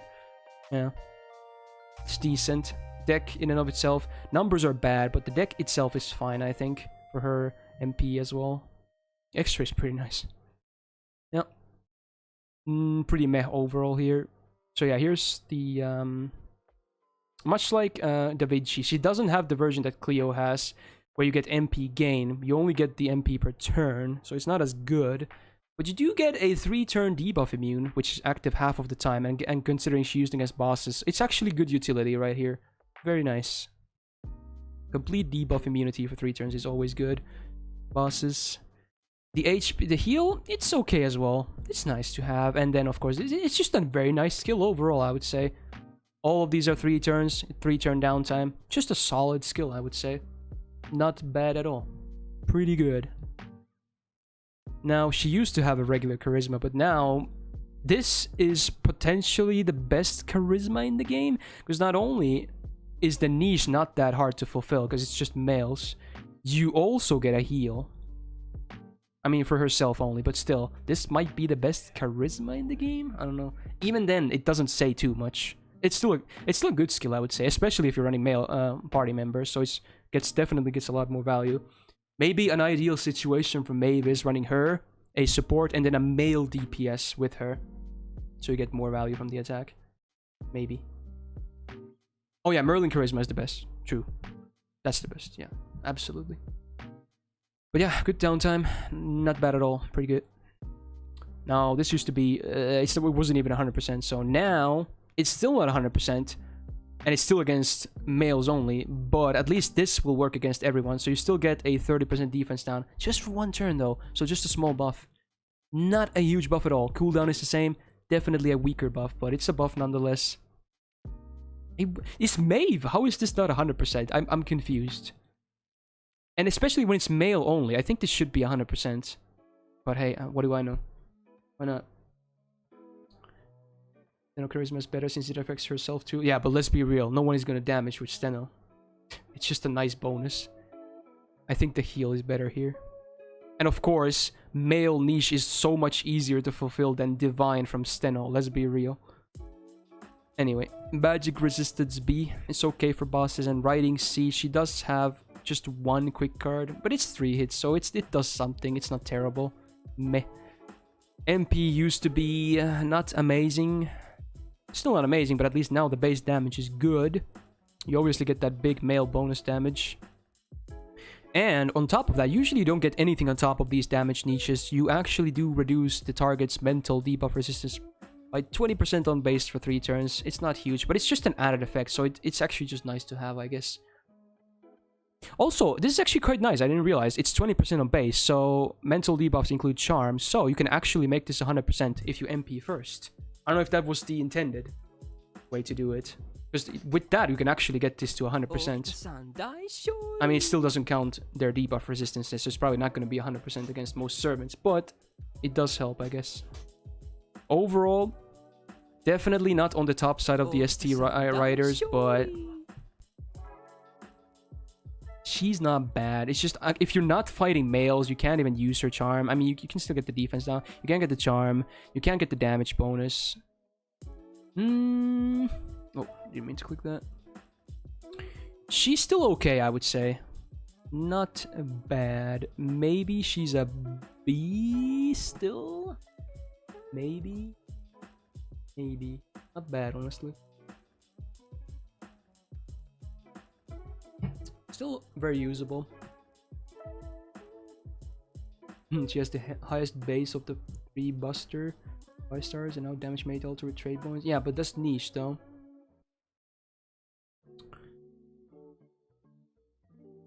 I think Maid Alter is still a plus higher in my opinion. She's just more consistent. Also has less annoying downtime at least. Yeah, I think a plus above is fair. Yeah, I'm okay with that. Melt. Second alter ego. Also got a very big buff recently, for whatever reason. Single target quick alter ego. Capable of doing a quick chain, very nice. Deck, I like it. I maybe would have preferred a full quick deck, but this is still a good second option. If not even better, because she can still do pretty good work with her brave chains. I mean, obviously for solo, it would be better to have 3 quick, because nowadays with the new buff, her solo is actually kind of nice. But even still, all right. Attack, pretty okay. Not amazing, but definitely okay. Not too bad. HP fine. MP gain, from what I remember, also looking at the numbers, is actually pretty okay. Not bad at all. Actually pretty good, I would say. Especially on her quicks, there's some potential there. So not too bad. The upstairs is looking pretty good.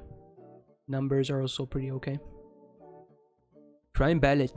This is her defensive option. So you get a 2-hit evasion for 3 turns on a 5-turn cooldown and 15 stars. This is a really good defensive skill. Because let's be real, I said this earlier, a lot of the times these hit-based evasions, if there's more than 1 hit, they're better than 1-hit evasions. And 1-hit evasions usually have 6-turn cooldown anyway, so potentially better here, and also a lower cooldown, and 15 stars. Pretty solid for a defensive skill. Sadly, only lasts 3 turns. I would have preferred 5 turns, but still 3 turns is nice. Better than 1. Alright, so this used to be her main generic damage buff, which was not that amazing. Then they buffed it. What the hell is this? This is insane. How is this also just a plus? This should be EX. Alright. So you get that 30% attack buff for 3 turns and a 5-turn cooldown, which in and of itself is actually pretty okay. Sadly, there's a 10% defense demerit. So, this is the added effect. So, you get a 15%... Oh, this isn't my scale, I didn't realize. But you get a 15% crit damage for 3 turns when you attack with normal cards. And it activates before you do damage with the normal cards. And all the buffs last 3 turns. And keep in mind that extra attack is also considered a normal card. So, if you do 3... If you like solo her, let's say you do 3 brave chains in a row, you can get up to 12 crit buffs. Obviously, the 11th one is the only one that still matters because you can't crit with the final extra. But it's insane. A potential of 165% actual crit damage to be used. What is that? How does it work on every single face card, extra included? And it activates first. This buff is huge. What the hell? This is insane. She's becoming Super Orion 2.0. Actually nuts. Huge buff. And then this also was buffed, so the new belt fires. Again, much like Ishtar, I always forget to use this. So, for 1 turn, you reduce all enemies' MP damage by 50%. Actually quite sizable. 50% on AoE. So with this and some defense buffs, you don't necessarily even need like dodges or whatever. You could maybe even use this offensively, depending on your comp. Pretty huge. Granted, you landed, but I guess you can check it first. So this is not really that unreliable. You can just check it first. And then if you whiff it, you can probably just use your cooldowns. Otherwise, maybe stack defense. Options are good. Then there's the demerit. For 1 turn, you reduce your party's MP damage by 50%, except for herself. But now, instead of the delay, which I always forgot about, you just immediately increase your own MP damage for 2 turns by 30%. It's an interesting thing that they increased the number and the turn amount and took the delay, so that's actually quite a big buff when you think about it. Makes it so much more manageable. And with this, you can, if you loop, you can actually still get the MP damage. And looping with her is not an impossibility, so that's a pretty good buff too. This is an old one now, but still, it's a good buff. Good skill, I would say. Flexible, if anything. Slightly awkward, but flexible. A Batman's with the 2-month resub. Welcome back to the Gal Gang, dude. So much. You flexing with your sub message, huh? I'm doing okay. And hey, congrats on your polls as well, man. Right, magic resistance B, pretty decent, not bad at all. Writing B, pretty damn big. Sadly, only 3 quick cards, but her quick cards are good, MP included. So even 8% is nice. Independent action A+, or A, very good. She's definitely a crit servant, so yeah. Especially now with the new buffs, yeah, this is nice. And then Goddess Essence, just a better version of Divinity, giving her even more debuff resistance, so she has 39%. Quick math, right? Debuff resistance of all times. That's insane on bosses. Insane. Good damage buff as well. High servant, no effect. It's just lore reasons. And then MP, decent damage on quick. But sadly, this has 2 problems. Both of these effects happen after the damage, right? Yeah. You get 10% quick on base after it, but it's good for if you're gonna loop or maybe just do more damage with your quicks. Sadly, the buff removal is after damage. It's a real shame, but it's still good utility. This could not be here at all, right? So it's just a nice bonus. I wish it was first though, like Abby, but it's not. But overall, after these, dude, she's really good. Again, just suffering kind of from her class. Alter Ego is still not the best class there is. Not even close. Definitely one of the weakest classes. But her kit overall is super, super solid. Just a very strong single target servant. With lots of utility, versatility, high damage potential. She might be here. Might be here. I don't think she's EX. Maybe if they someday buff her MP. EX or A+ in my opinion. She's still, after the recent buff, very good potential. And even without the potential, she does good work. Just held back mostly by her class, so yeah. She's there in my opinion. I think Kiara is much more insane. Again, they're both for bosses, but even if Kiara is AoE, I think she just, you know, a better job. Hey, who's this guy? Alright, Merlin. Wait, is this the first support? No, we had Jeanne, obviously. Alright, well, we might continue with the trend, right? So, Merlin, do we ever need to go through this? No. I don't think... I'm already behind on schedule, so you know what? Fuck it, dude. It's fucking insane. Yeah, I'll go to the JP list. Yeah, fuck it. Let's just move on. There's nothing for me to say. Everyone already knows Merlin. He's stupid. Fucking stupid. Fucking Merlin bad. Alright. Let's try and catch up if anything. Alright. Raiko. AoE Buster Berserker. Also capable of Buster Chain. I kind of wish she was actually full Buster now that they also give her a crit tools. If she had a full Gorilla deck, I think she could be so much better in boss killing. As is, she's mainly used for farm. You can still run her in bosses, so she's like a double-edged sword. I do wish she had a full Buster deck though with the crit buffs. Anyway, attack is not too bad. Could be better, could be worse. It's decent. HP actually okay for Berserker. I guess it's because this is not that high. So it's okay. Not too bad. MP gain is actually alright. It's not good, but it's okay. It's not terrible. Usually Berserkers have terrible MP gain, right? She's just okay for her MP gain. Again, she can't really crit that much. She can with this, but yeah, it's not amazing. Still okay at best. Overall, I wish this was triple Buster. Maybe this was a bit higher, but not too bad. Just nitpicking, if anything. Still pretty good. Also, still can do the Buster Chain, but you need the MP, so... Alright, so they did buff this, so... This is pretty nuts. You still have the huge Absorb for 3 turns on a 5-turn cooldown, so yeah, you can absolutely run her as a crit DPS. No problems whatsoever, and especially now, sadly it's just 3 attacks, but it's 60%, and it lasts 3 turns, so you can probably get these 3 attacks before the turn count is over, so... Yeah, she's definitely a crit DPS. She's a farmer, but she's also a crit DPS, so you have options, which is nice. When you have servants that work at both purposes, those are always nice, right? Yeah, very good skill now. 5-turn cooldown is nice. Her mana burst, definitely one of the better ones, but again, it's just awkward because this is tied to her defensive skill. Her 1-turn evasion also makes the cooldown higher, so... Also, wait, I just realized her mana burst has a very small number. I always thought this was 50%. It's only 30%. Ooh, okay. I did not know that, actually. I don't think I've ever paid attention to that. So it's a mana burst, but it's 30%. It's not even 40%. It's 30%. And it's A. Usually mana burst A is like always 50%. Because when you add dodge, it did add the cooldown, but did you really have to take down the Buster 20%? That seems pretty harsh. And especially when the combination is awkward anyway. I think maybe even 40% would have been good. I think they should have kept it 50%. I don't know. This feels like overkill. But okay. It is 30%. Okay. Then her Bistricular, I always like the name. So her niche. In a lot of cases, this doesn't really do much. But for 3 turns, keep in mind, 3 turns. A lot of these niche skills are only 1 turn. Hers is 3 turns. So 3 turns of anti-demonic, 50%. And 3 turns of servants with earth or sky attributes. So I'm glad they at least have 2 servant categories, even if it's not, even if one of them isn't man, which again is pretty much, as far as I know, the most popular or the most common servant attribute. But at least it still has 2. And some servants are still also demonic. So in best case scenario, you could have 2 of these active, even on a servant. Like, I think Ibaraki would qualify for both.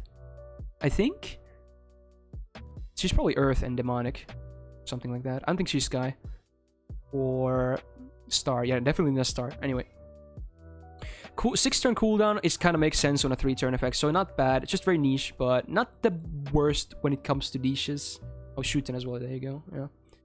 Any Berg, yeah. Magic resistance D is meh. She doesn't even have any other debuff resistance, so I wish this was a bit higher, but it is what it is. It's still there. This is good. Again, also a reason why I wish she had 3 busters instead, because she has the highest rank of badness enhancement. Very good. Makes her buster crits hit even harder, and her MP obviously. Running A+, this is... Her quick card is okay, so I guess, again, it does something. It's just not a huge deal. Divinity C, again, helps. Always nice to have Divinity. Not the biggest deal, but always helps. And then her MP still hasn't been buffed, so the base damage... Let's be real, many 4-stars probably will do more damage than her in a lot of cases. Especially if you don't have these niches active. So, it's decent. But this is actually nice. For her, star generation is good, because she has a high hit AoE buster MP. So she can actually generate quite a bit of stars with her MP turn. And it's 100% on base. And activates obviously first. So her OC is actually pretty okay. So she can even get some stars for herself. Granted, you reach the MP first, so...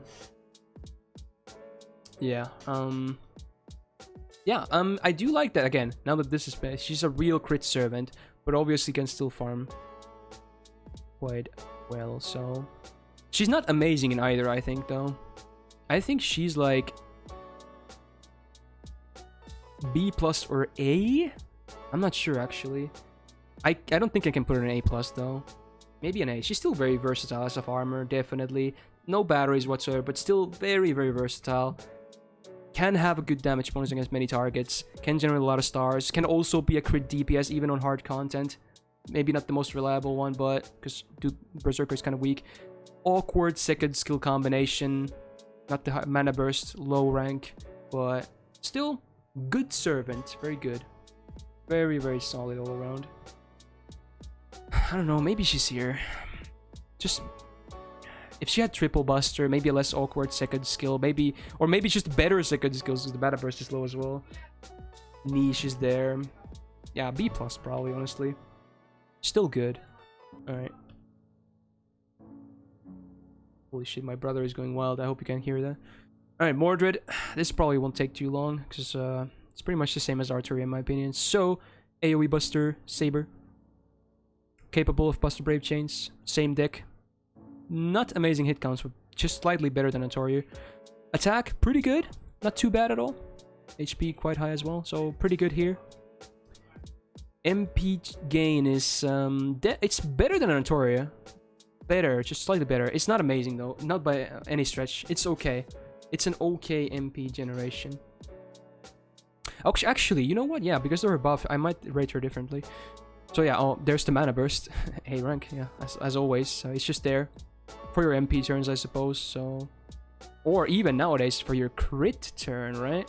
Because her instinct did finally get buffed. So she is now a crit servant. Very interesting. So it has its awkward moments because it only increases your Buster card absorb for 1 turn. And you get 3 hits for 3 turns of crit damage. And also, this works on your other cards as well. Keep that in mind. It will not get consumed just on Buster cards. If you crit with your arts card, also removes one of these. And you do get a decent amount of stars. Cooldown is also pretty low. So you can actually use her as a crit DPS. Won't be the most consistent, because again, this is just 1 turn, sadly, this Buster up here. But still, there is an option. Definitely an option. And then third skill is actually pretty good. Not many people know, but despite the defense buff only being 1 turn, it's a huge one. It's 50%. So for that turn, you're not gonna take pretty much any damage at all.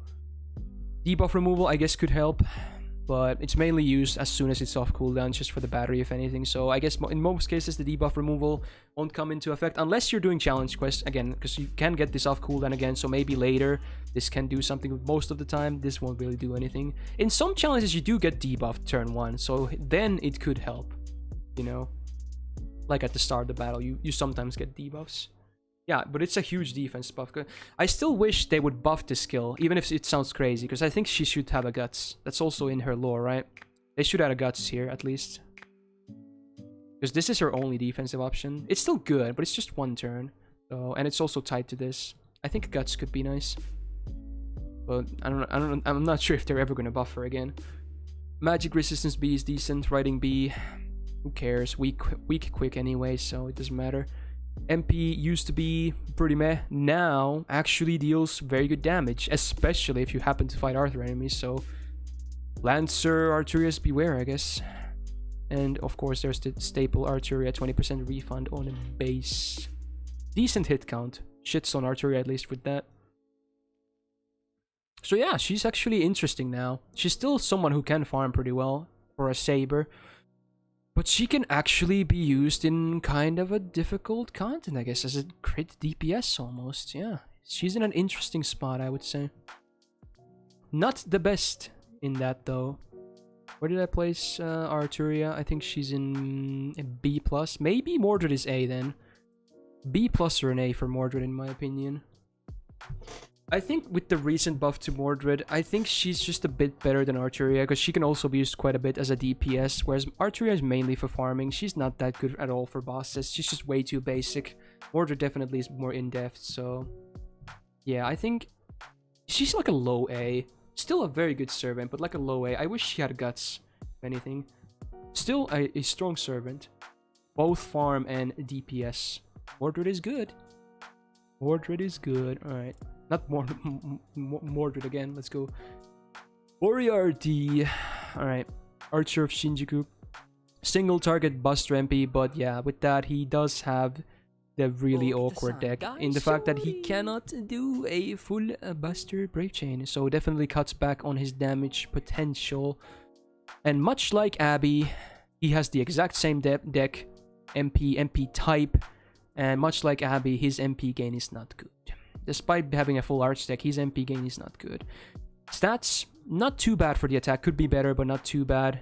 Definitely decent stats. MP gain is just, despite the deck looking really juicy, it's just not good. It's not good. It's definitely trash. Maybe not trash, below average. So even with a triple arch deck, it's below average. So it's a shame. I wish he had double Buster instead. He could be so much better. Alright. First skill, ignore invul for 1 turn. Could be decent for bosses, which he's obviously used for. Self-absorb up 600%, yeah, can enable a crit turn. Does not have crit buffs though, so it's kind of awkward, but at least, you know, maybe it helped with his refund, or if anything. Second skill used to be pretty trash. Now it's definitely a lot better. So you still need 10 stars to activate it, but it doesn't consume 10 stars anymore. And they gave you a bonus effect as well in giving your party evil alignment, except for himself, for 3 turns. So definitely a big buff. You do need 10 stars, but you don't lose 10 stars, and you also get this beneficial buff for his third skill. So this battery right now is actually pretty good. Also, the MP damage is 3 turns. In a lot of these battery MP combos, the MP damage is usually only 1 turn, but for him, you can use it early and still get to your MP before this expires. So it's actually a pretty nice battery skill. Definitely top tier when it comes to 50% battery skills, because this also has really good synergy with his third skill. 6 turn cooldown is pretty staple. So yeah, good skill now.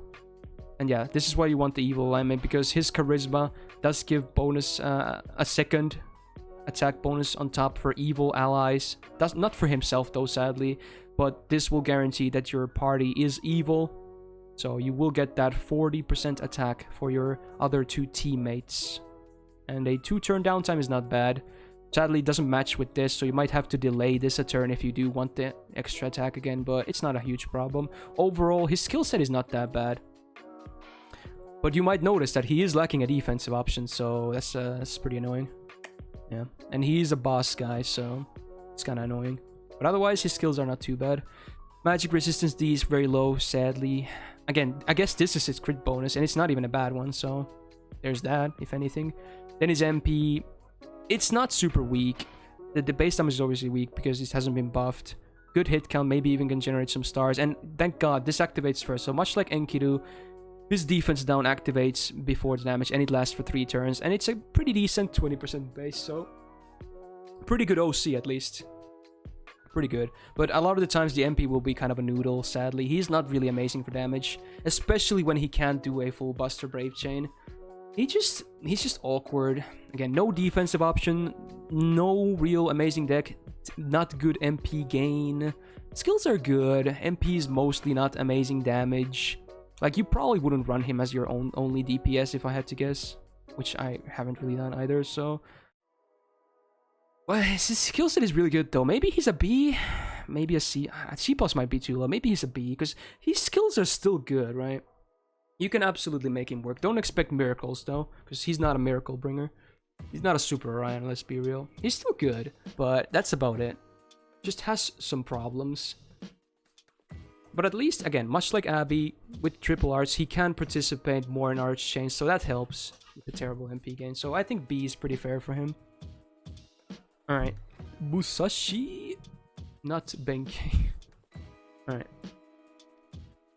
Single target, Buster, MP with a full gorilla deck. So yeah, damage won't be an issue if you're running Musashi, let's be real. You won't be short on damage. Also, very good attack. Very good. HP is also not bad at all. Super good stats. MP charge, despite having a gorilla deck, normally her MP gain is not good. It's like bad. But potential is there. If you have this active, and then other like variable, like if you crit with this, if you overkill with this, MP gain can be insane. Insane. But most of the time it's not going to be good. Most of the time it's going to be bad due to her nature of the deck. But it has really good potential, at least. So she's not hopeless with MP gain. So there's that. But yeah, overall, pretty good numbers. Deck matches well with her gorilla playstyle, I guess.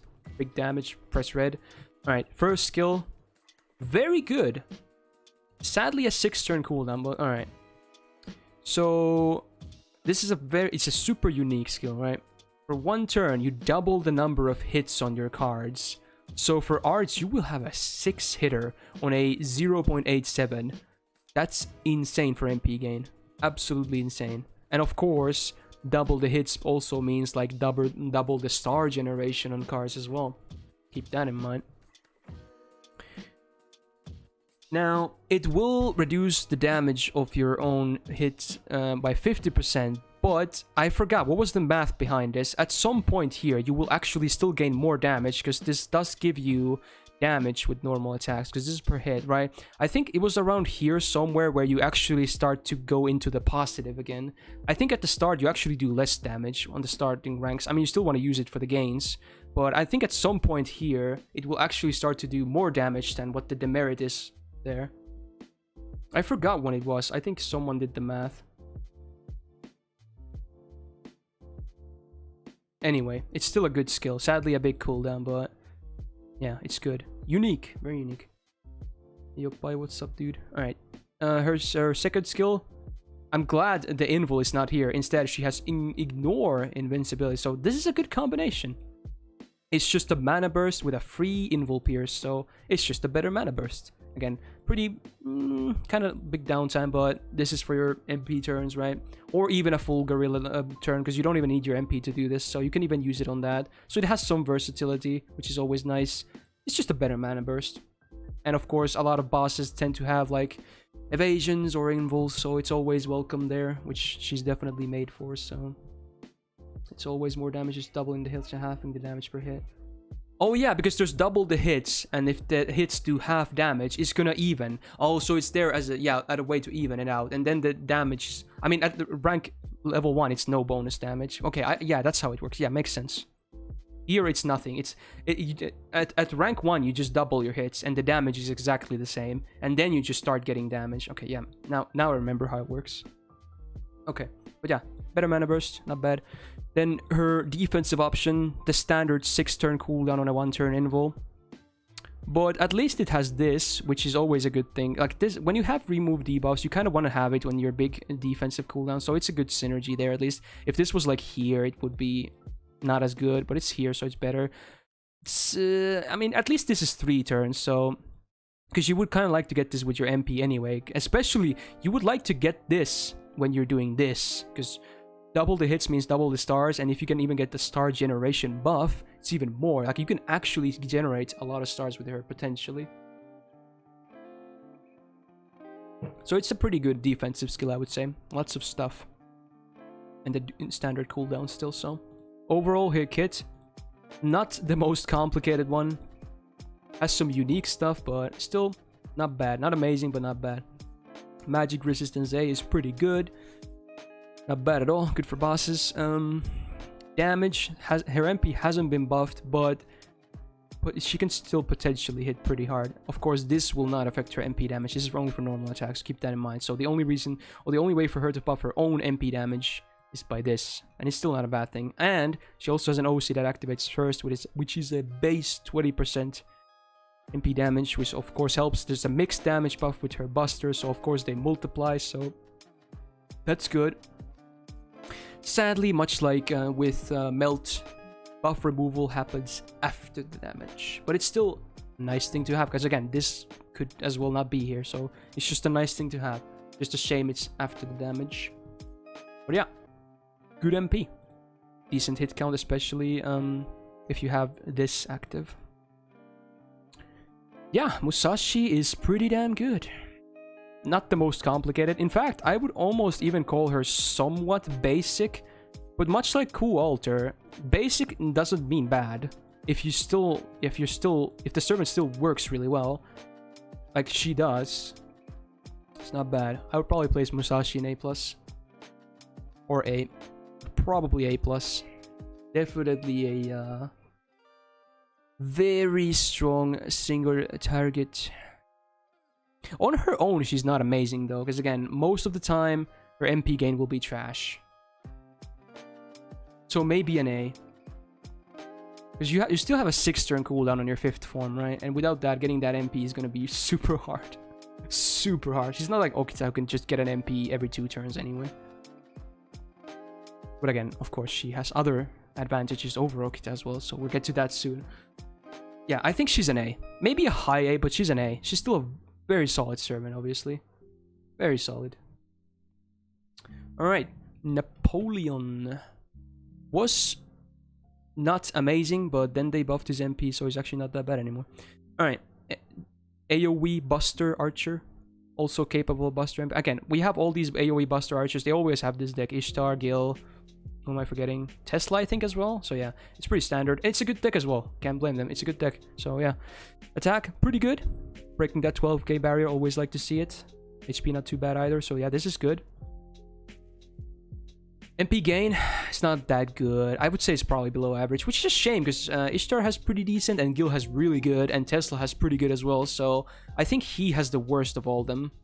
So it's kind of a shame for the Buster AoE Archers. I think he has the worst. It's not that good, but he does have a small battery at least to help. So it's not the end of the world. The numbers of his deck, they're not that good. This reminds me a lot of Launch Servants. It's not that good, but at least the stats are good, so he's not too bad. Could be a bit better. First skill, his own version of Charisma. So party, attack 3 turns, and then he has a selfish 1-turn attack for himself for another 20%. So yeah, it's still a better charisma, but let's be real, it's not an amazing skill at all. So there's that. It's still better than Gil's charisma, obviously, because this number is bigger, and then you have this as an added bonus, and the cooldown is the same, so it's okay. Then his version of Voyager of the Storm, right? So instead of MP damage and attack, you get MP damage and star rate for party. 20% MP damage, not too bad, I guess, and then 100% star generation. So he himself can actually have a decent turn, but not amazing. Again, this skill is not that good. It's kind of weak. Just not that good. Maybe if you pair him with someone else who can maybe take more advantage of this. He himself is not the best for it, but if anything, I would have preferred Voyager of the Storm, but I don't think he can have it. So I would have preferred the attack. Anyway, his battery is like a alternate version of Pioneer. So instead of 50%, you have 30% gauge. Still okay, definitely okay. Also a 3-turn ignore invul, like Pioneer. And then instead of getting like 10 stars flat in every rank of Pioneer, you get 10 stars per turn for 3 turns. So in a way, it depends on what you want. This could be better or this could be worse. You trade 20% instant MP gain for...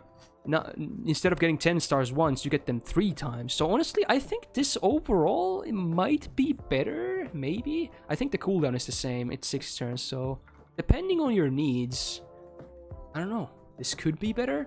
Maybe it's worse. It's not a bad skill, obviously. It's still a good skill. Like, this is a really nice skill. But, I'm not sure. Is it better? Is it worse? Who knows? Magic resistance C is, meh. Independent action C. I guess it helps. He's not really a crit servant, but yeah, it's the archer passive, so his MP used to be extremely weak. It barely did any damage, unless you were fighting Divine, of course, but it did get buffed, so it still ignores defense. Activates first, very good. Good base damage, and then they added a third effect. You get 20 stars flat. Very nice. So not only does he generate stars, he gets 20 flat from his MP. And of course, if you're fighting Divine, it's actually going to do a shit ton of damage. Otherwise, it does pretty decent damage now after the buff, so... He's an interesting spot. I don't even know. Is he better for farm? Is he better for bosses? I don't think for either one he's amazing, though. But after the MP buff, he's definitely still a good... He's like a good servant now. He's a good servant. But how good is he? I don't think he's that amazing still. I think they should buff this skill. This is not good. This is okay. This is just... what is this? I don't know. This is good. This is very good. This is not that good. I think... So let's see. Where did I place like... So Gil is A+. Ishtar is A+. Maybe he's a B+ after the MP buff.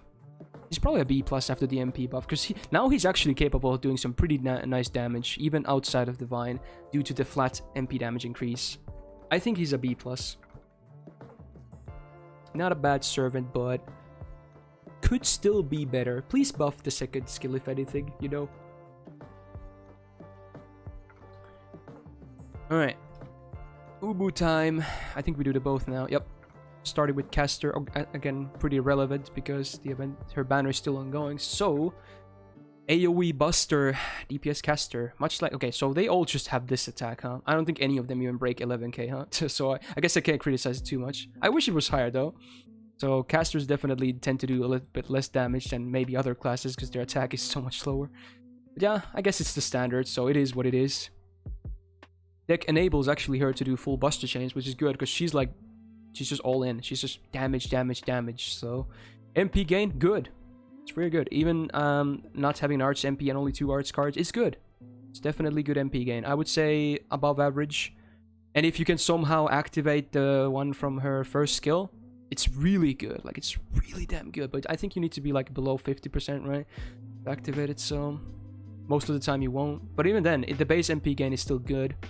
Not bad at all. Numbers are good all across the board. Very nice. Good stuff up here.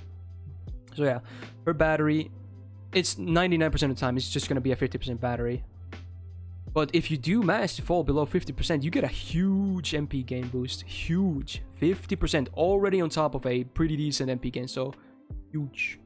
And the standard 6-turn cooldown. And the one thing that's nice about this is this doesn't check it just once. You get this buff, but it's grayed out. So if you use this like on a turn and you don't have below 50%, that's fine. Let's say the enemy attacks you and you fall below 50%, this becomes active. So it doesn't just check it for once. So it's definitely better than that. But again, most of the time, won't really be active anyway, but it's still better than just a single time check, because you will get the buff, it's just not going to be active, right? Second skill, very good. So I really like these skills. These 3-turn effects on the 5-turn cooldowns. Put her in X or else I shall come to Finland and pet your dog, Myst. Oh, the threat though, that's pretty menacing, Sonic. Alright. So own attack up 30% for 3 turns. Own defense up 30% for 3 turns on a 5-turn cooldown, and you even ignore own class disadvantage for 3 turns. Again, let's be real. Against Rider, this doesn't matter. The only reason this is relevant is Berserker. You would never bring her against Rider. Well, I say that, but maybe you're doing like a challenge quest where they have like 6 servants, and one of them just happens to be a Rider, and the others are like assassins and Berserkers. Then these might be relevant. But in realistic scenarios, this will be the only relevant thing. But it's nice that they still include it, because it's, I mean, obviously it's still against all her disadvantages get eliminated. So if she got attack advantage as well, that'd be interesting. But yeah, it's still good for defense. So yeah, amazing skill right here. Very basic, but it's just really good numbers. Very low downtime. Just a very solid skill. Yeah, I want to finish it, Rohi. All right, third skill. It's a really good skill. Sadly, a big cooldown, but it's targeted 3-turn 50% attack up. Even that alone is good, but it also gives them a guts. It's a weak guts because it's only 3 turns and it's 1 HP, but just the fact that she has a targeted 3-turn 50% attack up, pretty damn juicy. So yeah, you can tell she can do a lot of damage. Riding B, who cares? I mean, her quick is actually pretty good, so it actually does something. This is good, makes her MP gain even better. Yep, 6 hit arches, 11% permanent arts buff, yes please. Then there's this, own healing receipt, I guess, you know. She won't heal herself, but, you know, it's a nice bonus to have, I guess, you know. And yeah, of course, this being a target makes it very flexible. So she's not completely selfish. This kind of gives her some utility, which is nice. And then her MP. Nice that it ignores invul before damage. Damage not the best, but considering how many buffs she can have, and even the OC activates first for MP damage, it's still very good damage overall, I would say.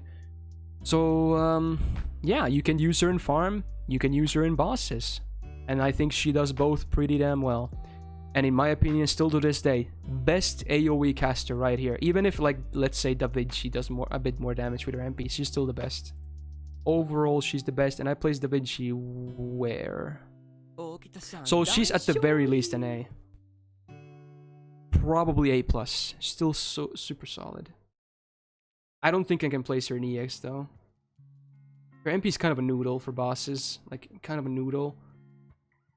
So probably A+. If they ever, for some goddamn reason, buff her MP, it's easily here. But I don't think I can put her in EX. I'm sorry, Sonic. Still the best AoE caster, though. Are you coming here to pet my dog now? Yeah. Alright, Bride. Next, right? Yup. Alright. Now, I'm probably gonna rate her as a support. Probably. Alright, so single target arts Saber with decent attack, decent stats all across the board. If anything, it's actually better that her HP is quite high if you're going to run her as a support. So not too bad at all. MP gain is actually pretty good. Not bad at all. Definitely above average. Also capable of a full arch chain with her MP. Always like to see that. So actually, pretty much, yeah, she can refund as well. Even if you want to use her as the DPS, she can actually refund. Numbers, not too bad at all. Yeah. It's pretty solid up here. I like it. Alright, well, this already used to be pretty good because it was targeted a la MP generation, but then for some reason they gave it a battery. 30% battery. What? Why? So it's pretty nuts. So an ally gets 45% MP generation for 3 turns. Yeah, that's Looper's dream. And then you get 30% gauge. Why not? Why not add gauge to an already good skill? And then her second skill obviously helps too, because if you're gonna loop, overkilling obviously helps, because you get more MP, you get double the gains on overkill. So 40% attack up for 3 turns, always very good. Even this number alone is nuts. And then I guess this is a thing as well, doesn't hurt. 3 turn, 50% star gather rate, or not star gather, star generation up. 6 turn cooldown as well, I believe. No, this is 7 turns. All right, but yeah, not too bad. This is almost never used if you're gonna use her as a support. I mean looping, but if you're gonna use her as a support in challenges, this will be used. It's actually pretty okay. So on a 5 turn cooldown, you heal 1 ally for 3k and give them a nice, okay, 20% defense up for 3 turns on a 5 turn cooldown, so the downtime is actually not that bad. So yeah, gotta love that every single one of her skills is targeted, so she might as well be the most versatile servant in the game if you look at it that way, because they're all targeted.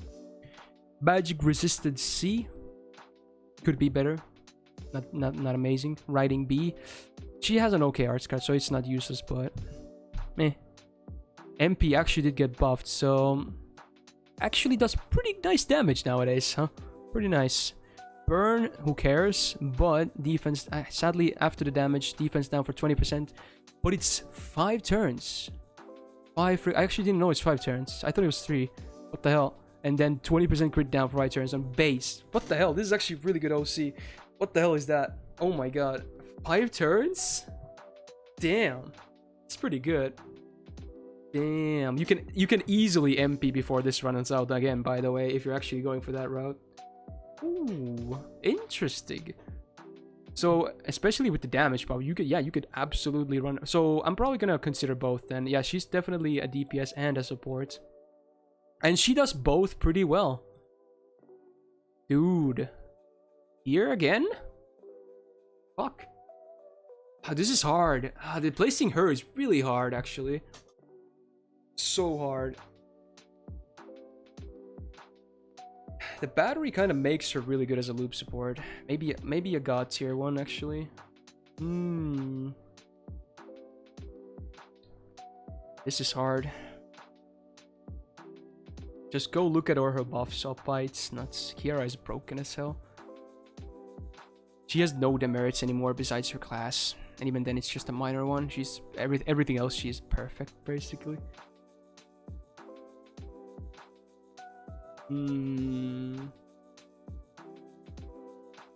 This is hard. Bright is giving me a lot of issues here. Is she EX? If I treat her basically as a loop support, maybe she is EX.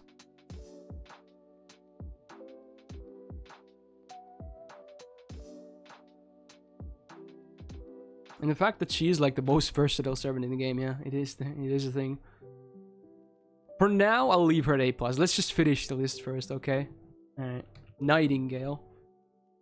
Kind of taking a step down in this supportive roles. Alright, so... Arts support. Berserker. That's a thing. Stats actually are good for support, so... it doesn't matter if her attack is low. You would prefer to have a higher HP, if anything, so... I guess it's okay. Still could be higher considering she's a berserker, so... MP gain is not terrible, I guess. It's not amazing either. Just average at best, I think, which is kind of a shame. Can actually do an arts chain with her MP if you so choose for some reason. You're probably going to use other servants' arts cards instead of her own, though, if you choose to MP with her being a support anyway, so... Hit counts, meh. Interesting 6 hit quick, though. Alright. Heal 1 ally HP, 4k. Alright. Give them 3 turn debuff immunity. Not bad actually. And then instant kill immunity for 1 time 3 turns. Pretty negligible, yeah. Interesting. Not terrible, but for a targeted supportive skill, usually I would expect more. Heals are just not super good, but it's okay. At least the debuff immunity can be pretty nice. Also, because it's a 3 turn, let's be real, it's probably gonna fade before you get the 3 times, so 2 turn effective downtime or so. Yeah, Professor. So she kind of has to be run with Rhinus to get the class this defensive disadvantage gone. But again, I'm not going to consider that here. So the damage against humanoid, who cares? I really wish they swapped these numbers. I really wish. She has 50% damage against humanoids, which is, again, basically every summon in the game, minus 1 or 2 exceptions. And then 25% defense. Even if it's 3 turns, 50% defense up, she's still a berserker. I really wish these were the other way around. I really wish so. It wouldn't be broken at all. She's still a berserker. She's still taking a lot of hits. I mean, of course, for anyone else, 3 turn 50% defense up would be broken, but for her, no. And this is her only, this is her only defensive option. I mean, minus her MP, of course, but I really wish this was the other way around. As is, it's just okay. 25% for self is still not bad, but she's still a berserker, so yikes. 3 turn effective downtime, so half of the time you'll have it active. Yeah,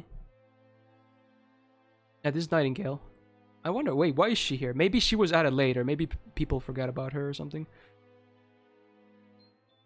Did we actually... I don't know. I think it's still alphabetical, actually. Anyway. So... Before Merlin was the thing, this was the best Buster buff, but then Merlin was like, yeah, I'm just a better support in every single way than you are, so get the fuck out of here. So you get that ally Buster up for 3 turns.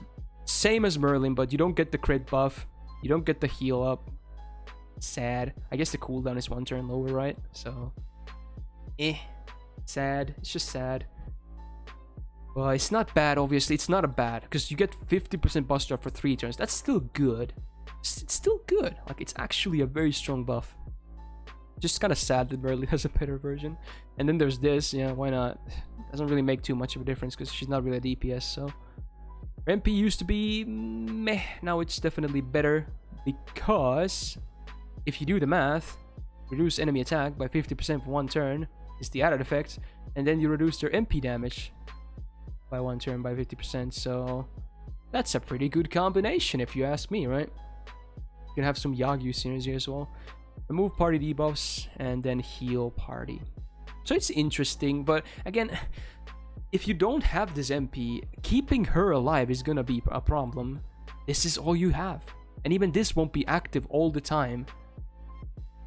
It's gonna be hard. I really wish Nightingale was better, but... Why is she a berserker? Why is she a berserker? She's like... Here. She has uses, but even then you can probably use someone else. I don't know. She's just not that good, even after the buffs. Just super niche. I think the only reason, or the only time I've ever find Nightingale useful was when I did Kiara boss fight without any nerfs, because then you had to use debuffs instead of self buffs, because she obviously would kill you otherwise. So you had to debuff her on her MP turn instead. That's the only time I think I've used Nightingale. I can't really think of any other reason to pick her over someone else, sadly. Alright. Okita Alter. The wife did brand new wife. Alright, so AoE, Buster, Alter Ego. Definitely very nice attack. Very nice. HP not too bad either. So stat line, pretty damn good. Right off the bat, yeah. MP gain is very good. Everyone who has used that, she's okay. I'm just gonna say it immediately. She's Saber Okita as an AoE in Alter Ego. They're so similar, right? Much like Okita, same deck. Also very, very good MP gain. I think Okita is just slightly better than her, but she has still very good MP gain. So it's good. Deck is very nice, I think, because this is a nice deck for both Okita and Okitan, because Okita can get a full quick chain with this with her MP, and she can get a full Buster chain with her MP, so this still works. So it's a nice deck. I don't think Gorilla deck would fit her, even if her MP is Buster vulnerability. I think this is better, so nice. First skill, not too bad. Own Buster and Quick Up for 3 turns. I really wish this was 5 turns, though. I don't think there's any reason for it to be 6 turns. Because again, these don't even... Like, these never happen at the same time anyway, right? Like, you have servants with, like, attack and crit 5 turns, and those work... Not only do they work on same turns, potentially, like same cards, they're also multiplied. These are not multiplied because they don't even happen on the same card, so I really don't understand why this has a 6-turn cooldown, but alright, fair enough. It's still not bad. It's still an okay skill. At least the numbers are 30%, so it's okay. Now, this skill was buffed, but sadly, it's just... for once, I agree with just putting a plus, because it's not a huge buff. So it's her battery. You get 30%. Not too bad. Not really needed, because she already has good MP gain, but it helps. Then you get self-crit star absorb for 1 turn. Kind of awkward, because usually you want to use this turn 1, but the cooldown is not massive, so if you're doing challenges, you will get this back later, so then it's probably going to be more relevant. So, it's okay. Definitely helps, because alter egos have a decent absorb, so this being 500% kind of gives her a lot of stars when this is active, so it's not bad. And here's the buff. So it's attack buff for 3 times, 3 turns, and let's be real, it's going to be 3 times, because as soon as you use 3 cards of her, it's gone. I really don't understand why this wasn't 3 turns, especially when the number is only 20%. It really makes no sense to me. This buff is weak. This should be 3 turns on 20%. It really should be. Or make it like 40% on 3 hits. This is weak. I mean, of course, I'm happy that she got a buff, but this is a weak buff. So yeah, I agree with a plus on this skill. They should have made it A and make this better. So, oh well. Third skill is her defensive option, which definitely is not amazing. Also, it's awkward because it's tied to her MP damage. And it only has 1 turn, the MP damage. And the evasion is also just for 1 attack, but it does last 3 turns. So in some weird scenario, you can use this before an MP turn to get more value of your cooldown. And at least it has a 5-turn cooldown instead of a 6-turn cooldown. But I kind of wish this was 2 attacks, if anything. I don't think that would be too much to ask, but it's just 1, so... Most likely it's just gonna eat an MP. But if you're fighting like multiple servants, you can't eat 2 MPs. You're just dead afterwards. It's just sad. Awkward. Could be better. Small buff. Decent, but could be better. It's just small tweaks could make her so much better. Like, make this 5 turns. Make this what I said, the attack, and then either make this 2 attacks or maybe make this 3 turns or something. I don't know. Small buffs could help. Awkward. Magic resistance B is nice. Independent action is not too bad. She can still crit, but not too often. So yeah, it's decent. For MP, it's very basic. It's not going to do a whole lot of damage usually. So she has a couple of buffs to help with it, but most of the time it's not going to do too much damage. And sadly, the Buster vulnerability is after the damage, but at least like compared to Karna, who has 20%, she has 30% on base. Karna even has it on normal effect, so it's not even, it cannot even scale. So 30% base is really good, and it's 3 turns on AoE, so makes your follow-ups at least really good. But yeah, basic. But yeah, overall, she's not bad. She's just super basic and very awkward. Like, if you compare her to Kiara, it's a bad joke. Like, it's a bad joke. Kiara takes a dump on her. As much as I hate to say it. She's my wife, right? I mean, I do like Kiara a lot as well, but I love Okita. She's not bad, just very awkward, very basic, much like Okita. Good MP gain though helps a lot. That's a very good thing. Makes her downtime so much better. And decent stats are not bad at all. So she's probably like a B plus or a B. Probably a B plus. She's still good. Works for farm. And you can even, to an extent, use her in boss fights as well. But still pretty good on farm. Not bad at all. Just needs more. Maybe a B, honestly. Maybe a B. Yeah, maybe a B. Not really, Professor. They can both be used in farm and bosses, and Kiara does both better, so it's really sad, dude. Very sad. Alright, then we have the other version of waifu 5-star, Saber. So, single target, quick Saber in Okita. One of the earliest limited servers in the game. My original waifu. Awesome. So, attack. Very good for a Saber, actually. Very good. Not bad at all. I think it's just below Musashi, but still very good. Stats overall are very nice. MP gain is nuts. We all know she's probably has the best MP gain of all Sabers. Maybe Lancelot has the best, but definitely still top tier MP gain. So very good. Easily able to get multiple MPs in a fight if you so choose. Even if you're using MP quick chain. If you crit with this, you don't even need her arts card. It's just so good. But yeah. MP gain is very nice. Deck is also very good. Can do quick chains with MP. Very, very strong quick cards. Very strong. Numbers themselves, not amazing otherwise, but the quick is the main thing anyway. So here, very solid. But then here, maybe not as good. This is definitely better. So, as you all know, I mean, I assume you all know, the problem in Okita is downtime. But the fact is that she has an amazing MP gain. It's not the end of the world where she has a lot of downtime, because all of her skills are 1 turn on at least a 5-turn cooldown, and here's 6. So she has her 1 turn self quick up for 50%. It's big actually, but again, it's a huge downtime. But it's a good skill. This is... They should buff this, if anything. Does she really even need Star Absorb that badly? Not really. She can even generate a lot of stars herself. It's a pretty weak skill, I would say. Pretty damn weak. But at least it has some synergy with her MP, or not MP, her defensive option being Mind's Eye Falls, which does increase her crit damage. I'm already starting to lose my ability to speak, so...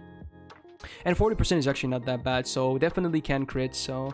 But the awkward thing is, much like Okitan, they're tied to the defensive options, so the timing might be awkward for this.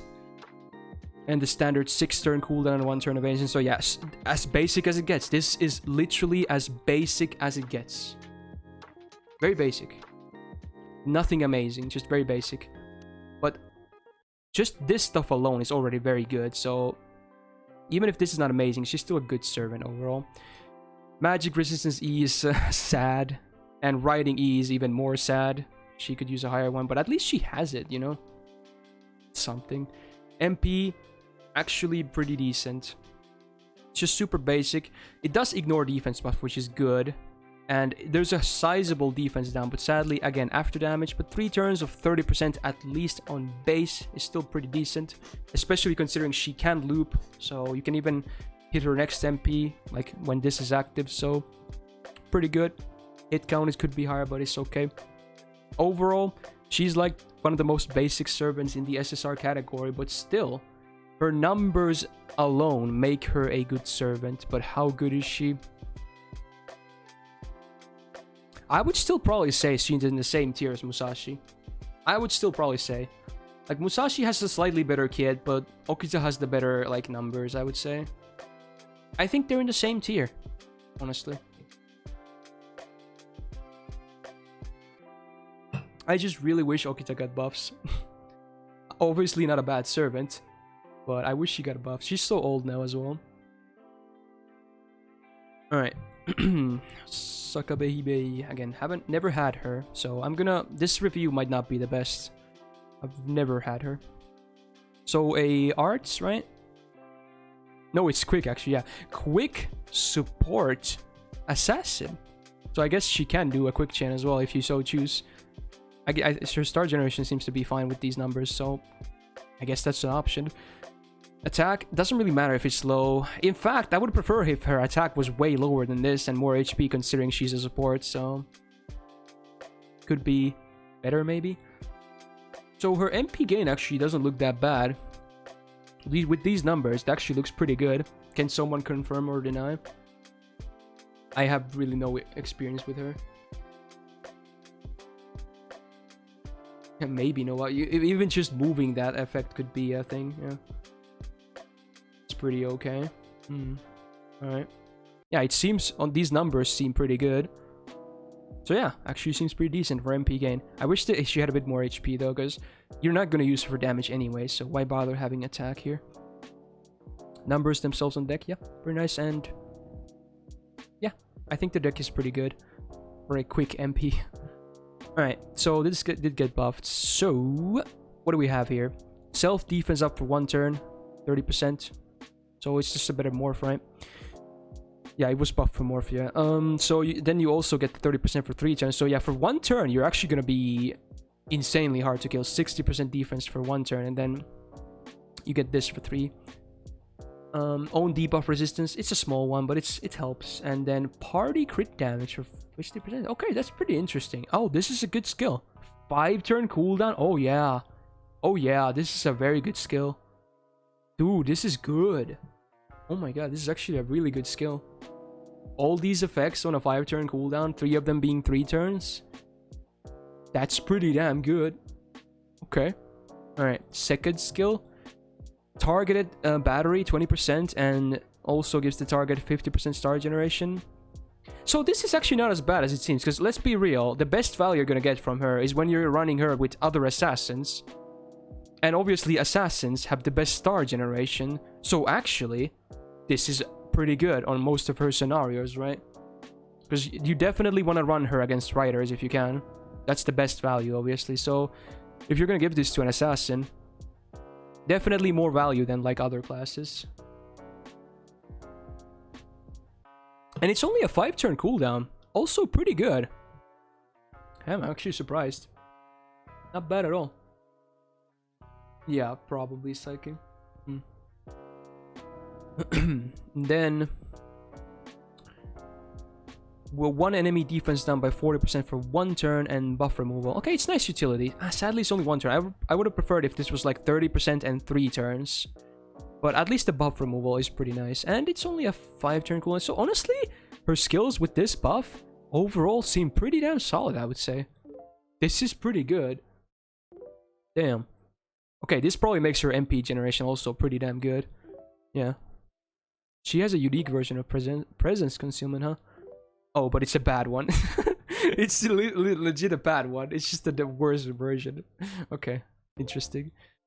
Is this because of the hikikomori thing? Fun. Divinity C probably makes no difference whatsoever for her, but I guess it's nice to have. Maybe it's a bad thing, because maybe now you get now if enemies have divine bonuses, you're gonna get shit on. Maybe this is a bad thing. Maybe it's a demerit in most cases.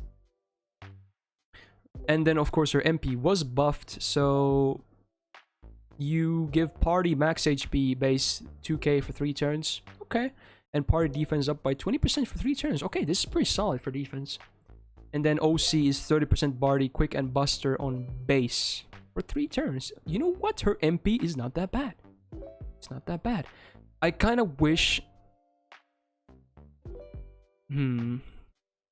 I kind of wish this MP, like, this was damage cut instead of max HP, and then this would still be the 20%. She could be such a really nice defense option. I mean, it's still a nice effect, but I wish this was like a damage cut. And just keep this here as well. Could be so much better. Not a bad MP, though. She seems kind of slow, but very durable. I honestly have no idea where to place her, because I really have no experience from her. I would probably guess like B or a B+. She doesn't seem half bad. Her kit seems really solid. Maybe a B+. What do you guys think? Who have actually used her quite a bit, especially if you used her in JP with all the buffs. You're seeing A. You know, I could honestly probably believe the A. I could probably believe the A. Her kit seems really solid. Just a bit slow, but maybe you're gonna run her with another DPS support anyway. I don't know. She seems really solid, even if she's a bit slow. Good downtime, like cooldowns are good. Better than most supports, actually. Better cooldowns than most supports. I'll probably leave her in A for now. Alright. Oh my god, still going. My voice will be dead. Oh yeah. Subs, if you still want to vote for subs Saturday. It's gonna be tomorrow, obviously. I'm gonna pick the games at the end of the stream, so you still have time if you do wish to vote and you haven't. You still have a bit of servants to go, so do that if you want to vote for the content. Alright. Ozymandias. Single target Buster Rider, capable of a full Buster chain. Very good on big DPSs like him. Good deck, I would say. I actually like him having 2 arts, considering his MP gain is pretty good. Attack, not too bad at all. In fact, pretty good. Pretty damn good. So much better than Maeve, at least. So much better. Night and day. HP is also not bad. So, good stats. MP gain, pretty good. Not bad at all. Not the best I've seen, but still very good. Definitely can get some gains on his own as well. And like I said, I like the deck. Hit counts, they're fine actually, I think. They're fine. Charisma B is boring. It's not bad. Not a lot of downtime, it's just not very strong. For the fact that it takes a full skill slot is kind of annoying though, but it's there. Again, Imperial Privilege, high potential, annoying though. But, as we all know, for him, it's not a huge issue. And he even has their A rank, which is pretty good. Not EX, there's EX in the game, but... So even then, it's 40%, which is really nice. For 3 turns, 40% is nuts on attack and defense, on a 5-turn cooldown. So, the reason it's not a problem for him, obviously for his 3rd skill, Party Gauge by 20%. That alone, big. And a 6-turn cooldown is not bad. And Party buff success rate up by 40%. And if you can do the math, if you add 40% to 60%, ding ding ding, you can get guaranteed buffs. And these buffs are huge. So that's pretty nuts for synergy. Pretty nuts. The only thing that pisses me off is that this is on a 6-turn cooldown and this is on a 5-turn cooldown. So if you really want to play it safe, you have to wait 1 turn when you get this off cooldown. And you definitely do get this off cooldown because he's against bosses. Most fights will be 5 turns or higher, so... It's 6 turns because of the battery, but it kind of pisses me off. Not a huge problem though, obviously. Yeah, you definitely want to wait that 1 turn. Because if you can guarantee these buffs... Yeah, you will guarantee these buffs. These are huge. Huge. Anyway, Magic Wrist. Overall, his kit, besides the Charisma, this is a nice combo. Very good. This is just, Magic Resistance B is not bad at all. Riding A+. Actually pretty good on him. Even if he has only 1 quick card. It's a 5-hitter. A 5-hitter. So, that's a pretty solid quick card. So, it's not a waste. And Divinity B, again, helps as a DPS. His MP is pretty good. Not the biggest damage there is, but I love the MP seal. Against bosses, MP seal is one of the best utility you can have because it's just a 1-turn delay on that MP. It's good. And it's 100% base chance. It can whiff if they have like resistance, but 100% on base, so most of the time you will be landing it. It's nice. I know you're lurking a lot today, but you like the content? Hey, that's fine. And I'm glad you like the content. Am I tired? Yes. Sadly, again, defense down after the damage, and even then it's only 20% base. So many servants who do have this single target defense down for 3 turns, it's 30% base, so he has the weaker version. But at least he has this. If he didn't have this, his MP would be pretty weak. But this makes it pretty solid, actually, against bosses. So, overall, good numbers, good MP gain, good deck, mostly really nice skills, decent passives, pretty solid MP. You can't really go wrong if you're gonna bring him to bosses. So I would say he's probably... Is he A+? Is he A? I don't know. It's good. He's one of the A's. It's good.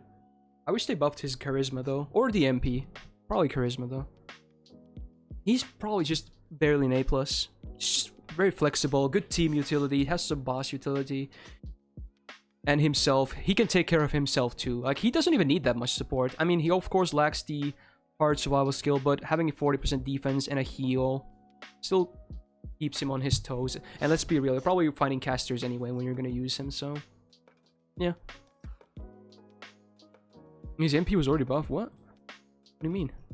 No, it wasn't. What? Anyway. Maybe, low A+. He's good.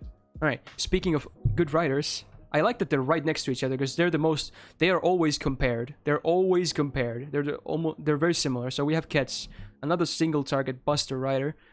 So much like Ozzy, very nice attack, even slightly better. So very nice stats overall, very good for a DPS. You want to go hard. MP gain for her, it's pretty good too. Let's be real. It's probably around the same as Ozzy, right? It's not bad at all. Pretty good. So yeah, and deck, having a Buster MP, is the same as Ozzy. Just pretty solid. Very good. It's the same upstairs as Ozzy right here. Very good. Not really anything too negative to say about this, really. Hit counts are also pretty decent. Yeah, again, charisma. I guess she has a better rank, right? I think, yeah. I didn't know she also had A+, so she also has the highest rank, much like Gilgamesh's. Interesting. Well, I guess I can see why. Yeah, it's meh. It's something. Could be worse. Targeted Guts for an ally, but let's be real, you're gonna use it on her anyway, because you have a 3-turn Buster up by 30%. Pretty sizable. Sadly, the cooldown is big for the damage part, but it has to be kind of big for the 3-turn Guts. Slightly awkward combination, but still a good skill. It's just gonna give you more downtime on this though, which is kind of sad.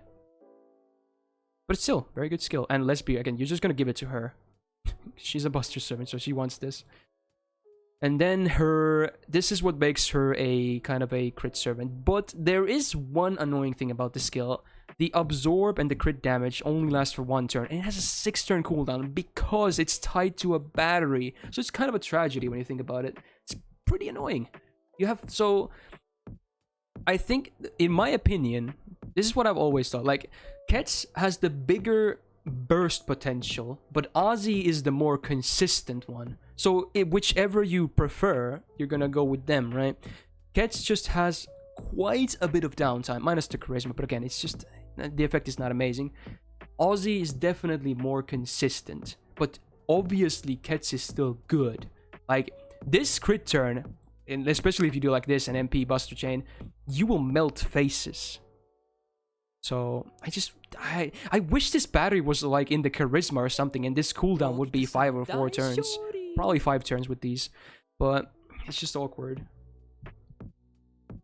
Overall, somewhat basic, but good. Good synergy, at least. Good synergy. Just damage. I want to see damage on her. Magic resistance A, pretty solid. Riding EX, yeah, much like Ozzy. Doesn't have a 5-hitter though, but something. And then the better version of Divinity definitely wins here. So she has 50% innate debuff resistance. That's pretty nuts. That's huge. Huge. So yeah. And 300 damage on top of your normal attacks is always good. Her MP, yeah, much like Ozzy, it's also MP Seal. It's funny. Hers is 1 hit though, so I guess Ozzy gets... It's not a huge difference for Buster, let's be real. And then she has a terrible OC. It's a burn. So Ozzy definitely has the better MP. More hit and better OC, so... Yeah. So it's hard to say. I think Ozzy just might be a plus... You know what? I think Kets is in A. If Ozzy is A+, she's A. He's just more consistent, I think. Kets is still very good. And I could understand putting them in the same tier. I can totally understand. But in my opinion... I prefer Ozzy just a bit more, because he has more utility and he's more consistent. But Kets definitely has a bigger burst potential. And also Ozzy has a better MP. Alright. Can I do it at least? No, I can't. Fuck. Alright. Alright. Here we go. Here we go. I actually ranted about this in the Enkidu highlight, didn't I? Alright.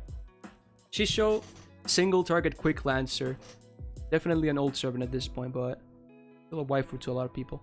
Alright, attack, pretty decent, not too bad. Average-ish, maybe a bit higher. HP a bit high too, so stats not too bad. And then, yeah, I mean, MP gain is terrible. Terrible. We all know, that's the biggest, easily the biggest problem with Shisho. Terrible MP gain. You have a 2-hit quick on a quick servant and only 2 of them? Why? If she has 2 quick cards, they should at least have 3 or 4 hits. Let's be real. Why does she have a 6-hit Buster? Someone was again drunk when they were making the servant. Why? Take like a 3-hit Buster and a 3 or 4 hit quick. Maybe even a 2-hitter or 1. Why 6? Why? Just her MP gain is terrible. The deck is not terrible, because you kind of want Busters as well, because she's also a crit servant, so it's good. And she can still get a quick chain. Again, the quick chain for her is terrible, though. You just get that 10 bonus stars. She won't be generating anything with that 1-hit MP and 2-hit quick, so... It's not even that amazing. Anyway, skills. I do hate that she also has RNG here. So she is a crit servant 80% of the time. 80% of the time, she's not a crit servant, so have fun with that. So if you do land those, they're pretty good buffs though. So you get 50% crit damage for 3 turns and 500% absorb for 3 turns on a 5-turn cooldown with 1 turn evasion. So it's not even 6 turns with 1 turn evasion. So it's actually a good skill if you land these. If you don't, yikes. It's a yikes. I hate the RNG. I say buff this skill, make it 100% and maybe add like MP charge per turn or something. And then... just a better version of Okita's first skill. It's the same effect. Actually, it's not better because it's 1 turn higher. But you do get the targetable option. You can target this. You can't with Okita, but it is 1 turn higher. So maybe it's a fair trade-off then. Just a lot of downtime though. And even for herself, this is not good. I mean, it's good for damage. You just get damage. This only gives her damage. You're not gonna get MP gain. You're not gonna get star generation because her quick cards are terrible. Her MP only has 1 hit. This might as well be MP damage. This might as well be MP damage. In fact, if this was like attack damage, this would be a lot better because at least then it would help with her crits. More at least. So I don't know. Awkward. That's why it's also awkward giving her a quick C, because her quick cards are so terrible. You probably want to give her like Holy Night Supper with crit and MP damage instead. Then her niche. And like I said, unlike with Raiko, she has a 1-turn effect on these. So 5-turn cooldown, 1-turn effect, anti-divine, anti-undead. It does go up to 100%, but undead is like 99% of the time not gonna happen. Divine? Maybe. Like, let's be real. She's the #1 Gilgamesh killer. We all know that. But even then, it's... It's just so niche. And her magic... This is pretty decent, though. It's a decent magic resistance, but no other passives. No divinity, no nothing. MP did get buffed, so it actually... Obviously, this is still the hardest hitting Lancer MP in the game. For single target. But, alright. So, OC is terrible. Garbage. Useless, but at least it has a insanely high chance to stun anyone. So the fact that this works on everyone, unlike Enkidu with Divine, and the chances, yeah, you're gonna land it. So unless they're debuff immune, so that's good at least, even if this is useless. So that's a very, very strong effect. But the problem is getting to her MP is not gonna be easy. You can maybe get the first MP easily with like Start Engage, C, and maybe a support, but getting to the second MP is gonna take you a second round of cooldowns or something. It's not gonna be easy. So, and again, this is also RNG. So RNG, otherwise really good skill. Awkward. Might as well be attack instead. Awkward. High cooldown as well. Lots of downtime. And her downtime sucks. You don't have this active, she sucks. This is mostly irrelevant. This is sometimes relevant. This is pretty decent. And this is good. Useless. So, and decent stats for attack. I don't know. I think she's B. She's still, if you need damage, you're still good to go with her. But you can't bring her for like super long fights. Just for the inconsistency. Good, still a good servant, but old kid syndrome is real, right? Old kid syndrome is so real.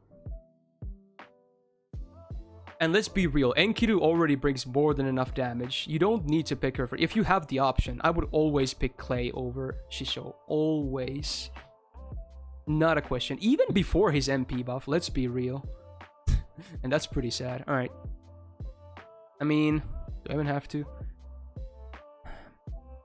Yeah. Skadi. I'm not even gonna consider her really to be a... You can kind of use her in difficult content as well, but let's be real. Everyone's gonna use her for farm anyway. Yeah. Her potential of enabling some stupid farm is so high. Yeah. Whatever. Scheherazade recently also got a buff with Kiara, so... Yeah. How well do you think the 2 big 4-star ST art sabers compare to Okita Musashi? You mean Lancelot and Yagyu? I guess you could also include Hokusai Saber, she's also good. It really depends. Yagyu can be better than both of them. Lancelot can also be better than both of them. It really depends on your setup, your matchup, what you're looking to do. It really depends. They're excellent as well. Anyway. So, her big problem is she has a terrible attack.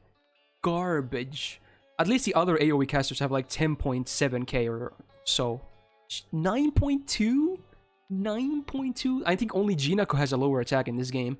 9.2? What the fuck? Alright. At least her HP is high. Because she's so afraid of dying, right?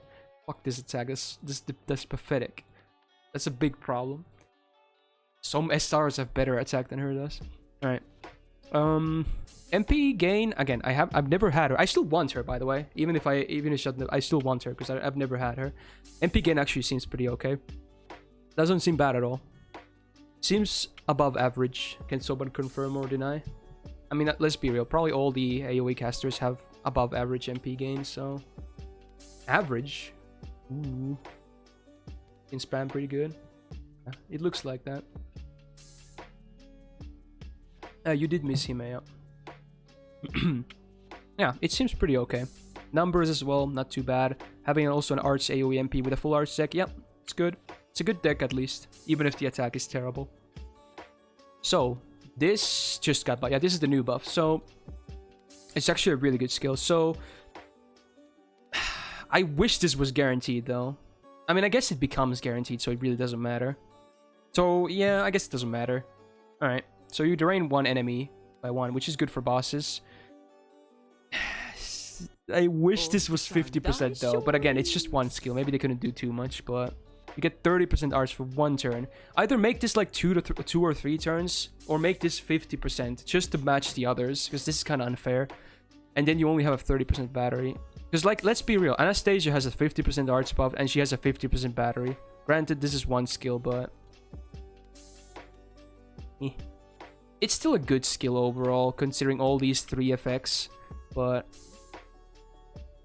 yeah. Also, 6-turn cooldown cripples the arts because it has to be a big cooldown. It's good, though. Not amazing. Alright. Chance to charm all male enemies for 1 turn. It's only a 60% chance, though. Jeez. But at least you do get a 40% defense up for 2 turns, which is not bad. I wish this was like 50%, though. Or 5-turn cooldown. But the thing is, they can't really put it that low because of the charm. But let's be real, the charm sucks anyway. Like 60% of max rank, that doesn't even take into account of debuff resistance. It's a yikes. It's a yikes. They should make it like shoot then. Have it be 60%, but then make it possible to land on every single enemy. This is male only and still the same. Why? Why is it bad? But yeah, this defense buff is nice. That charm sucks though. Anyway. So, we do have this buff on NA, right? Yeah. So, this is an interesting buff. So, self-guts 1 time 5 turns. Revive with 3k. Not bad, I guess. Again, most of the time the HP doesn't really matter. You just want that extra turn. Or turns. And then, the buff added that she actually gives party a 1 time guts for 2 turns. Obviously lower in everything, but it's on a skill. So, this is just a, like, Illyasviel's MP, right? It's not bad. It's definitely a good team utility skill. And 1 enemy's attack down, and it has to be a king enemy. But it is 50%, so if you somehow do fight kings as well, of course, with her MP as well, she's gonna be pretty damn good. But most of the time, this won't be effect, so it's just gonna be a team guts.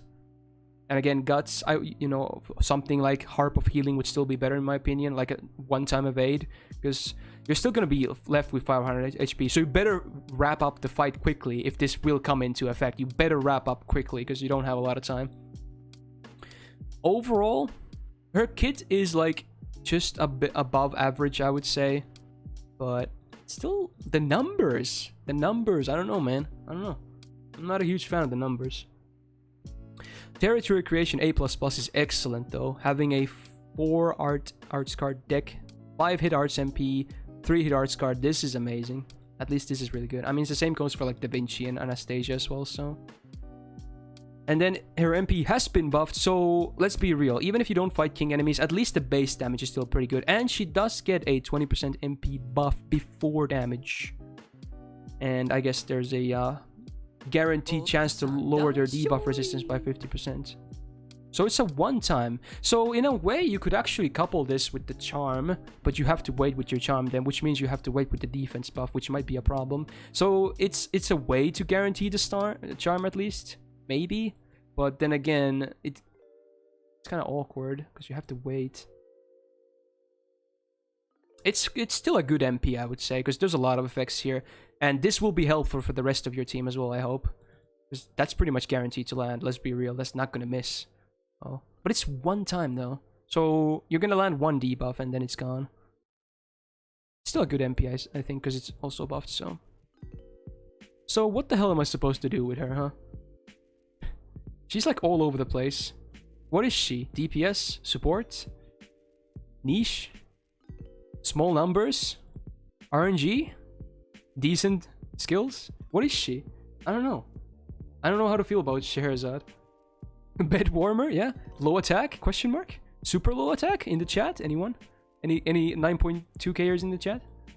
Yeah, I don't know. I don't think she's really amazing DPS. Probably C+. After all those buffs, I think C+ is still fair, but... meh. I really wish, again, when I heard they buffed her, I was hoping it wasn't going to be a battery. I was thinking they should just keep making her more unique or something. Maybe buff this to make it like Chulainn or something, like I said, but then they just made her generic again, just give her a battery, because every AoE caster has to have a battery, right? I was kind of disappointed by this. Obviously, it's a nice buff, but I was disappointed a bit. Anyway, she just doesn't want to die, yeah. Alright. Sebi Rabis. AoE, a Buster Assassin. And again, does also suffer from the awkward deck. But hey, which is kind of rare. Like, unlike Abby and Moriarty and what have you, with Buster MP and Triple R deck, her MP gain is actually not terrible. So at least she has that. It's decent. And it can be even good with her skills. So at the very least, even if she has an awkward deck, she can't even do a Buster Chain, her MP gain is not bad. It's not bad at all. It's not as amazing as Cleo, let's be real. It's not even close, but it can be good.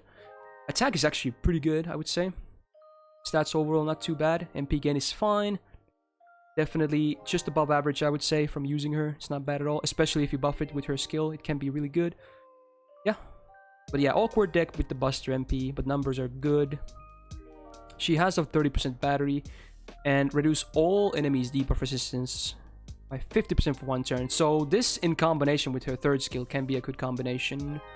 But you do have to align them. And also, for that to happen, you're either going to MP turn 1 or save your battery, and you also need the stars to activate her third skill. So there's a lot of variables there. So yeah, decent skill actually. Also, a 5-turn cooldown on a 30% battery is pretty good. Usually they're 6-turn like we've seen, so not bad, I would say. So yeah, double summon, because she's also supposed to be a caster, right? Alright. So she gets 40% MP gen for 3 turns. Huge. Huge. And then ignores own attack and defense advantage of casters. So yeah, casters won't be harassing her, I guess. And yeah, 3-turn cooldown means this skill is pretty damn good. It's definitely a very solid skill. So this makes her MP gain from decent to really nice. And then her poisoner skills, because you know she's the poisoner queen, so you gotta have poison. Of course, who cares? The poison is irrelevant. But if you do have that 8 stars to activate this skill for 3 turns on all enemies, 50% Buster vulnerability on a skill. Huge. Huge. Oh, this might as well not be here. It's just there for the lore, but this, huge. AoE, 3 turns, 50%. Oh yeah. So you probably want to couple it with this, so servants won't be able to resist it. If you are using her for that. If not, it's gonna hit on farm anyway, because most mobs don't have any resistance.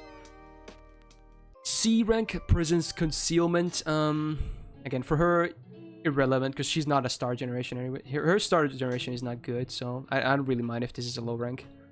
This is good actually for her MP gain, so having a triple R second decent MP gain, especially when this is active. So yeah, cards will generate pretty well.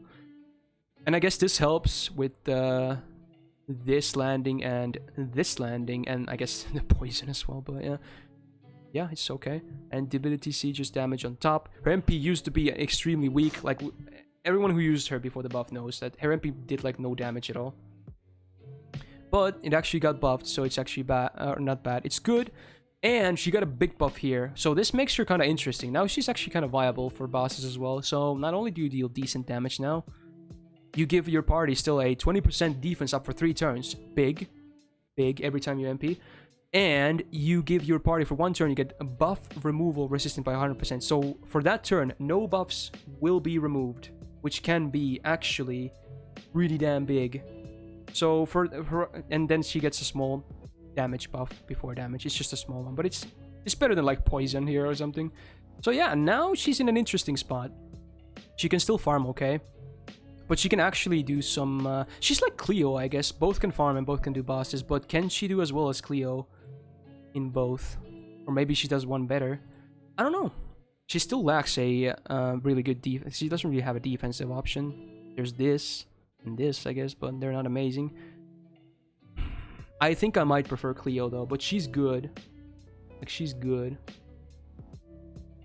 Wait, what's up with the clock block? Or cock block? Yeah, I think Cleo. Where did I place Cleo? Was she A? Yeah, she's probably B plus then after the MP buff. Not bad, honestly. Still can make her work. Yeah, not bad. All right. I don't think I'll be doing JP servants today. I'm not gonna lie. Sherlock, again, already gets a lot of points for being a ruler, the best class in the game. So arts, support, MP, ruler. Not necessarily support though. Let's be real. Attack, definitely on the higher end for rulers. Definitely pretty good. HP could be higher, but because his attack is higher, it's a bit lower. So yeah, pretty decent considering he can also be used as a DPS. So yeah, not bad.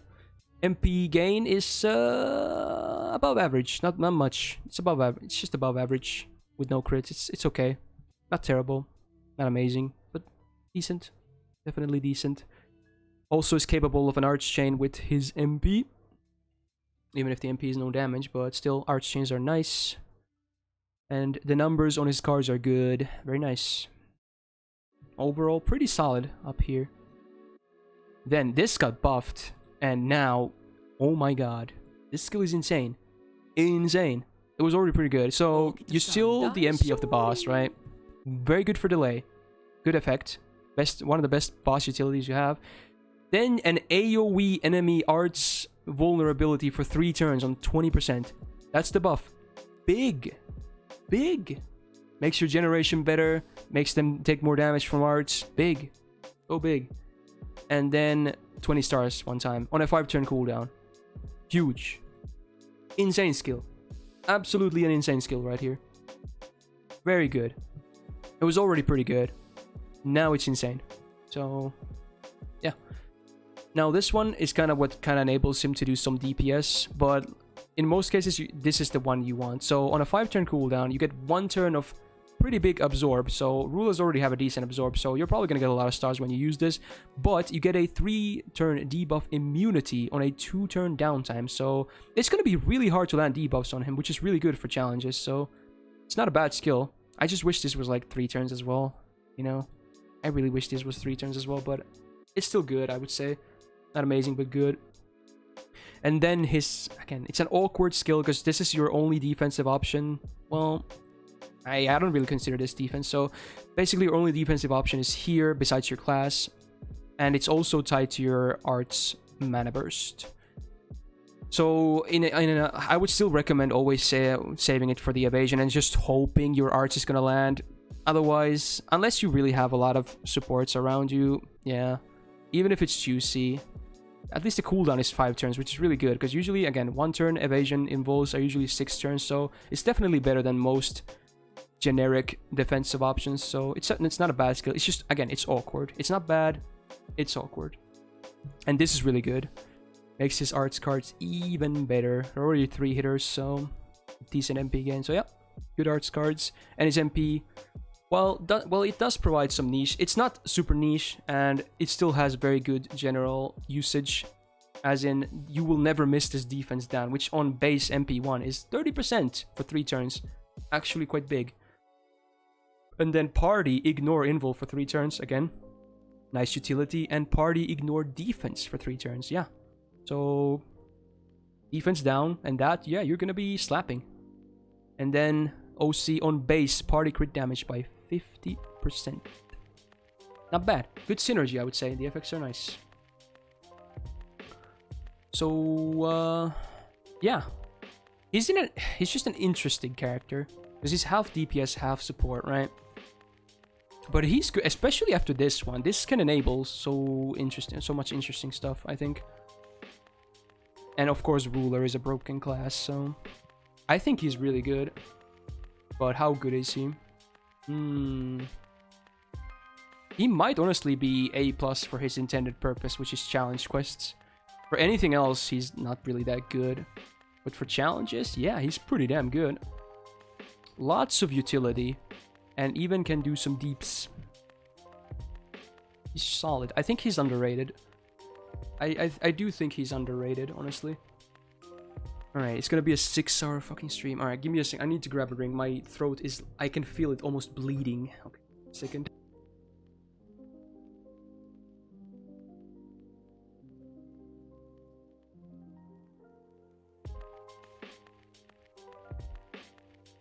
Fucking hell, dude. It's so dry, you have no idea.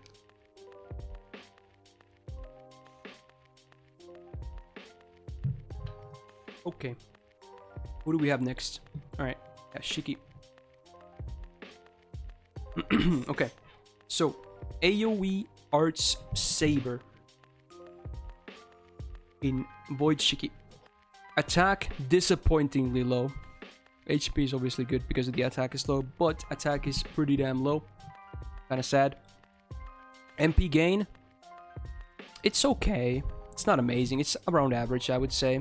Maybe even below a bit, but it's around average. Not too bad. Also, an Arts AoE MP means that she is able to do an Arts chain, which is good.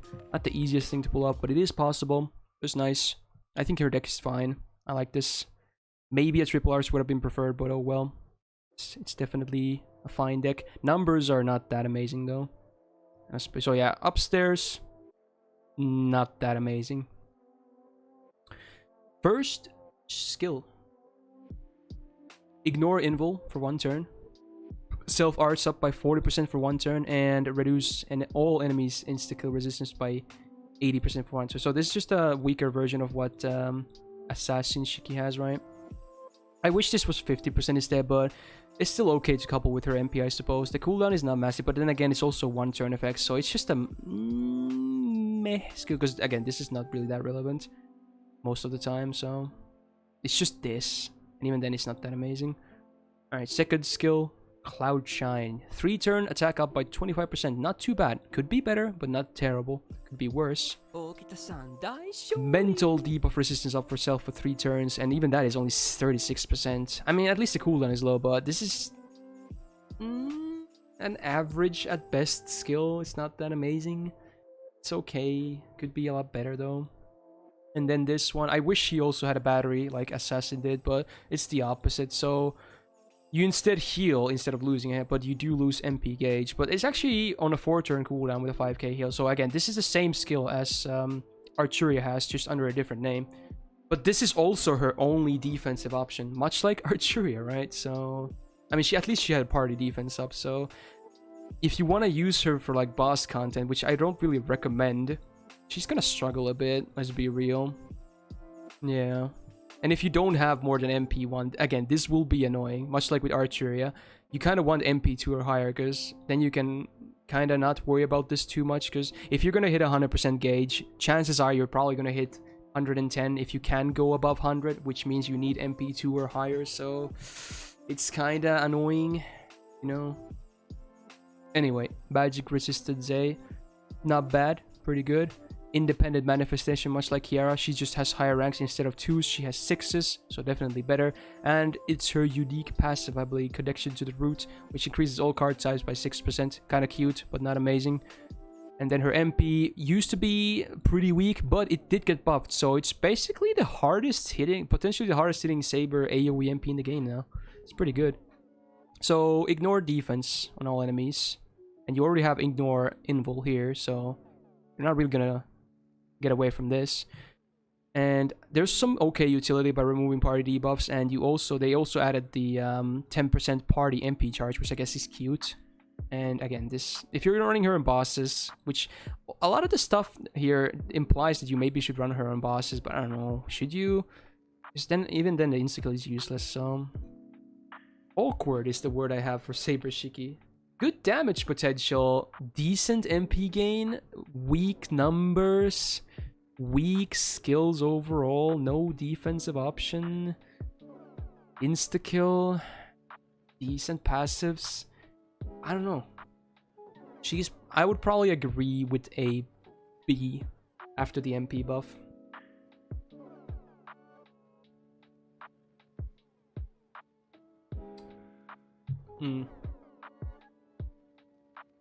Yeah. Alright, is this the final AoE assassin, I believe? Suten Doji. Actually, pretty good attack for an assassin, so that's pretty nice.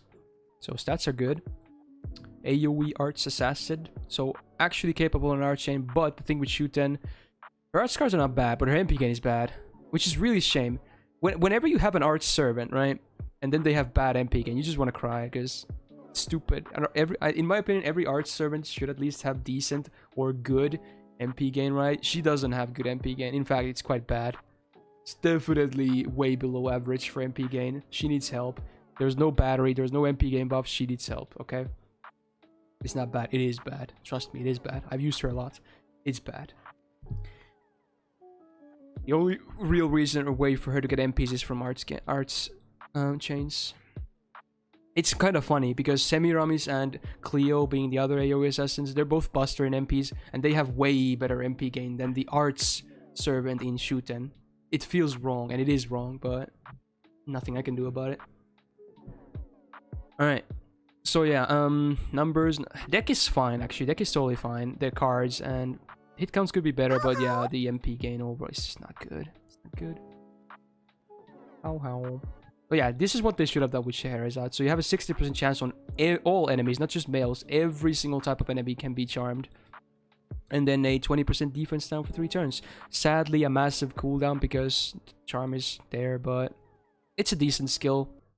Especially annoying if you get targeted by an enemy shoot, and I think we all know how that feels. Certain boss fight in Shimosa where you get triple charmed fun times. Especially when they don't have cooldowns, you know? She can use it again. Annoying. And then it's the only version of the of charisma, right? So party attack 20%, but then there's the selfish MP damage. I really wish it was AoE, but it's still okay, I guess. Makes your MP hit pretty hard because it's mixed buffs. So, you know, multiplication. Not bad. And 5-turn cooldown is not bad. Just a decent skill, nothing crazy. It's just a decent skill. And then she has a basic guts, but at least the number is okay, I guess. But the thing with basic guts, they're still not bad because there's still 5 turns, right? Well, a lot of guts are 3 turns or even 1 turn, so the turn count is still good. So it makes the cooldown way lower than it actually is. But the thing is, guts is still one of the worst when it comes to defensive options. Heal is the worst, probably by guts, so... at least she has a defensive option, I guess, so, you know, it is there. This, again, much like with Semiramis, doesn't really matter. They don't really have good star generation anyway, so it's there. Does something. Divinity C. Cool. MP, yeah, we all know she's the debuffer, so... But her MP did get buffed, so... It used to do pretty meh damage. It actually does good damage now, like really good. So you have all these nice debuffs. So, 3 turns of 10% debuff resistance. 3 turns of defense, 10% defense down. 3 turns of 10% attack down. 3 turns of 10% MP damage down. 3 turns of 10% crit chance down. Skill seal and poison amp. Again, poison. So yeah, annoying. She's annoying, right? She's a debuffer, basically. Even the numbers are not that big, but yeah. Interesting. She has the most effects in normal effects of any servant in the MP, I'm pretty sure. But yeah, poison sucks. Even with this, it sucks. Good damage, though. But yeah, getting to her MP is not the easiest, even if she's an art servant. Just high cooldown. Decent at best. Not an amazing option for defense. Passives or whatever. MP is good, though. MP is really good. Numbers are... Attack is good, but this is not good, so... I think she's like... I don't know, can I put her the same as Semira? I think she might be worse, honestly. I don't know. Is she B? Is she the same? Which one is she? B? Maybe a B? Because I think at least Semiramis has a good MP gain.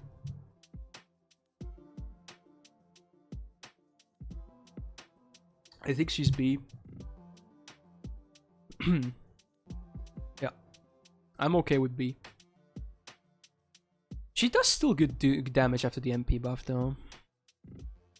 But then again, so does Semiramis after her MP buff. So they both have decent damage. But she has better skills and better MP gain. So I don't think I can justify them being in the same tier, honestly. So I'll keep her in B. Alright, Sigurd. one of the latest additions to NA. Buster, single target, Saber, very decent attack, very good attack, very good. Very nice stats for DPS. MP gain, actually not too bad, pretty decent.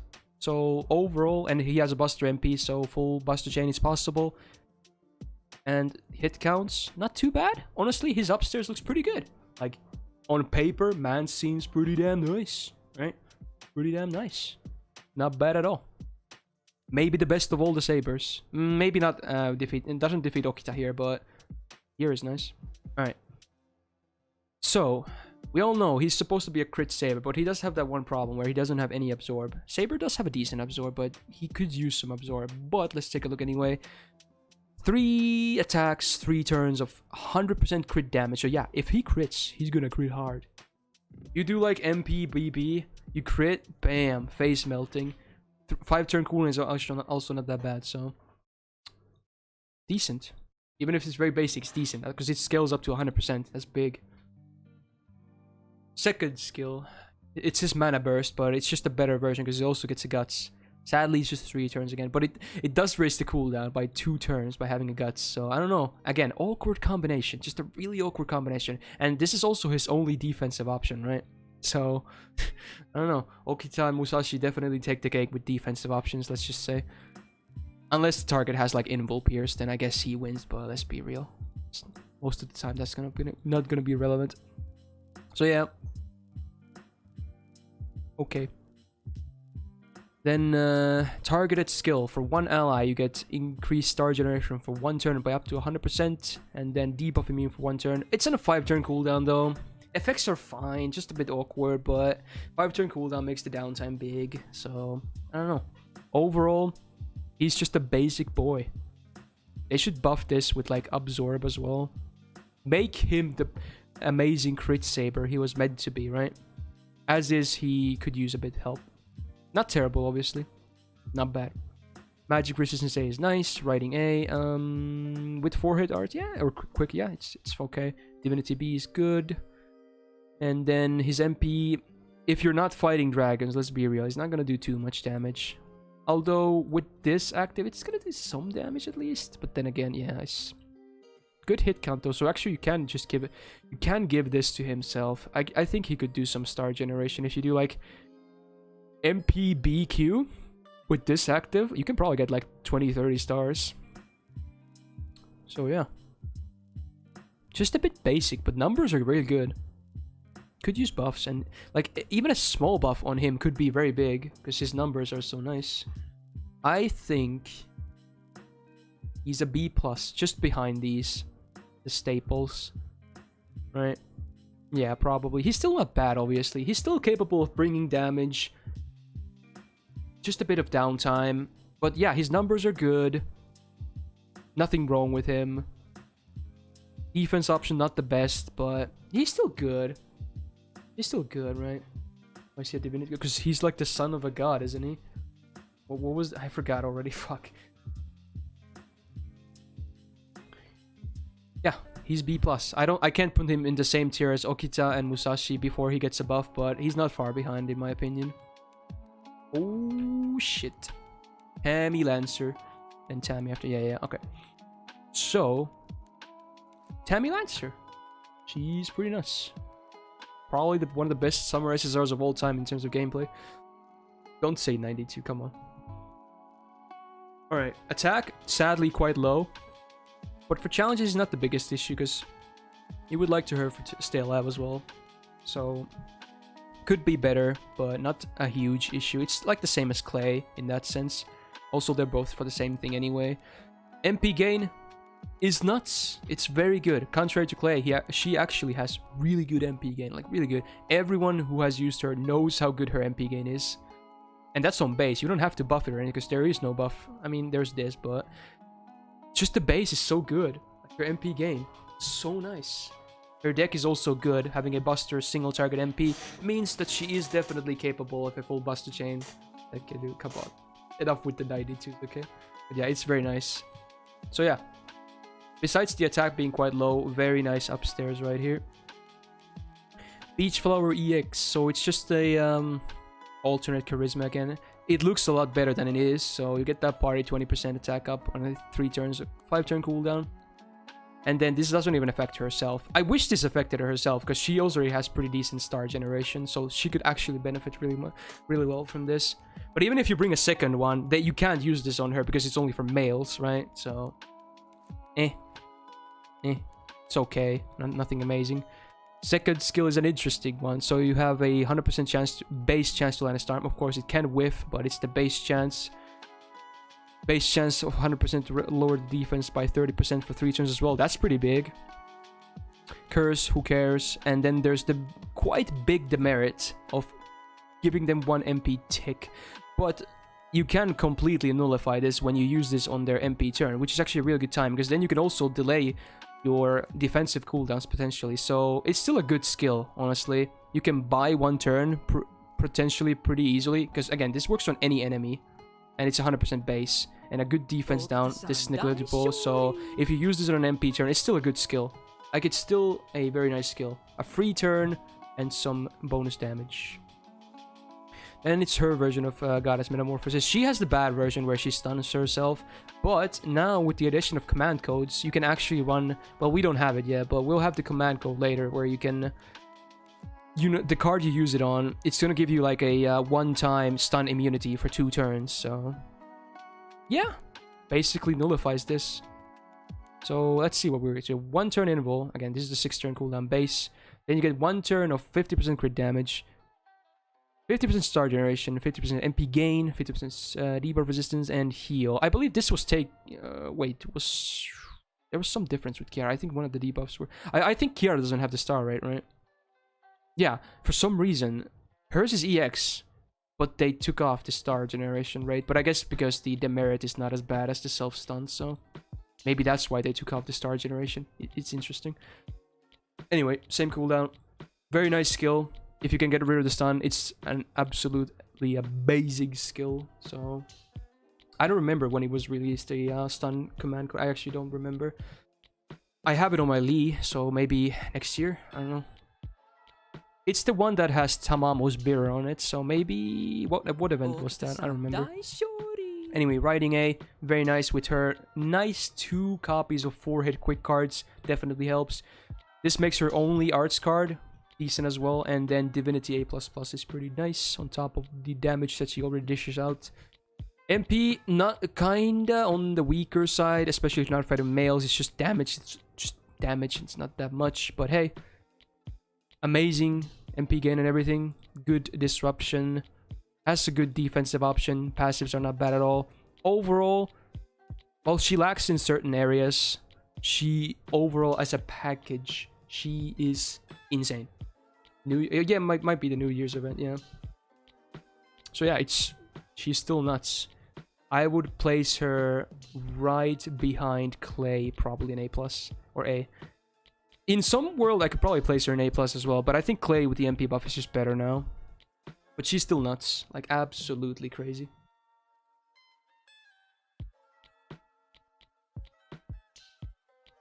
Shut up, Nobu. Alright. Then we do caster. Support. So, AoE, not AoE, well, I guess AoE on allies. Art, support, MP, caster. So, attack, low, but who cares? If anything, it should be lower, and the HP should be higher. Again, I would prefer the supports to... I don't even care about the attack of the support. I just want them to live as long as they can, you know? Now, MP generation. Also with the Arts MP and a triple Arts deck, definitely has good potential of, you know, getting back MPs. I don't even... Should I even review her? I'll do it. She's not a clear cut, in my opinion. So, yeah, MP generation is pretty decent. Not bad at all. Definitely above average overall, so yeah, can keep those MPs going. This buff is really good. This happens on New Year's for NA, so you guaranteed chance to remove a tick, and this is not affected by debuff resistance, by the way. So once you max this, you will always take off a tick, even if the target has debuff resistance. I'm pretty sure this bypasses it. This is not a debuff, so that's nice for delay.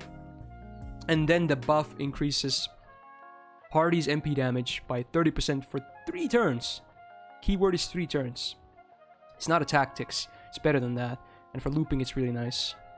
5-turn cooldown. 5-turn cooldown on a guaranteed rain. With this insane skill.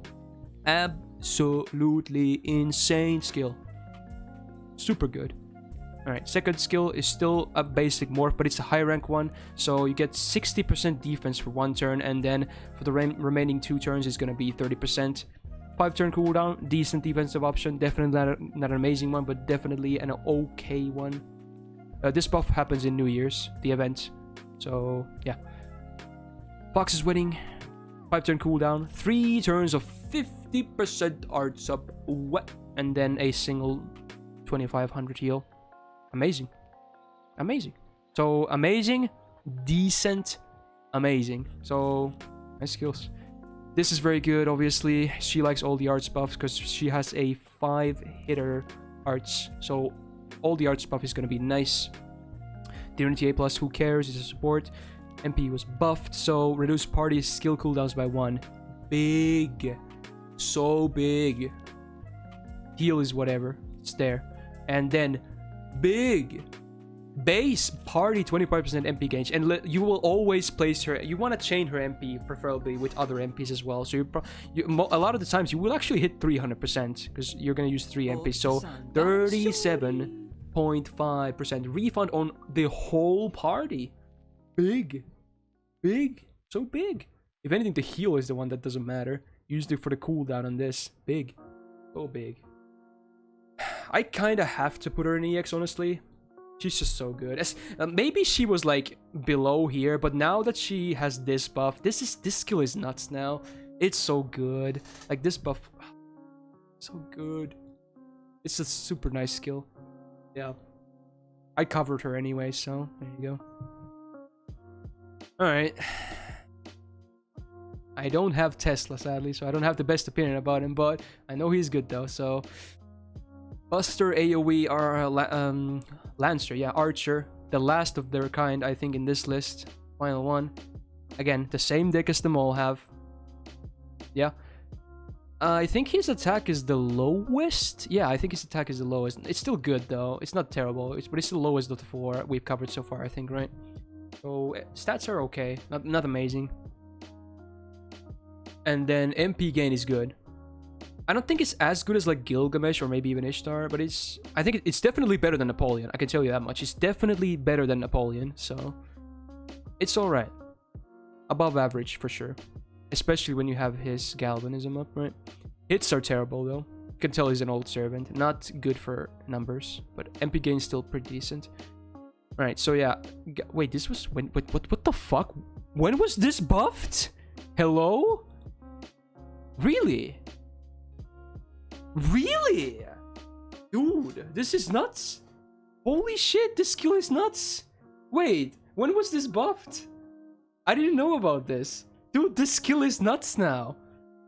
Okay, so he still has the 50% MP gain for himself for 3 turns, but now his party mates also get 30% for 3 turns on a 5-turn cooldown.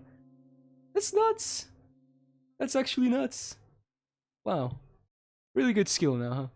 Alright, then and this buff I knew this because I was talking about this when we covered Da Vinci, because Da Vinci does not have this attack buff, sadly.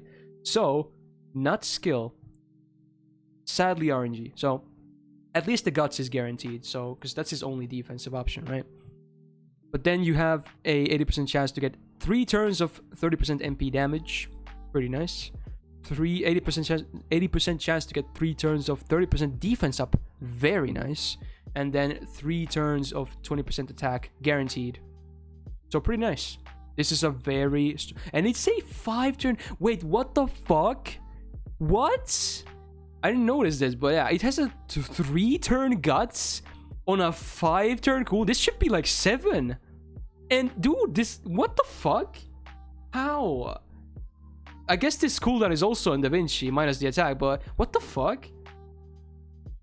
A 2-turn downtime on guts with also 3-turn effects? What?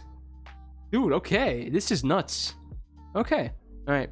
And then, of course, a very nice battery in Pioneer of the Stars. The third one we see today. Same as them all. 50% MP gauge. 6-turn cooldown. Ignore Invul for 3 turns and flat 10 stars. It's still good. So yeah, it's still good. Dude, his skills, what the fuck? He has insane skills. This is like EX tier skill set. Only thing lacking is like an invul or a dodge or something. Cause I mean, let's be real. He has a 2 turn downtime on his guts. He doesn't even need anything. For once, you can actually keep your guts, I guess. Holy crap. Okay. He wins the skill set of all the archers we've covered so far of the AoE category. Easily wins the skill set. Let's be real. All right. This is meh. This is okay, I guess. And then his MP has been buffed. So it does pretty nice base damage, even if you can't get Earth or Sky attribute servants. But again, I like that it's 2. And while Sky... I would prefer Man, obviously. But still, it's 2 of these. It's like Raikou, right? So you do have more options. So a lot of the times this could proc. So, but even then, the base damage is good after the buff. You do have a measly 40% chance to stun. So don't rely on this or you're going to get shit on. But it's still AoE, so it's fine. And there's a very measly 500 HP demerit. Who cares? This is... Dude, his skill set is fucking broken. And his MP gain is good. His attack... Dude, he's actually nuts. What the hell? This, when was that... When was Galvanism buffed? Fucking hell, dude. Alright.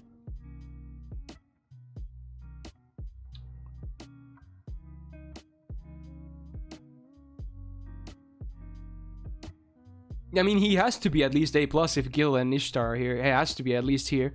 Yeah, he has to be. He just has to be. There's no way I can put him below A+ if Gilgamesh and Ishtar are here, right? He might be just shy of EX, by the way. If he had like a invul or something. I don't even... Dude, he's fucking nuts. I want him even more now. I obviously wasn't... I don't want him for gameplay.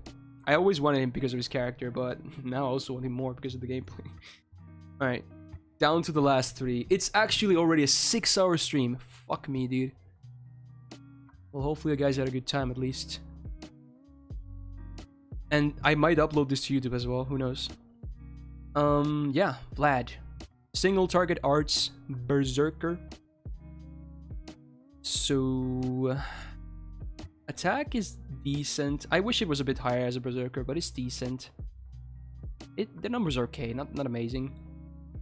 MP gain is not good though. It's not good. He suffers from the launch servant syndrome, aka his hit counts are terrible, and his MP gain is also not that good, so it's not good. Despite having 2 archers and an arch MP, it's not good. I mean, it's better than most berserkers, but it's not good. It's just decent at best. Let's be real. Definitely needs a lot of help. But he has a small battery in Vampirism at least. Let's be real. So there's some help. So also capable of an arch chain. I should point that out because of his MP. So that's cute. Can be really nice.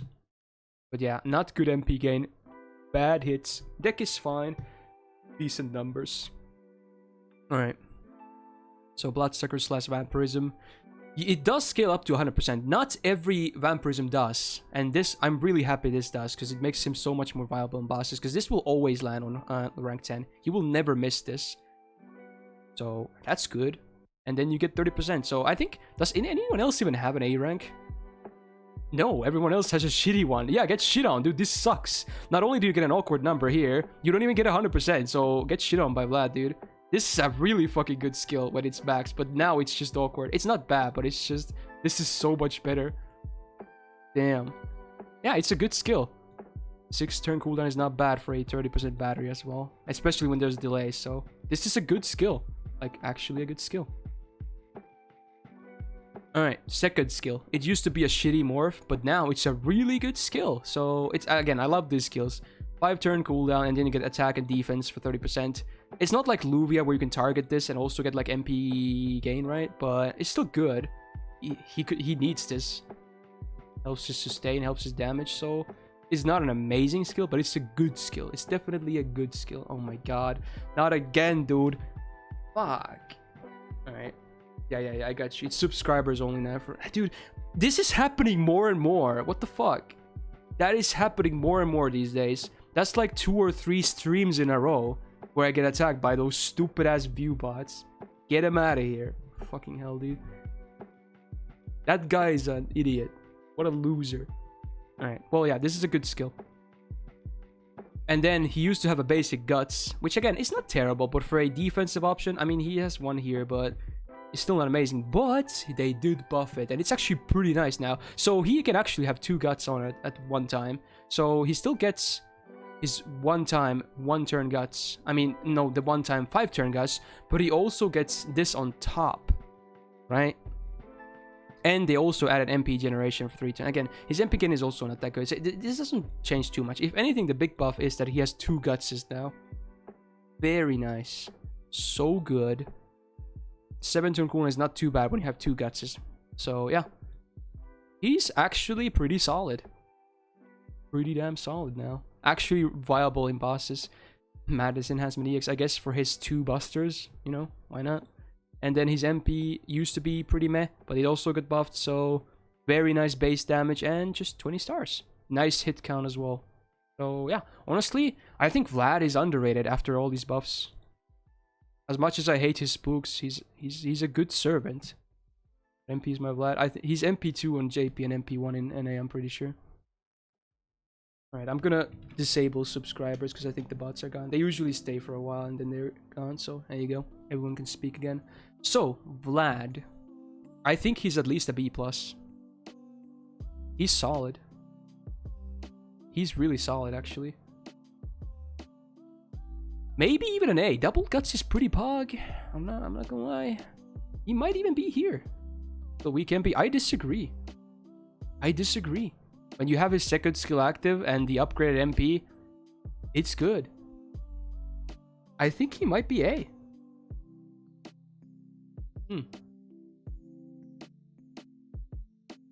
Isn't Vlad the only art single target berserker? Yeah. Yeah, I think so, yeah. It's a low A probably, but I still think he's very solid. Alright. We're almost there. I'm almost free. Sanzang. TD Monk. Single target buster. MP damage. So, I used to be of the opinion that her and Ilya actually got quite the same, but after really going through Ilya's kit again, I can pretty safely say that I think Sanzang is much better. So, alright, let's go through. Salome's also single target. Oh, is she? Oh, yeah, she might be. Yeah, okay, so actually very good attack. I think this is the highest attack of any caster in the game. I don't think any other even reached 11k, and she's way above 11k, so that alone, pretty good. So stats are nice, very nice. MP gain is not amazing, but probably better than Ilya's. So yeah, not bad. Of course, she does not have an arts MP, but still, 3 arts cards makes it a bit easier to get that MP. It's not terrible MP gain, at least. It's decent, especially when you have their 3rd skill active, right? Yeah, numbers themselves are bad though. Bad numbers. Oof, ugly. But yeah, these are good numbers though, and this is decent. These are not good. All right. Dick. She has her rapid words. It's not 100% though, but it is 80%. I don't like this though, that you get the MP damage for 1 turn only, but then again it's only 20%, so you can easily just brush this off. Like, it's not a big loss, right? But I wish this was 3 turns, considering it's also only 20%. They could have easily bumped this to 3 turns in my opinion. She can't really loop instantly most of the time anyway. I don't think it would have really made a huge difference, so I wish this was 3 turns. Anyway, still pretty good. 7 turns is kind of rough, but in a lot of challenge quests you can probably get it at least 2 times, so not bad at all. Basic, but pretty good. She has a taunt. Self-taunt, not targeted, self-taunt. But you do get a quite sizable damage cut, at least for that turn. A 6 turn cooldown, so I still don't know why she has this, but she has it. So I guess for 1 turn you can be a bit more safe, but I don't know. Not an amazing skill. It's there. It's okay, I guess. And then this is a really good skill. So 5 turn cooldown, you get party, 30% MP gain, 30% star generation rate, and sadly only 1 turn of debuff immune, but it's still on top of that, so that's nice. Pretty solid skill right here. So very solid, meh, and pretty good. So I think definitely already in skills and numbers, already in everything, kind of doing better than Ilya, right? Yeah. Then this is fine because she has 3 arts. Even though they're only 2 hit, this is still fine. And of course, this is just damage on top. So yeah. MP used to be kind of weak, but it also was buffed. So they also added ignore defense buff to her MP, and this can be really big. So for 1 turn on your target, you get minus 80% crit chance. So they're not going to be critting anyone for that turn. And yeah, it's pretty solid for bosses. Just basic but solid. Yeah. I think, yeah, I used to think that they were maybe the same tiers with Ilya. Yeah, she's definitely better than Ilya. Definitely better for Ilya. Yeah, if you only want like 1 MP, I think you might want to pick Ilya, but for anything else, you would pick Sanzang, let's be real. So I placed Ilya on like C+, right? She's definitely at least B+, maybe even A, because again, there's not many amazing options for single target caster. She might be like a low A, I would say. I like her utility a lot. Very good.